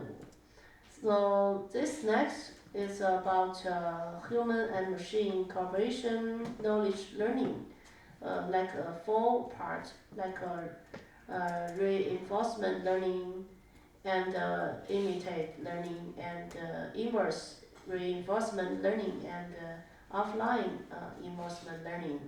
So this is a very basic learning system, learning technologies, and there have some. This is about reinforcement learning.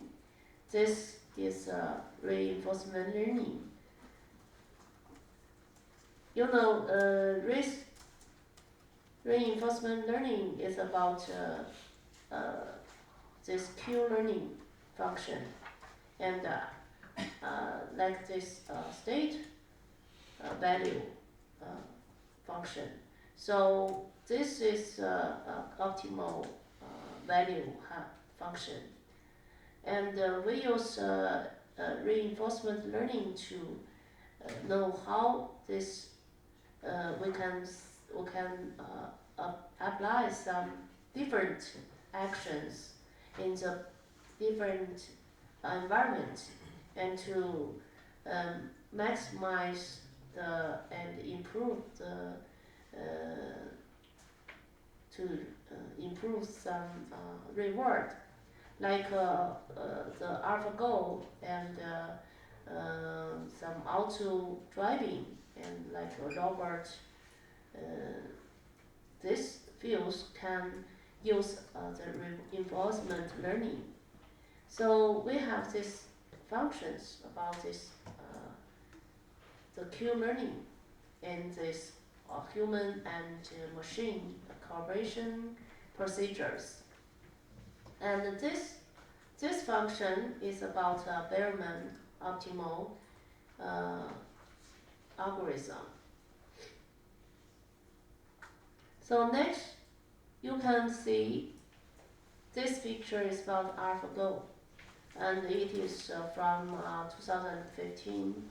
From deep learning, introduced this points and this method, and it is very famous. And next, OpenAI has some product about Robert, and like Google and Jack, so on.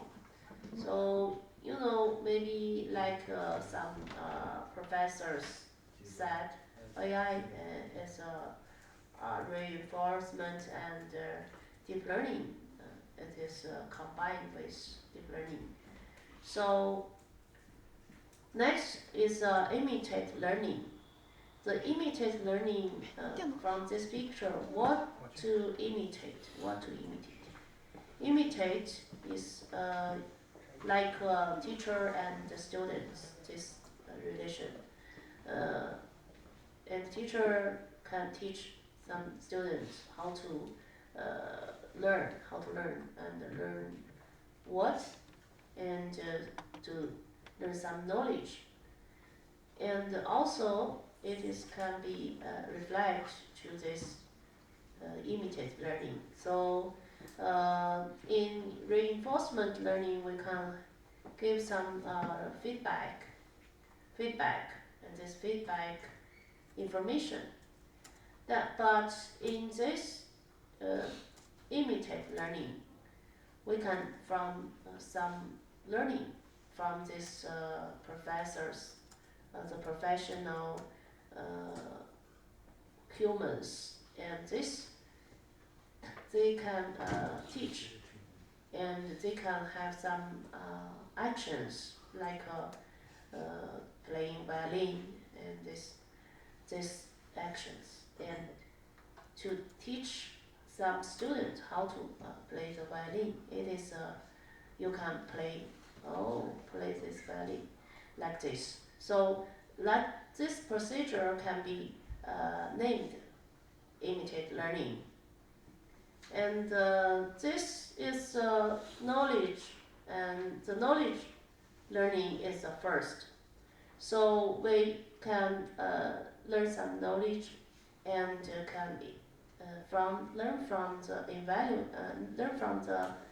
environment, and can be applied in the auto driving and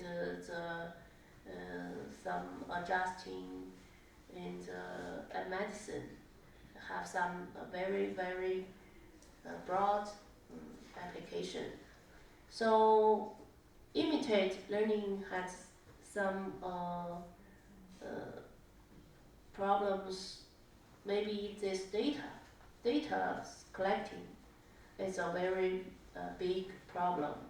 So how to train the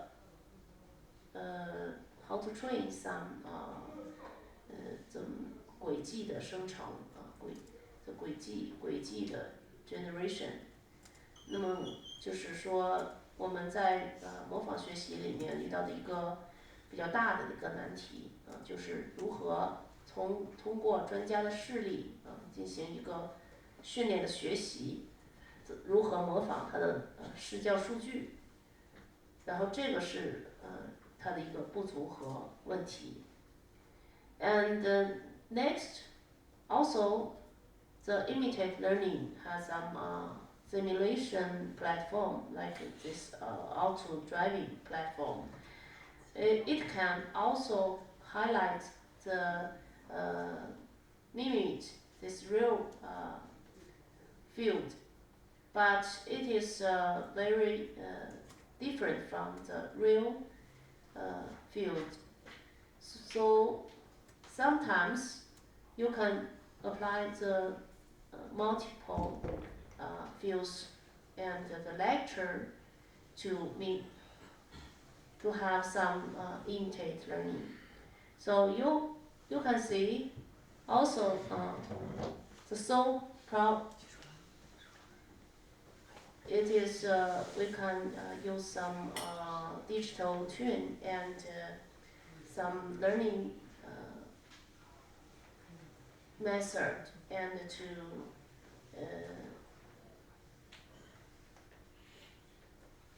to make this virtual and to this real world become very small, and to realize this sim to real gap.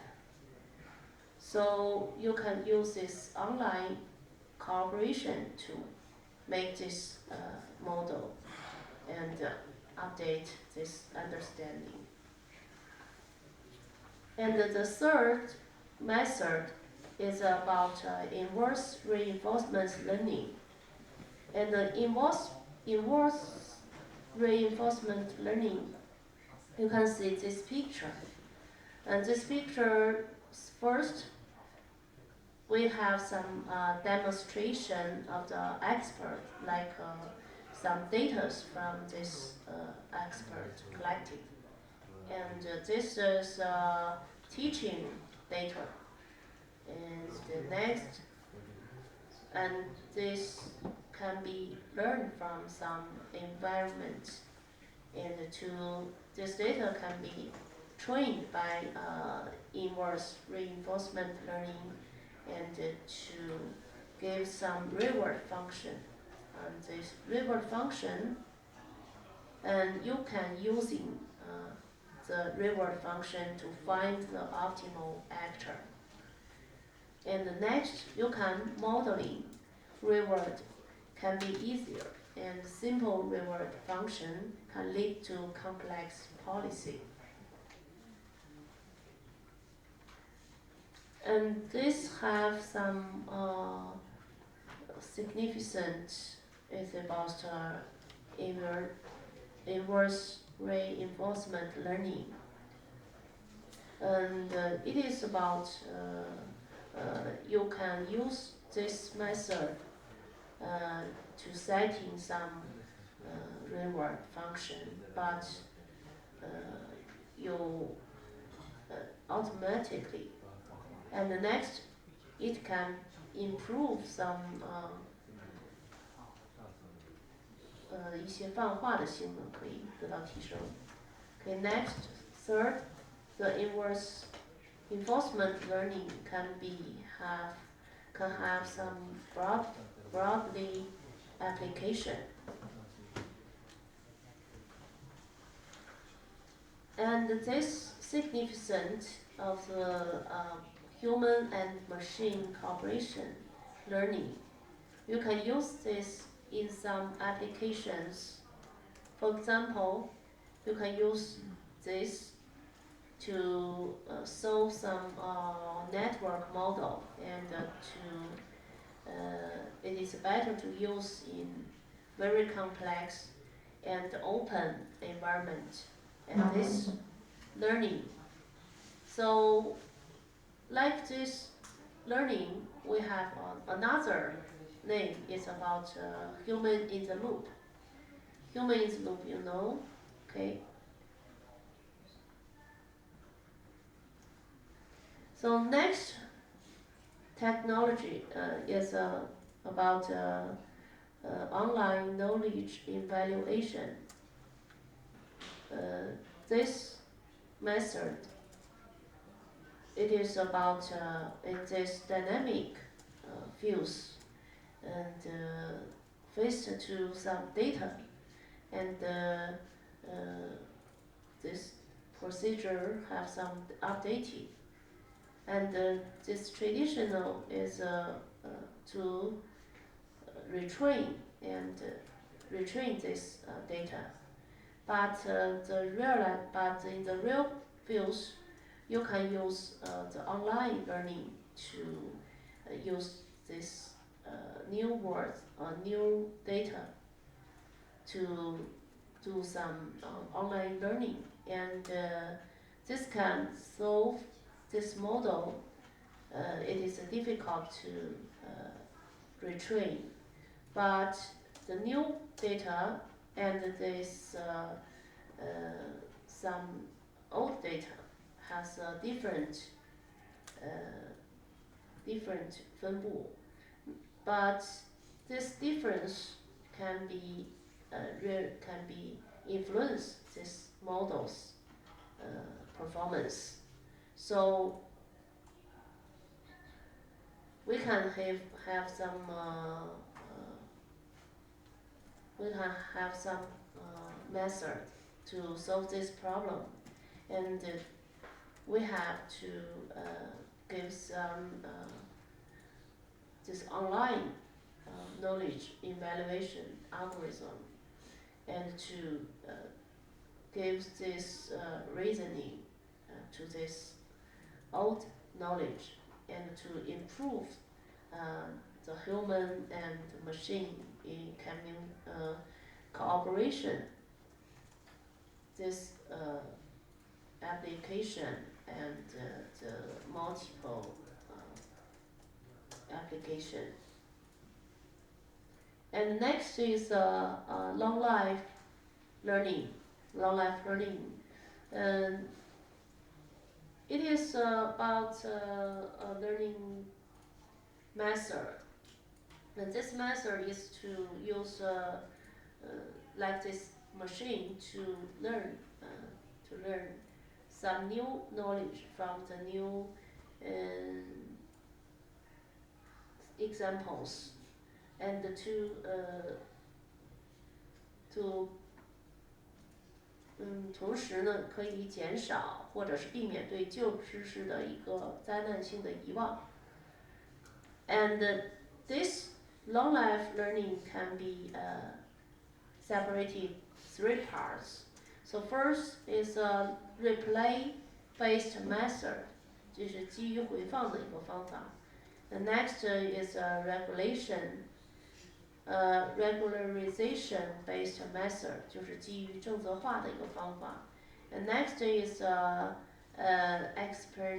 expansion-based method, 就是基于扩展的一个方法。And next, meanwhile, in this 脉冲神经网络这样的一个研究中，我们也可以通过这样的一个脉冲神经机制，还有一些突触的可塑性，to realize this long life learning.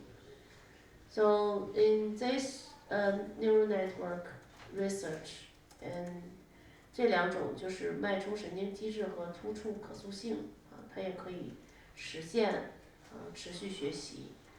And this training method is about first is the shift method about a neural network, and you can have this one， 就是你可以在一个给定的任务下获得一个和目标深度神经网络具有相同输入输出映射的这样的一个脉冲神经网络。The second is 基于脉冲的模型训练方法。The third is a method, a training method, based on feedback model， 就是一种基于反馈模型的训练方法。The significance of the online knowledge evaluation. First, we can see, we know this technology about field self-adaptation, you know, and it is 领域自适应，and it contains three， 一种是这种小样本的主动学习，这个 active learning， and also few shot data online transfer learning model, and next is GAN active learning, and it can be separate too about online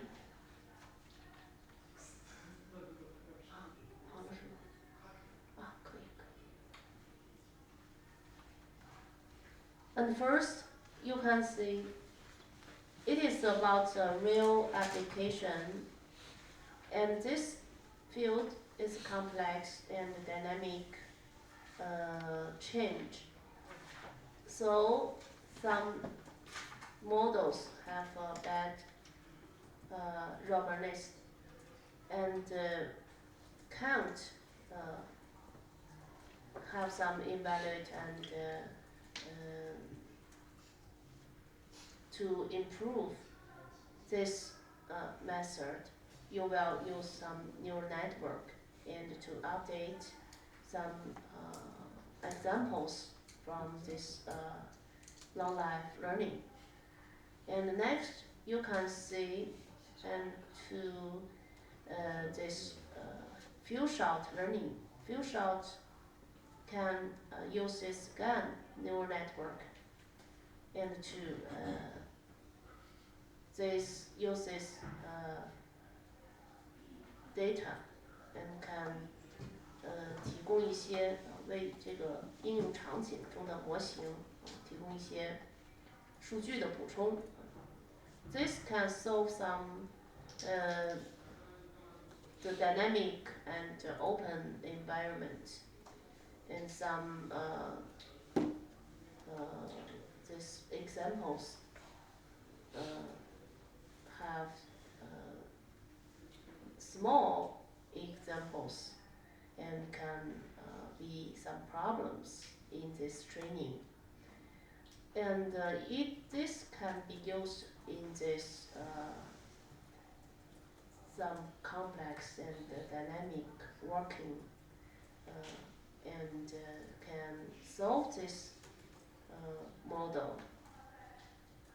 And next, and this is a dynamic self-adaptation, human and machine cooperation. This structure, you can see it can be separated from three parts. The first, the below is a sensor, is a sensing, and then above is action, and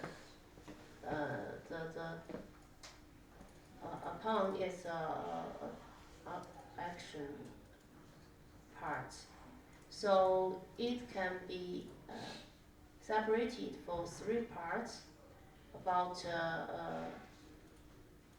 这个是第一部分呢，是主要是分为，首先我们要可以采集，在这个感知层，我们可以采集状态的信息。We can collecting the information of this in this state, and the next is 信息的融合，信息融合 information, and third is we will 评估系统的状态。And in this 决策层方面首先呢，我们可以processing the sensing information 处理感知层的一些信息。Then we can generate some control policy 就是生成一些控制策略。And then 协调一些控制的任务，协调一些控制任务。And in this action 执行层，so we first can receive some controlling policy 接受一些控制的策略。Then we can generate some controlling action 就产生一些控制的动作，然后呢就发出一些反馈信息发出一些反馈 feedback information。And in this model and the control system, the left part is about human and machine cooperation control system, and can be 3 parts. And first is human and machine system modeling, and the second is physical human and machine cooperation modeling, and the third is knowledge modeling, in to use the machine to recognize humans 它的这个识别人的意图识别 and emotion knowledge 这样的一些also contain 考虑人的一些自身的特性在这个控制的过程中对控制系统的约束。什么时间到了？哇，好，那我们就总结一下，我们今天后面的就是后面还有一些包括姿态估计的研究，就是这个英文讲起来很慢。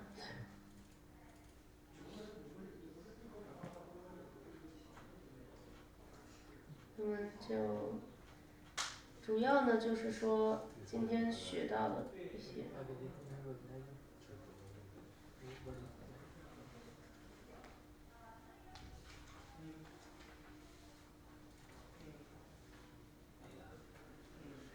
那么主要学到的一些就是我们可以简单看一下to see this picture, and it is about this human and machine cooperation model, and to control this system, and this is about this 3 core model, and the perception, decision, and manipulation, the 3 core model.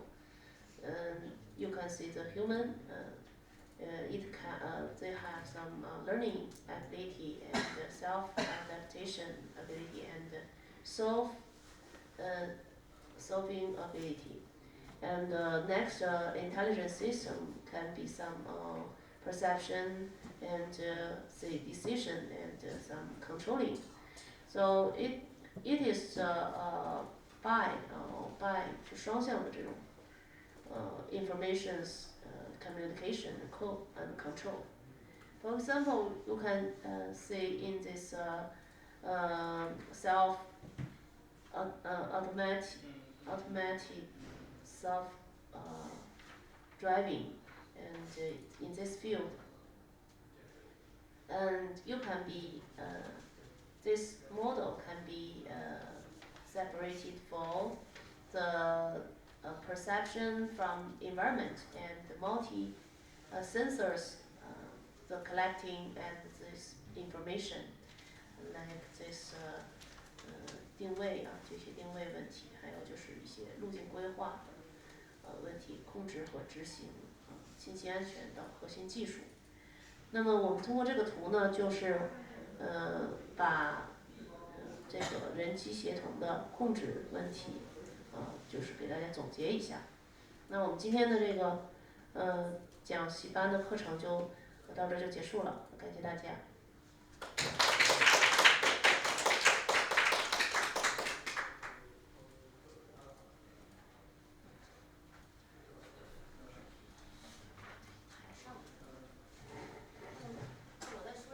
那么欢迎一下我们来自英国萨里大学的王文武教授给大家带来精彩的报告。王老师。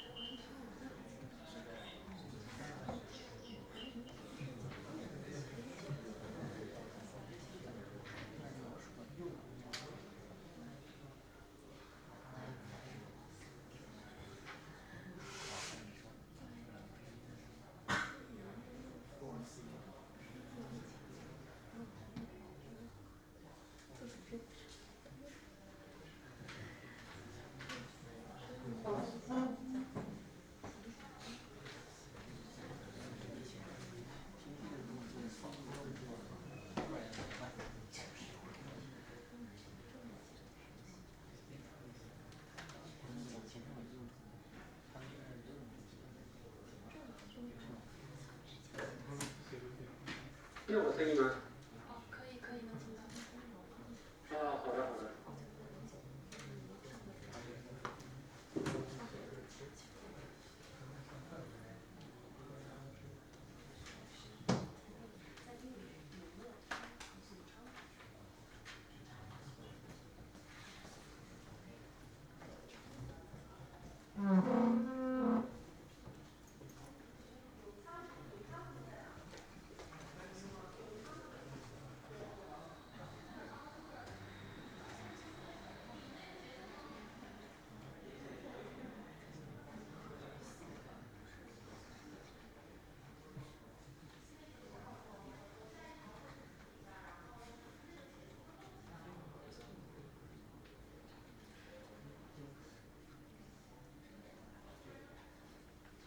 那个分享 ，OK， 我要不要试一下分享？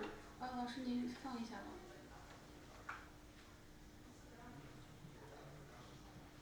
好的。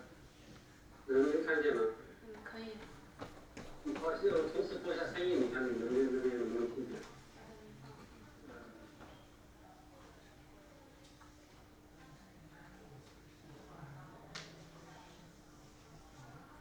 没有。可以吗？听不到。听不到声音啊？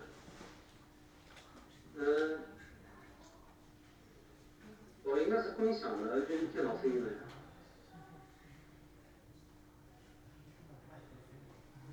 I use PC audio.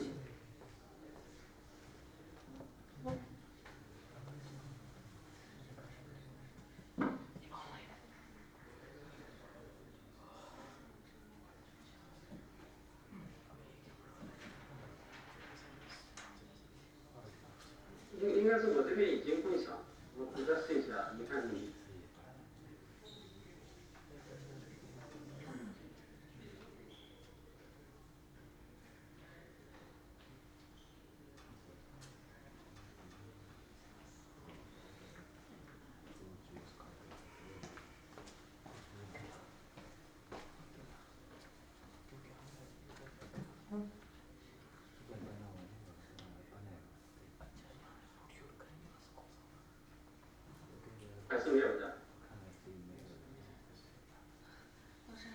你那边的电脑放什么？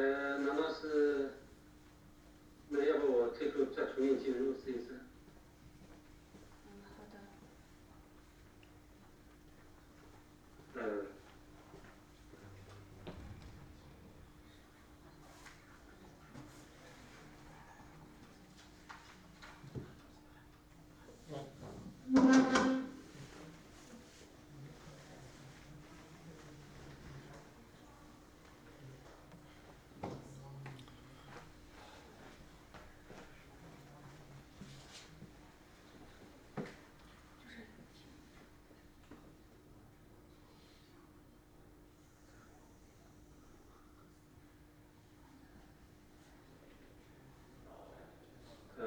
我再试一下啊。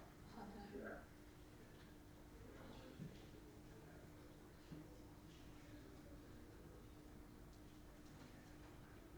我下一次这个放在忘记了，现在再试一下。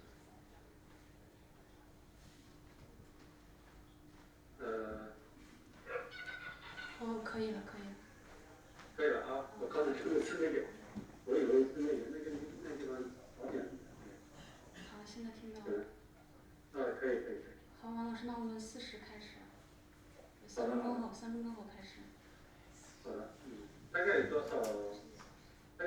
大概有多少学生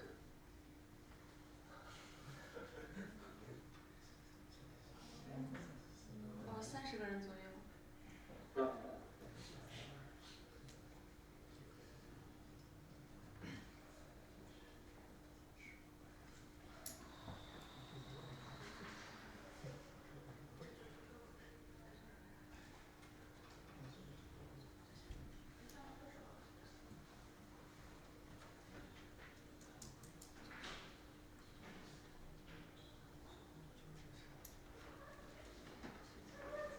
是那个是我的声音很小吗？还是怎么回事？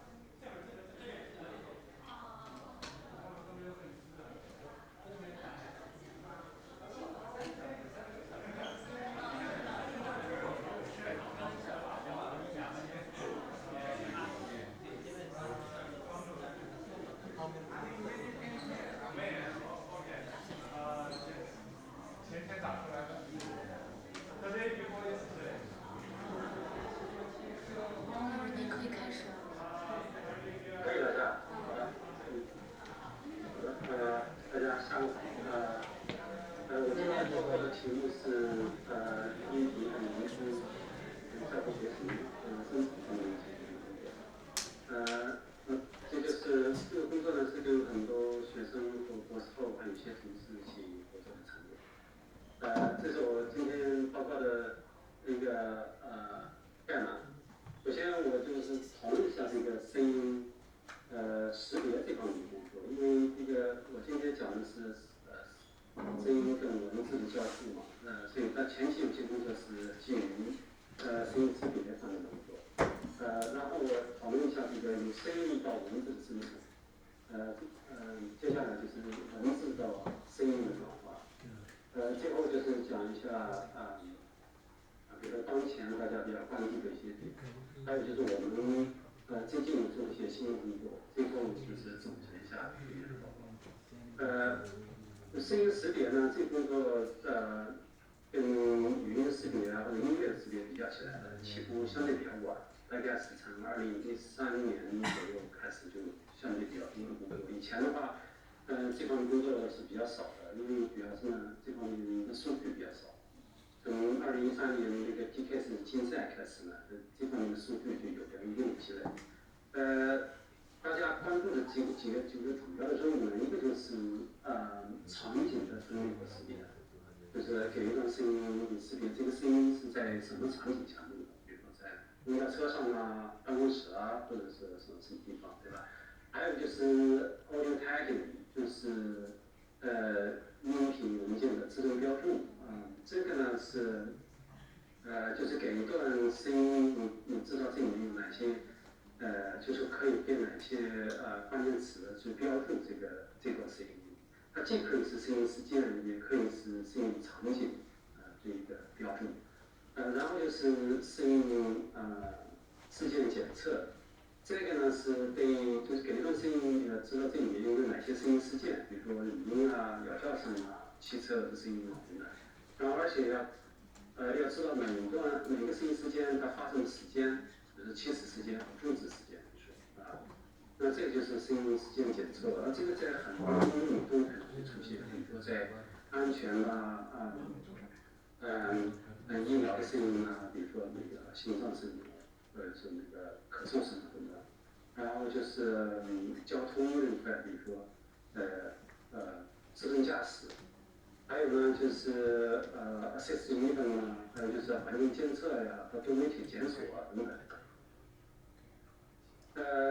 就这方面研究有很多，自从2013年以来研究很多。这个是主要提两个就是比较重要的工作吧。一个就是2017年谷歌发布了一个相对比较大的数据，叫 AudioSet， 这个呢大概有200多万的那个音频文件，每个大概是10秒。这里面有很多的类别这个类别呢是按照这个几大类，还有很多小类这个 ontology 这种就是标注的，这是人为标注的，几千个小时的数据，所以这个数据发布了以后呢，基本上推动了这个声音识别这方面的研究。这里面再展示一下几个例子，比如说这个就是其中的一些例子。那这个标注呢，它是一个叫弱标签，弱标签也就是说，它对每一个声音事件，它只是标注的。事件的种类，但是没有它的起始时间和终止时间，所以它是一个弱标。比如说给你播一段声音，这个是6米声，对吧？那这个就是比如说bicycle 声，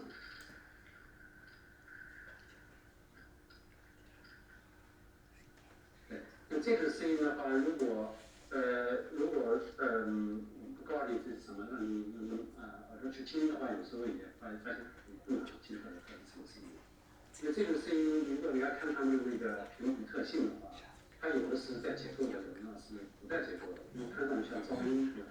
所以而且它的那个不同的种类，它的差别非常大，所以对这样声音事件的那个建模，相对比语音和音乐是比较困难，因为它就是看过的面积很大，就是它的范围很广。我提一下我们做的一个工作是2020年发表的一篇文章呢，那就是叫 PANS， 我们当时是第一个用这个 AudioSet 训练出来的这么一个模型。这个模型相对比较大的，就是当时是相对比较大的一个模型，所以在性能也是给出了一个最好的一个性能。用的这个特征呢，我们是把时间就是直接用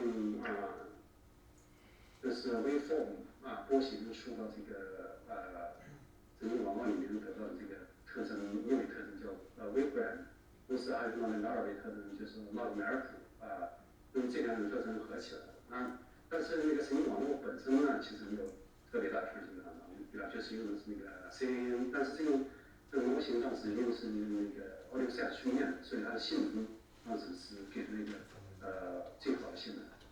这边有一个demo 展示它大概能做到什么程度，就是说我们这边有很多声音，然后我们声音识别出来呢，它的声音事件，比如说它这一方声音里面它出现这种声音事件的概率这个你可以看看它数据变化听每段声音。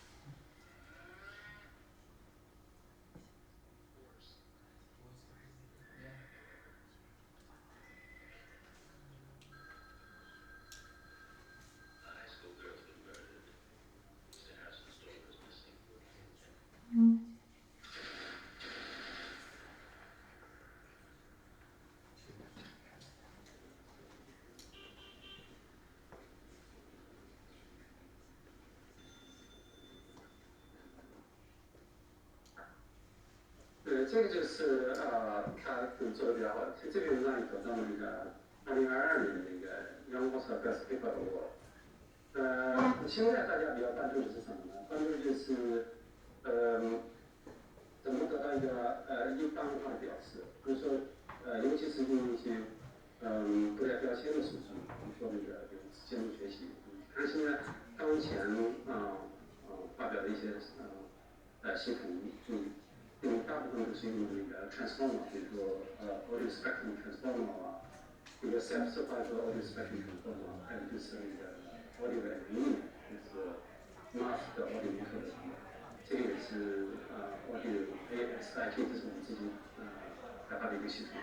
那这些大部分都是自行学习得到一个更好的一个表示。利用这些系统做下游的一些任务，比如说那个声音时间声音时间检测检测或者是audio tagging 这个现在做的一个性能最好的大概是我们自己用的MAP。2017年当时只能做到这个上升1.4，现在2022年大概是4.6这样一个水平。到最近一年它这个有进一步的提升。那我今天主要讲的是，就是说基于这种audio recognition， 比如说声音识别这种任务，我们其实相当于更进一步。一个就是怎么用文字去描述声音，就是给一段声音，就是一段音频。然后我们怎么去用自然语言的方式把它描述出来？那这个里面这个描述呢，既可能包含了这个声音事件或者声音场景的一个描述，同时可能还有一些别的信息。所以呢，这个我们就叫那个自动的音频字幕系统就是说给一段声音我生成字幕，对吧？那这个任务呢，在很多应用里面可能可以用上。一个就是声音检索，那声音检索的话，你用那个谷歌或者是百度的话，你肯定是用关键词去检索，对吧？那现在大家很多时候用一句话或者一段话去更准确的描述你想要的那个声音语言。那这时候的话，怎么能够更准确的定位到你想要的这样的一个声音上去？就这个理解这种文字描述，对吧？所以如果你的标注里面没有这样的文字描述，它可能就很难定位到准确的定位到那种声音上去，对。所以这种音频字幕系统呢，可以帮助你去比如说改进对每物件的描述。还有就是帮助听觉有障碍的人去理解环境声音，对吧？还有就是那个比如说电视节目，你给它加上一些字幕，那传统的字幕生成呢，可能是如果是主持人在说话的话，你可以把语音转成文字，对吧？这个有那个 speech to text， 就是用语音识别系统去使用语音。但是呢，它这里面没有做到的就是说，对背景声音或者是环境声音它是无法做到这个自动的那个字幕生成。所以呢，我们这个其实就是说，这种系统可以帮助就是对环境声音或者背景声音做字幕生成。那这个任务呢，从2007年就开始了。那最近几年的那个 GQ 竞赛都有这样的任务。那现在大家比较普遍的做法呢，是正面的一个 encoder 和 decoder 的系统。encoder 呢，就是把那个音频文件转成音频特征；decoder 呢，就是把音频特征转成文字，对吧？因为现在很多工作呢，就聚焦在这个，比如说 encode 的有什么样的系统啊 ，INC 或者 CRAN 的，比如说 decode 的有什么样的系统，有那个RNA 或者 transformer 的，encode 也有 transformer。那现在最近一些工作呢，比如说去一个大语言模型啊，或者是对比学习啊，去学一个更好的那个音频和文字的表示。还有一些工作呢，就基于比如说怎么去提升系统的性能啊，如果你的训练数据比较少的，或者是训练方法这块应该怎么做等等等等。那我们有一篇文章就是做了一下这方面的增数，如果你对这个方面的工作感兴趣的话，可以去阅读这篇增数文章。那我先就讲一下，给个例子，讲它这个大概是怎么做的吧。就是比如说在这个 CNN transformer 这个结构，就是 encode 用一个 CNN 对吧 ？CNN 就是把这个，比如说 logML 谱，当然你刚开始是那个一个图形，然后呢你可以通过蝴蝶变换，生成一个 logML 谱，然后这个 logML 谱呢，你可以说用这个 CNN 去算一个更好的那个embedding 对吧？那这个 embedding 呢，最后要输到这个 decode 这个输线这块里面就是一个 decode 对吧？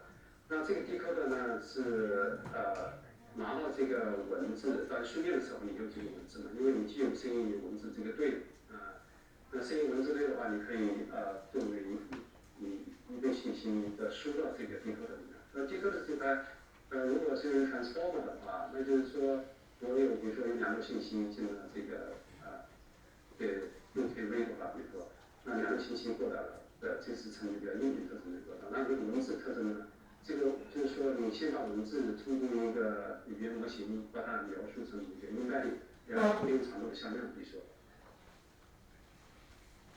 喂，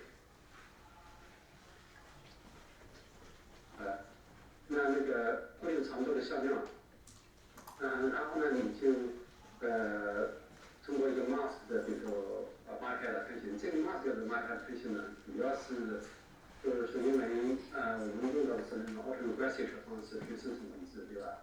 然后就相当于是你会知道前一个单词，然后你就能测下一个单词。但是在那个在 inference stage， 也就是在测试的时候呢，我们是没有这个文字的，也就是说我们没有这个关注性，我们要生成它。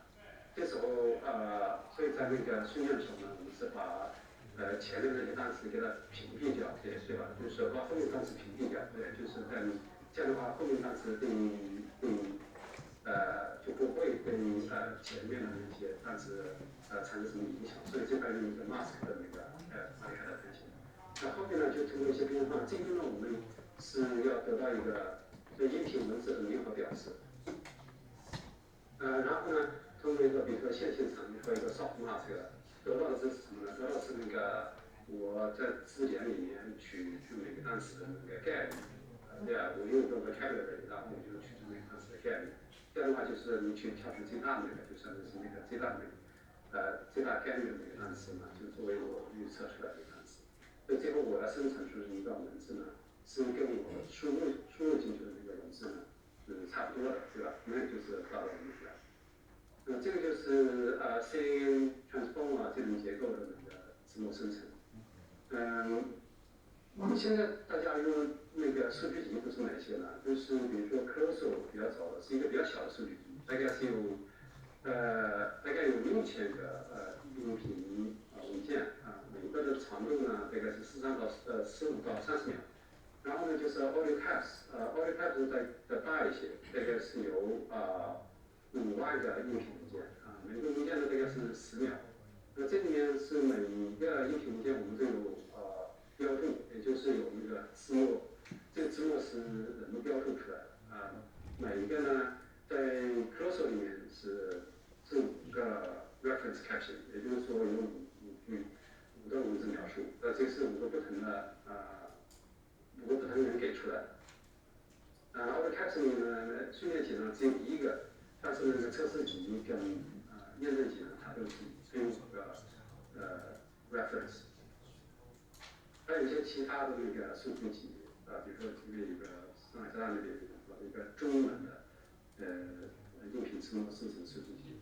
那现在测试这块的话，比主要是2种，第一种呢，就是用自然语言处理里面的一些新闻指标，比如说机器翻译啊、机器整洁这个，用了 Glue 啊、Meter 或者 Rub， 这个它主要比较的是那个叫 Ngram， 也就是说你生成这段文字算那个 Ngram 和你那个 reference 或者叫 ground truth 的那个文字做对比，它算的是 Ngram 指的是就是 N 里面训单词，来看它们之间的相似性，对吧？就是有多少个是一样的，就是越多可能就越好了。就是 N 等于2的话，就算连续2个单词之间的相似性。然后呢，就是有一些新闻指标是从那个 image caption 这块借用过来的，比如说 Spider、Spice 和 Spider。Spider 呢是 Spider 跟 Spice 合在一起的。这 Spice 呢，主要是看你生成这种文字能不能跟这种性匹配上，就是 semantic 它能不能对应上。然后 Spider 主要是看它那个 syntax 是不是正确的，对吧？就是你看到这种文字描述是不是符合人们那个语言习惯的对吧？语法习惯。还有一些其他的新闻指标，比如说这些基于这些新闻指标衍生出来的一些新闻指标，比如说 Blue 它主要是测那个多样性的，和 Divide and 它也是测那个多样性的，后面可能有进一步的那个报能。那现在大家比较关注的一些问题是哪些？一个就是说 data scarcity 的问题，也就是说现在做音频的这样语言文字描述的话，它这边的相对的数据会比较少。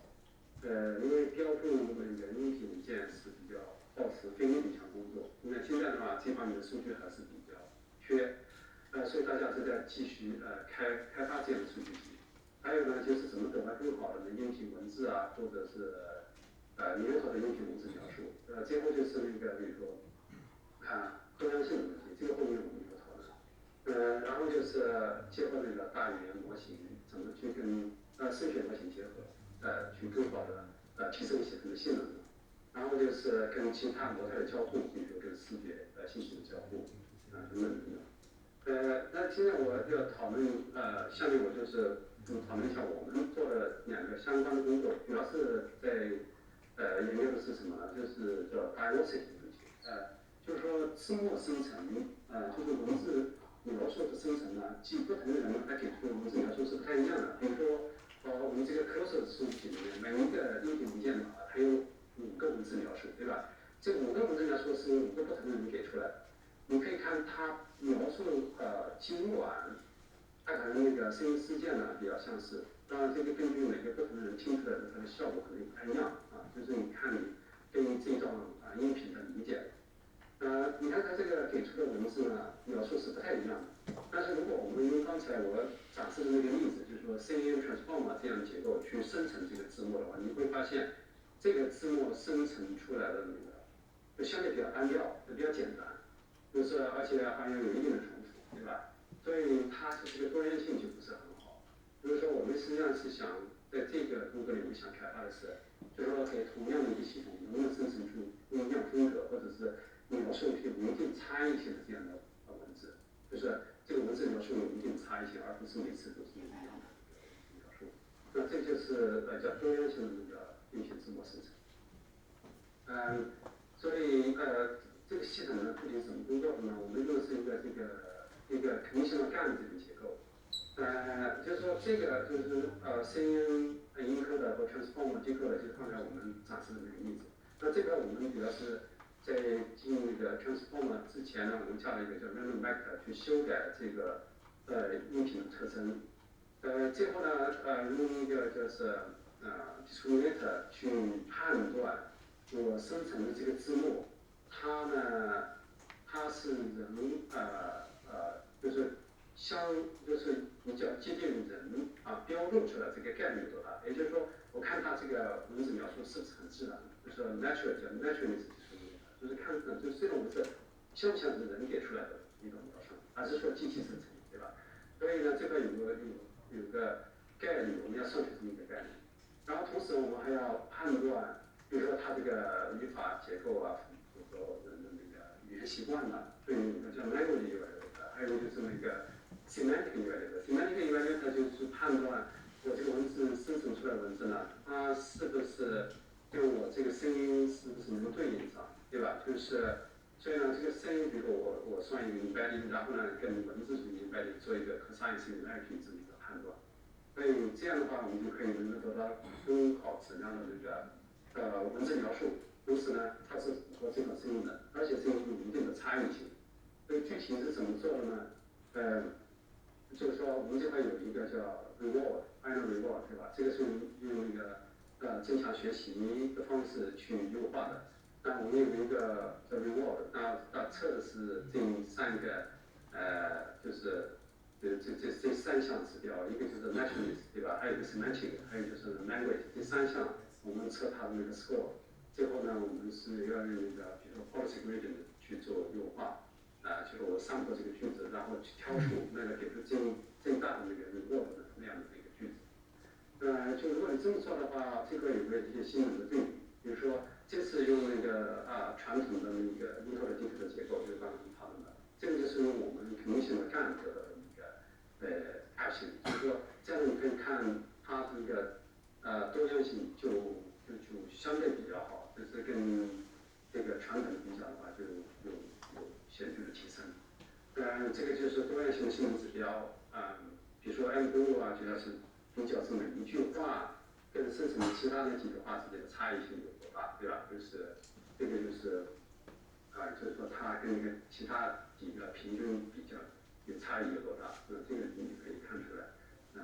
还有就是那个 divide one and two， 这个都是测那个多样性的。但它这个是它这个就是说，这个传统的性质指标实际上我们有一定的推导，就是说可能变得没有那么好了。但是呢，我们可以看它最后生成这个文字呢，它还是能客观的反映出，就是说这个音频的内容。那这个就是多样性的音频生产。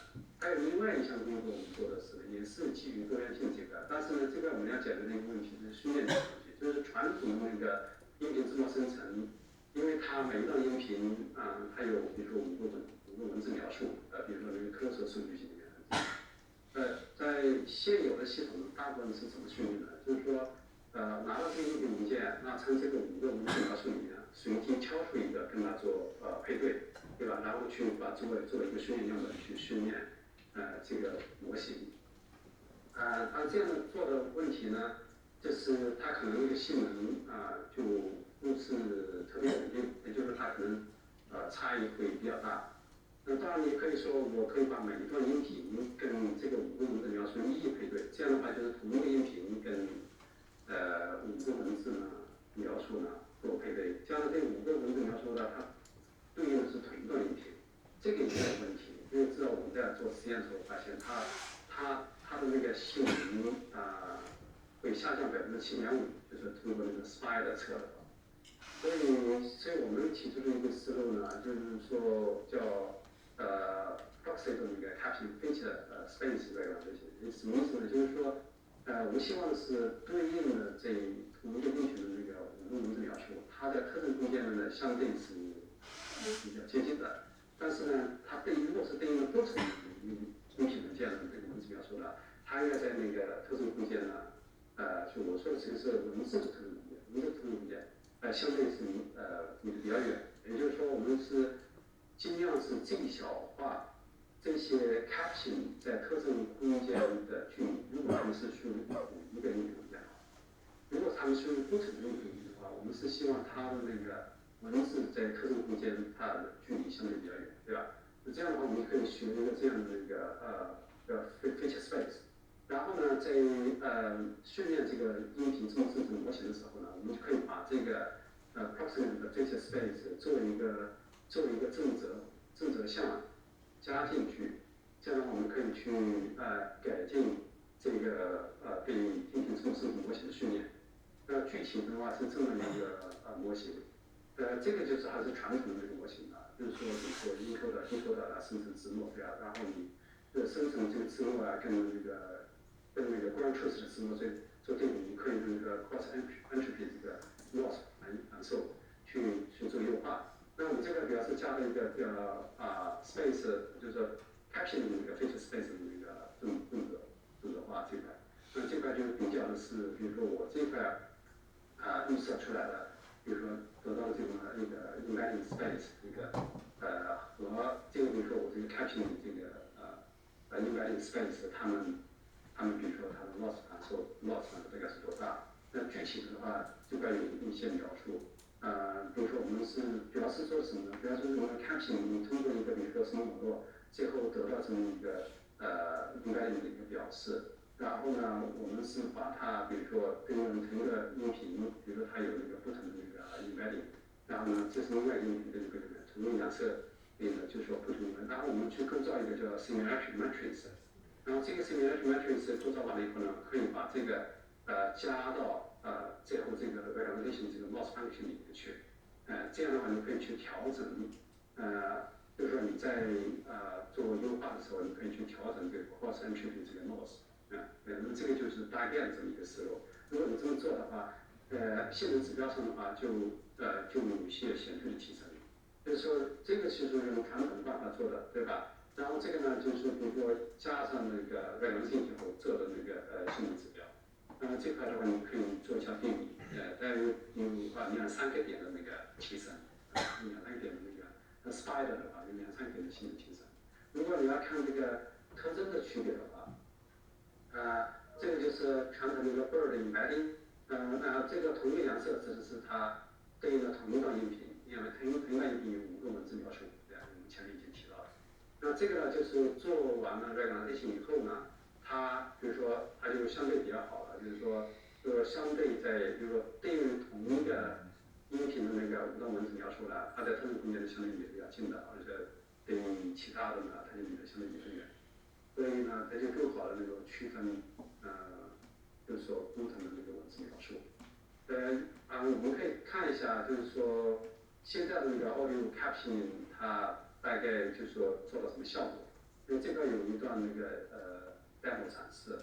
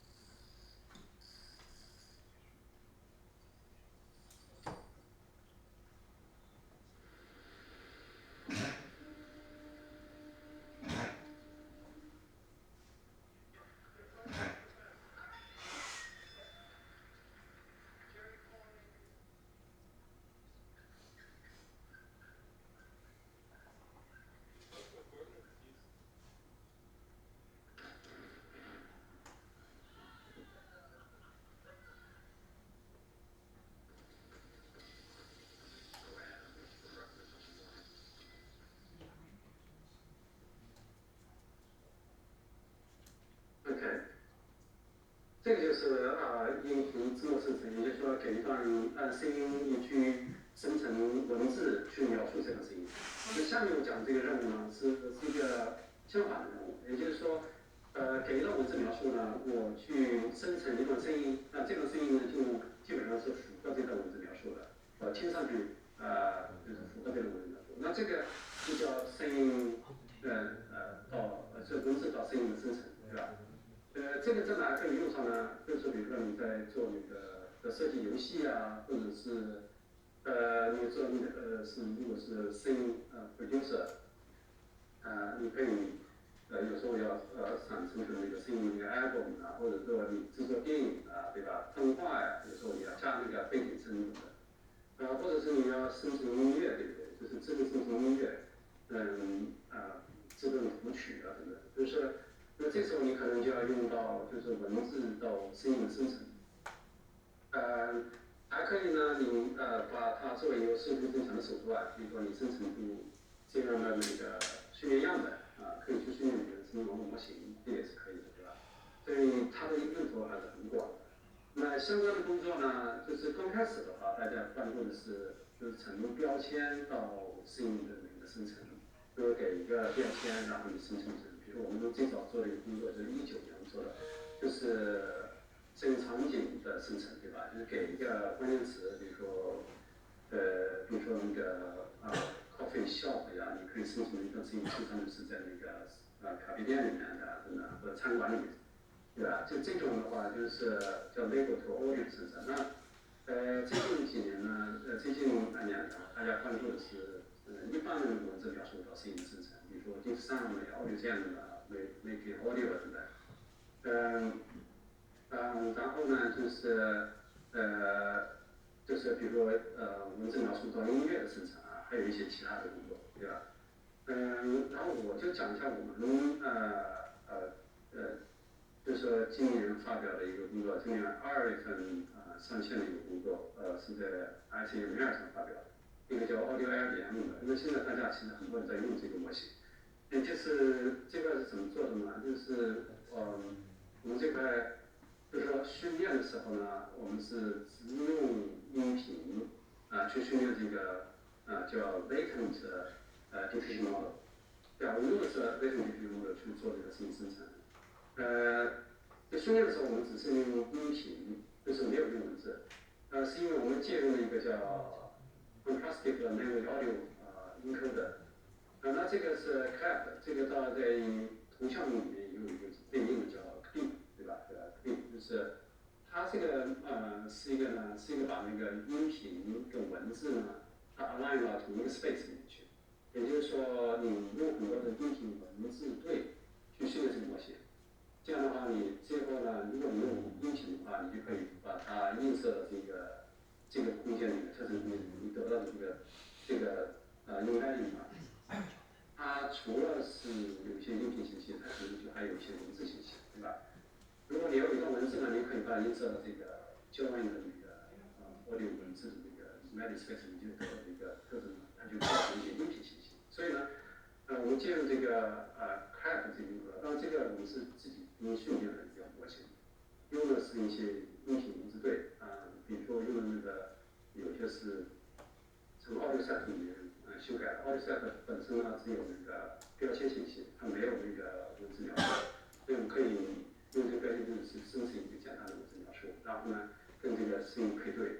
还有呢，比如说是其他的一些已有的 cursor 或者是audio caps 里面数据集可以用来训练，就训练是那个track encoder。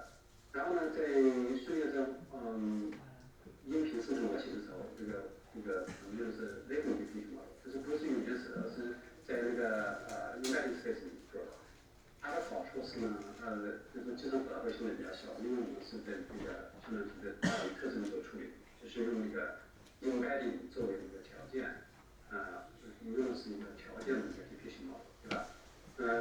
就是因为就在训练的时候，我们是有这个音频，然后每次加一点噪音，对吧？然后我学的是什么？学的就是说比如说我去噪，对，就是我学的这个去噪，最后要生成的这个就是叫 try， 对吧？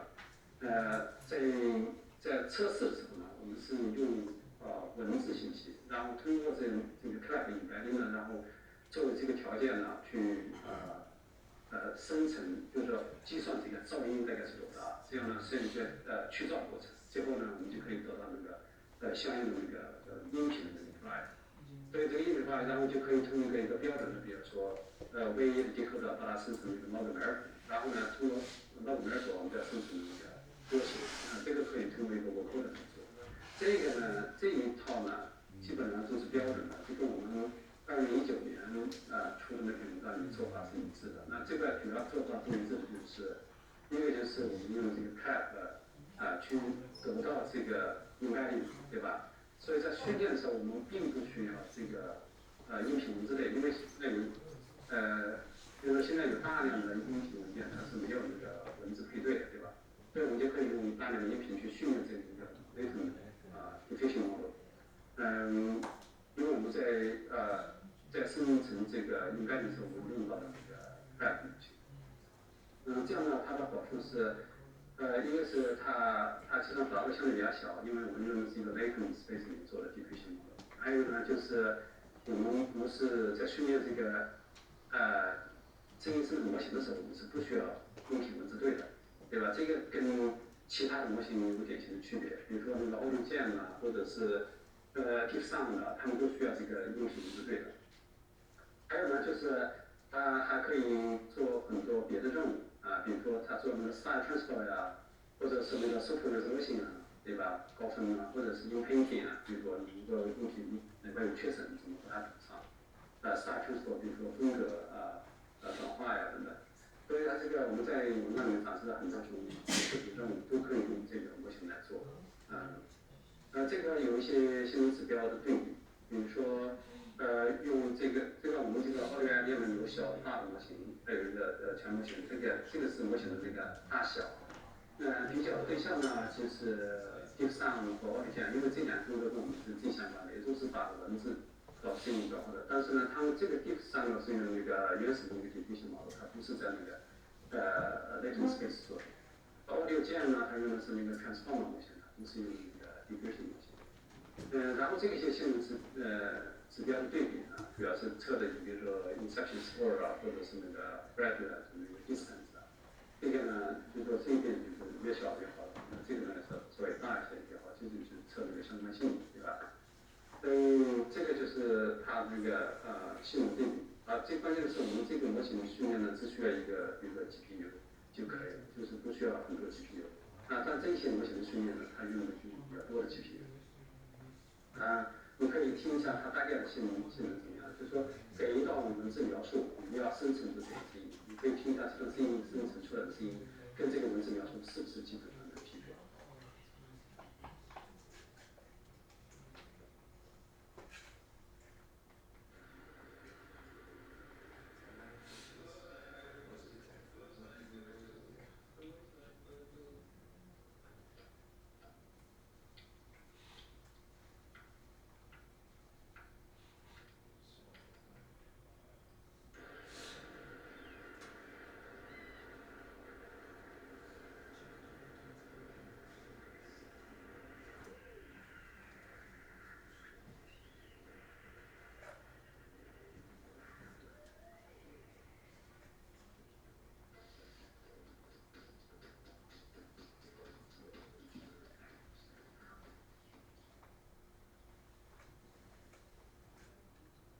对这个 Audio Engine 发布了以后呢，它一度是在 Hugging Face 上面，Hugging Face 上面现在有10万多个人工智能软件了和模型了。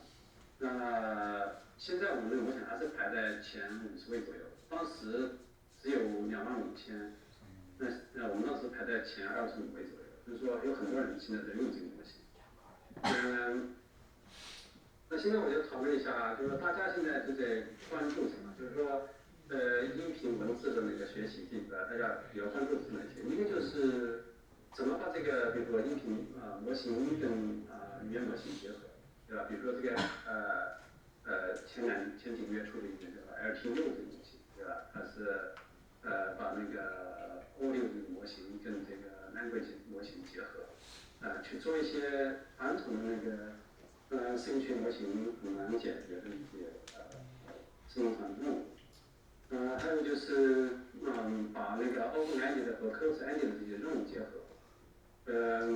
open-ended 比如说就是 audio captioning 和 closed-ended 比如说 classification 这些任务可以结合，还有就是 question answer。然后呢就是很多的模态的融合。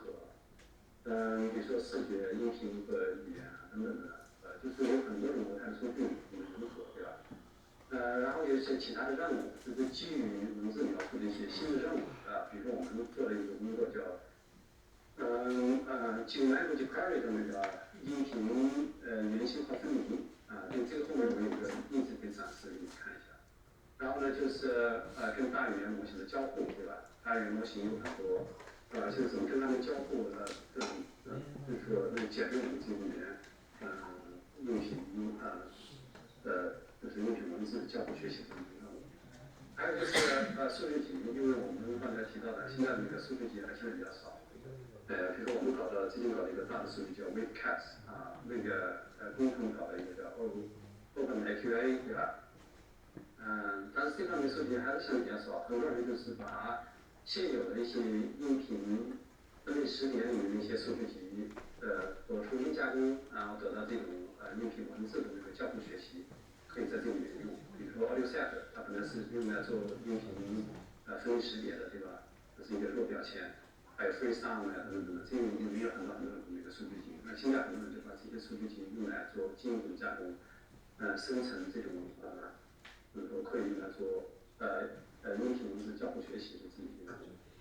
还有就是一些其他的方面的工作，当然我们没有专门关注这方面工作，比如说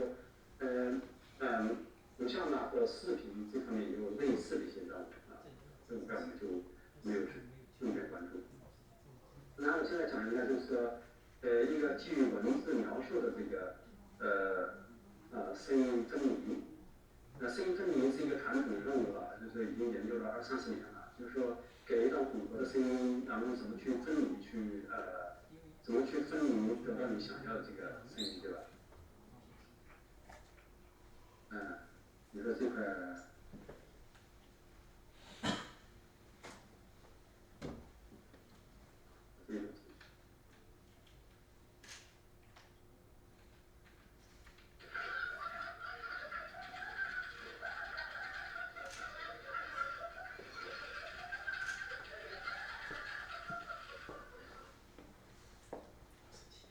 对吧？这个是一个混合的声音，可以听到有一个人在敲键盘的声音，还有一些别的声音，对吧？如果我说给一段文字描述说你那上了特定的 keyboard， 那你可以把它分离出来，通过这个系统可以把它分离出来。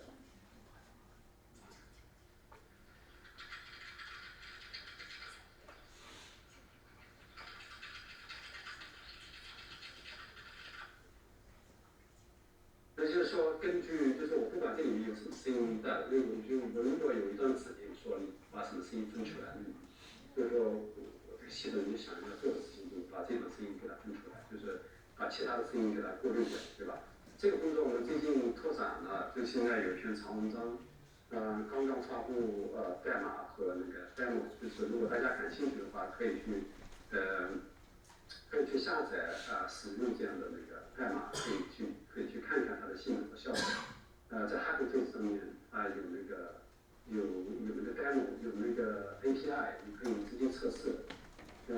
然后那个 GitHub 上面有这个代码，你可以去下载用。这是那个进行这描述声音分离。那现在另外一个工作我们就是搞的这个一个大一点的数据叫 WebCast 那其实基于现有的一些那个数据集去生成这个可以用来做音频文字交互学习的这么一个数据集。这个现在有很多人在使用这个数据集那个文章和代码在这块你可以去看这样。那这个数据集是基于这个4个公开的数据集，那这些数据集不是用来专门用来做音频文字交互学习的，所以它这里面原有的那些描述都是不太可用的，所以我们做的一个工作呢，就是用那个 prompt， 用那个 ChatGPT 把它重新生成的一些文字描述，而且把一些比较noisy 的那个文字描述呢去取了，所以呢，最后我们得到了一个数据集呢，大概有7000多个小时，是吧？有40万个那个音频文件，这个是相对一个比较大的一个数据集。还有一个呢工作呢，就是刚才我们提到的 Audio LLM， 最近我们把那个 Audio LLM 呢，实际上有新的工作了，就是我们取名叫 Audio LLM 2， 它实际上这个模型跟前面有一个很大的区别，我们还是用那个 LLM 作为这个声音生成的模型，但是在就是说在处理这个声音这块，就是模型这块，我们有很大的那个改变，就是我们用了一个叫 language audio 这么一个模型，这样的话它可以处理的不仅仅是一般的声效可以是语音或者音乐，所以这个 Audio LLM 2这个版本呢，现在在那个尤其在语音这个生成上面的效果呢就非常好。以前的话，第一个版本它生成音效和音乐这个效果很好，可是在生成那个语音那个效果不是很好。现在我们就可以用同一个模型去生成很多种不同的声音，所以这个模型也发布了，然后文章还有那个 demo 你可以在网上去下载，然后还有一个相关的工作叫 Web Journey。Web Journey 的话，这个也是做声音生成的，基于文字描述生成声音。当然，这个做法跟刚才那个 audio element 不太一样。这个呢，我们是像叫 conversational 那个 audio generation， 这个可以用来做 storytelling， 比如说讲故事比如说你给一段文字描述，然后我给你生成一段音频描述的这种基于音频描述这种故事，就是说。讲故事的话，你在很多地方都可以用到，对吧？比如说你有时候做一个视频讲故事，但这块的话，你就可以基于文字描述，我生成一段音频描述的这么一个故事，这里面可以加音频一个背景或者音乐或者是语音等等的。这个是基于这个文字描述，我们是用那个比如说语言模型去分析这里面有哪些就是哪些比较重要的那个音频事件然后我们可以把它转成几个音频模型的音乐处理，最后呢把这些声音合在一起来。这里面就可以考虑一些这个时间信息或者是事件发生的顺序信息等等。这个Web 9呢，这个工作我们是投到那个 IQ 这个会议上去了。然后呢，就是一个就是我参与写的一篇综述文章，这个是这篇综述文章就是讲一些大的那个音频模型的尤其是最新的，比如说最近一些工作，最近几年的一些工作，就是做了一个比较全面的综述。如果您感兴趣，可以去大家读一读，看看这个当前这个领域发生的一个事情。再就是总结一下，我今天主要讲的是，就是说，从声音到文字和文字到声音相互生成，就相互转化这么一些工作和一些相关的一些前沿一些工作。下一步我们比较感兴趣的呢，一个就是比如说声学模型跟语言模型的结合，还有一些比如说多模态这样的这些都是我们非常感兴趣的。当然这个就是说兴趣点很多，就是将来可以做的工作很多，就是我们现在比较关注的是这些点。还有一些我们讨论的就是说，但是没有跟你展示的，比如说一些代码还有是一个 demo 就是说有些你可以在网上去下载这就是我今天讲过的所有的内容谢谢大家关注。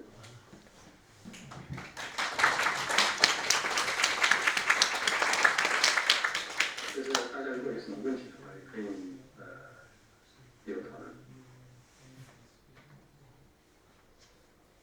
还有问题吗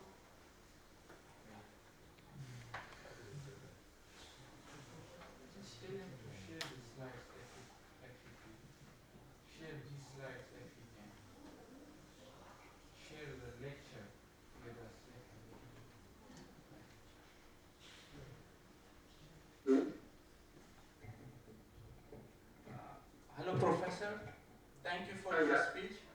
And I would like you to, if you could please share the lectures with us. Yes, of course. Yes, no problem at all. Yeah. Okay. Thank you. Thank you so much. No problem.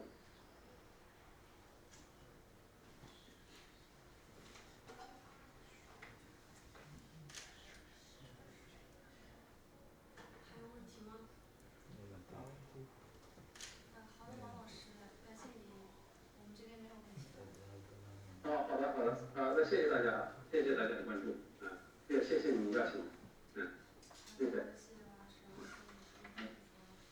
好的，再见。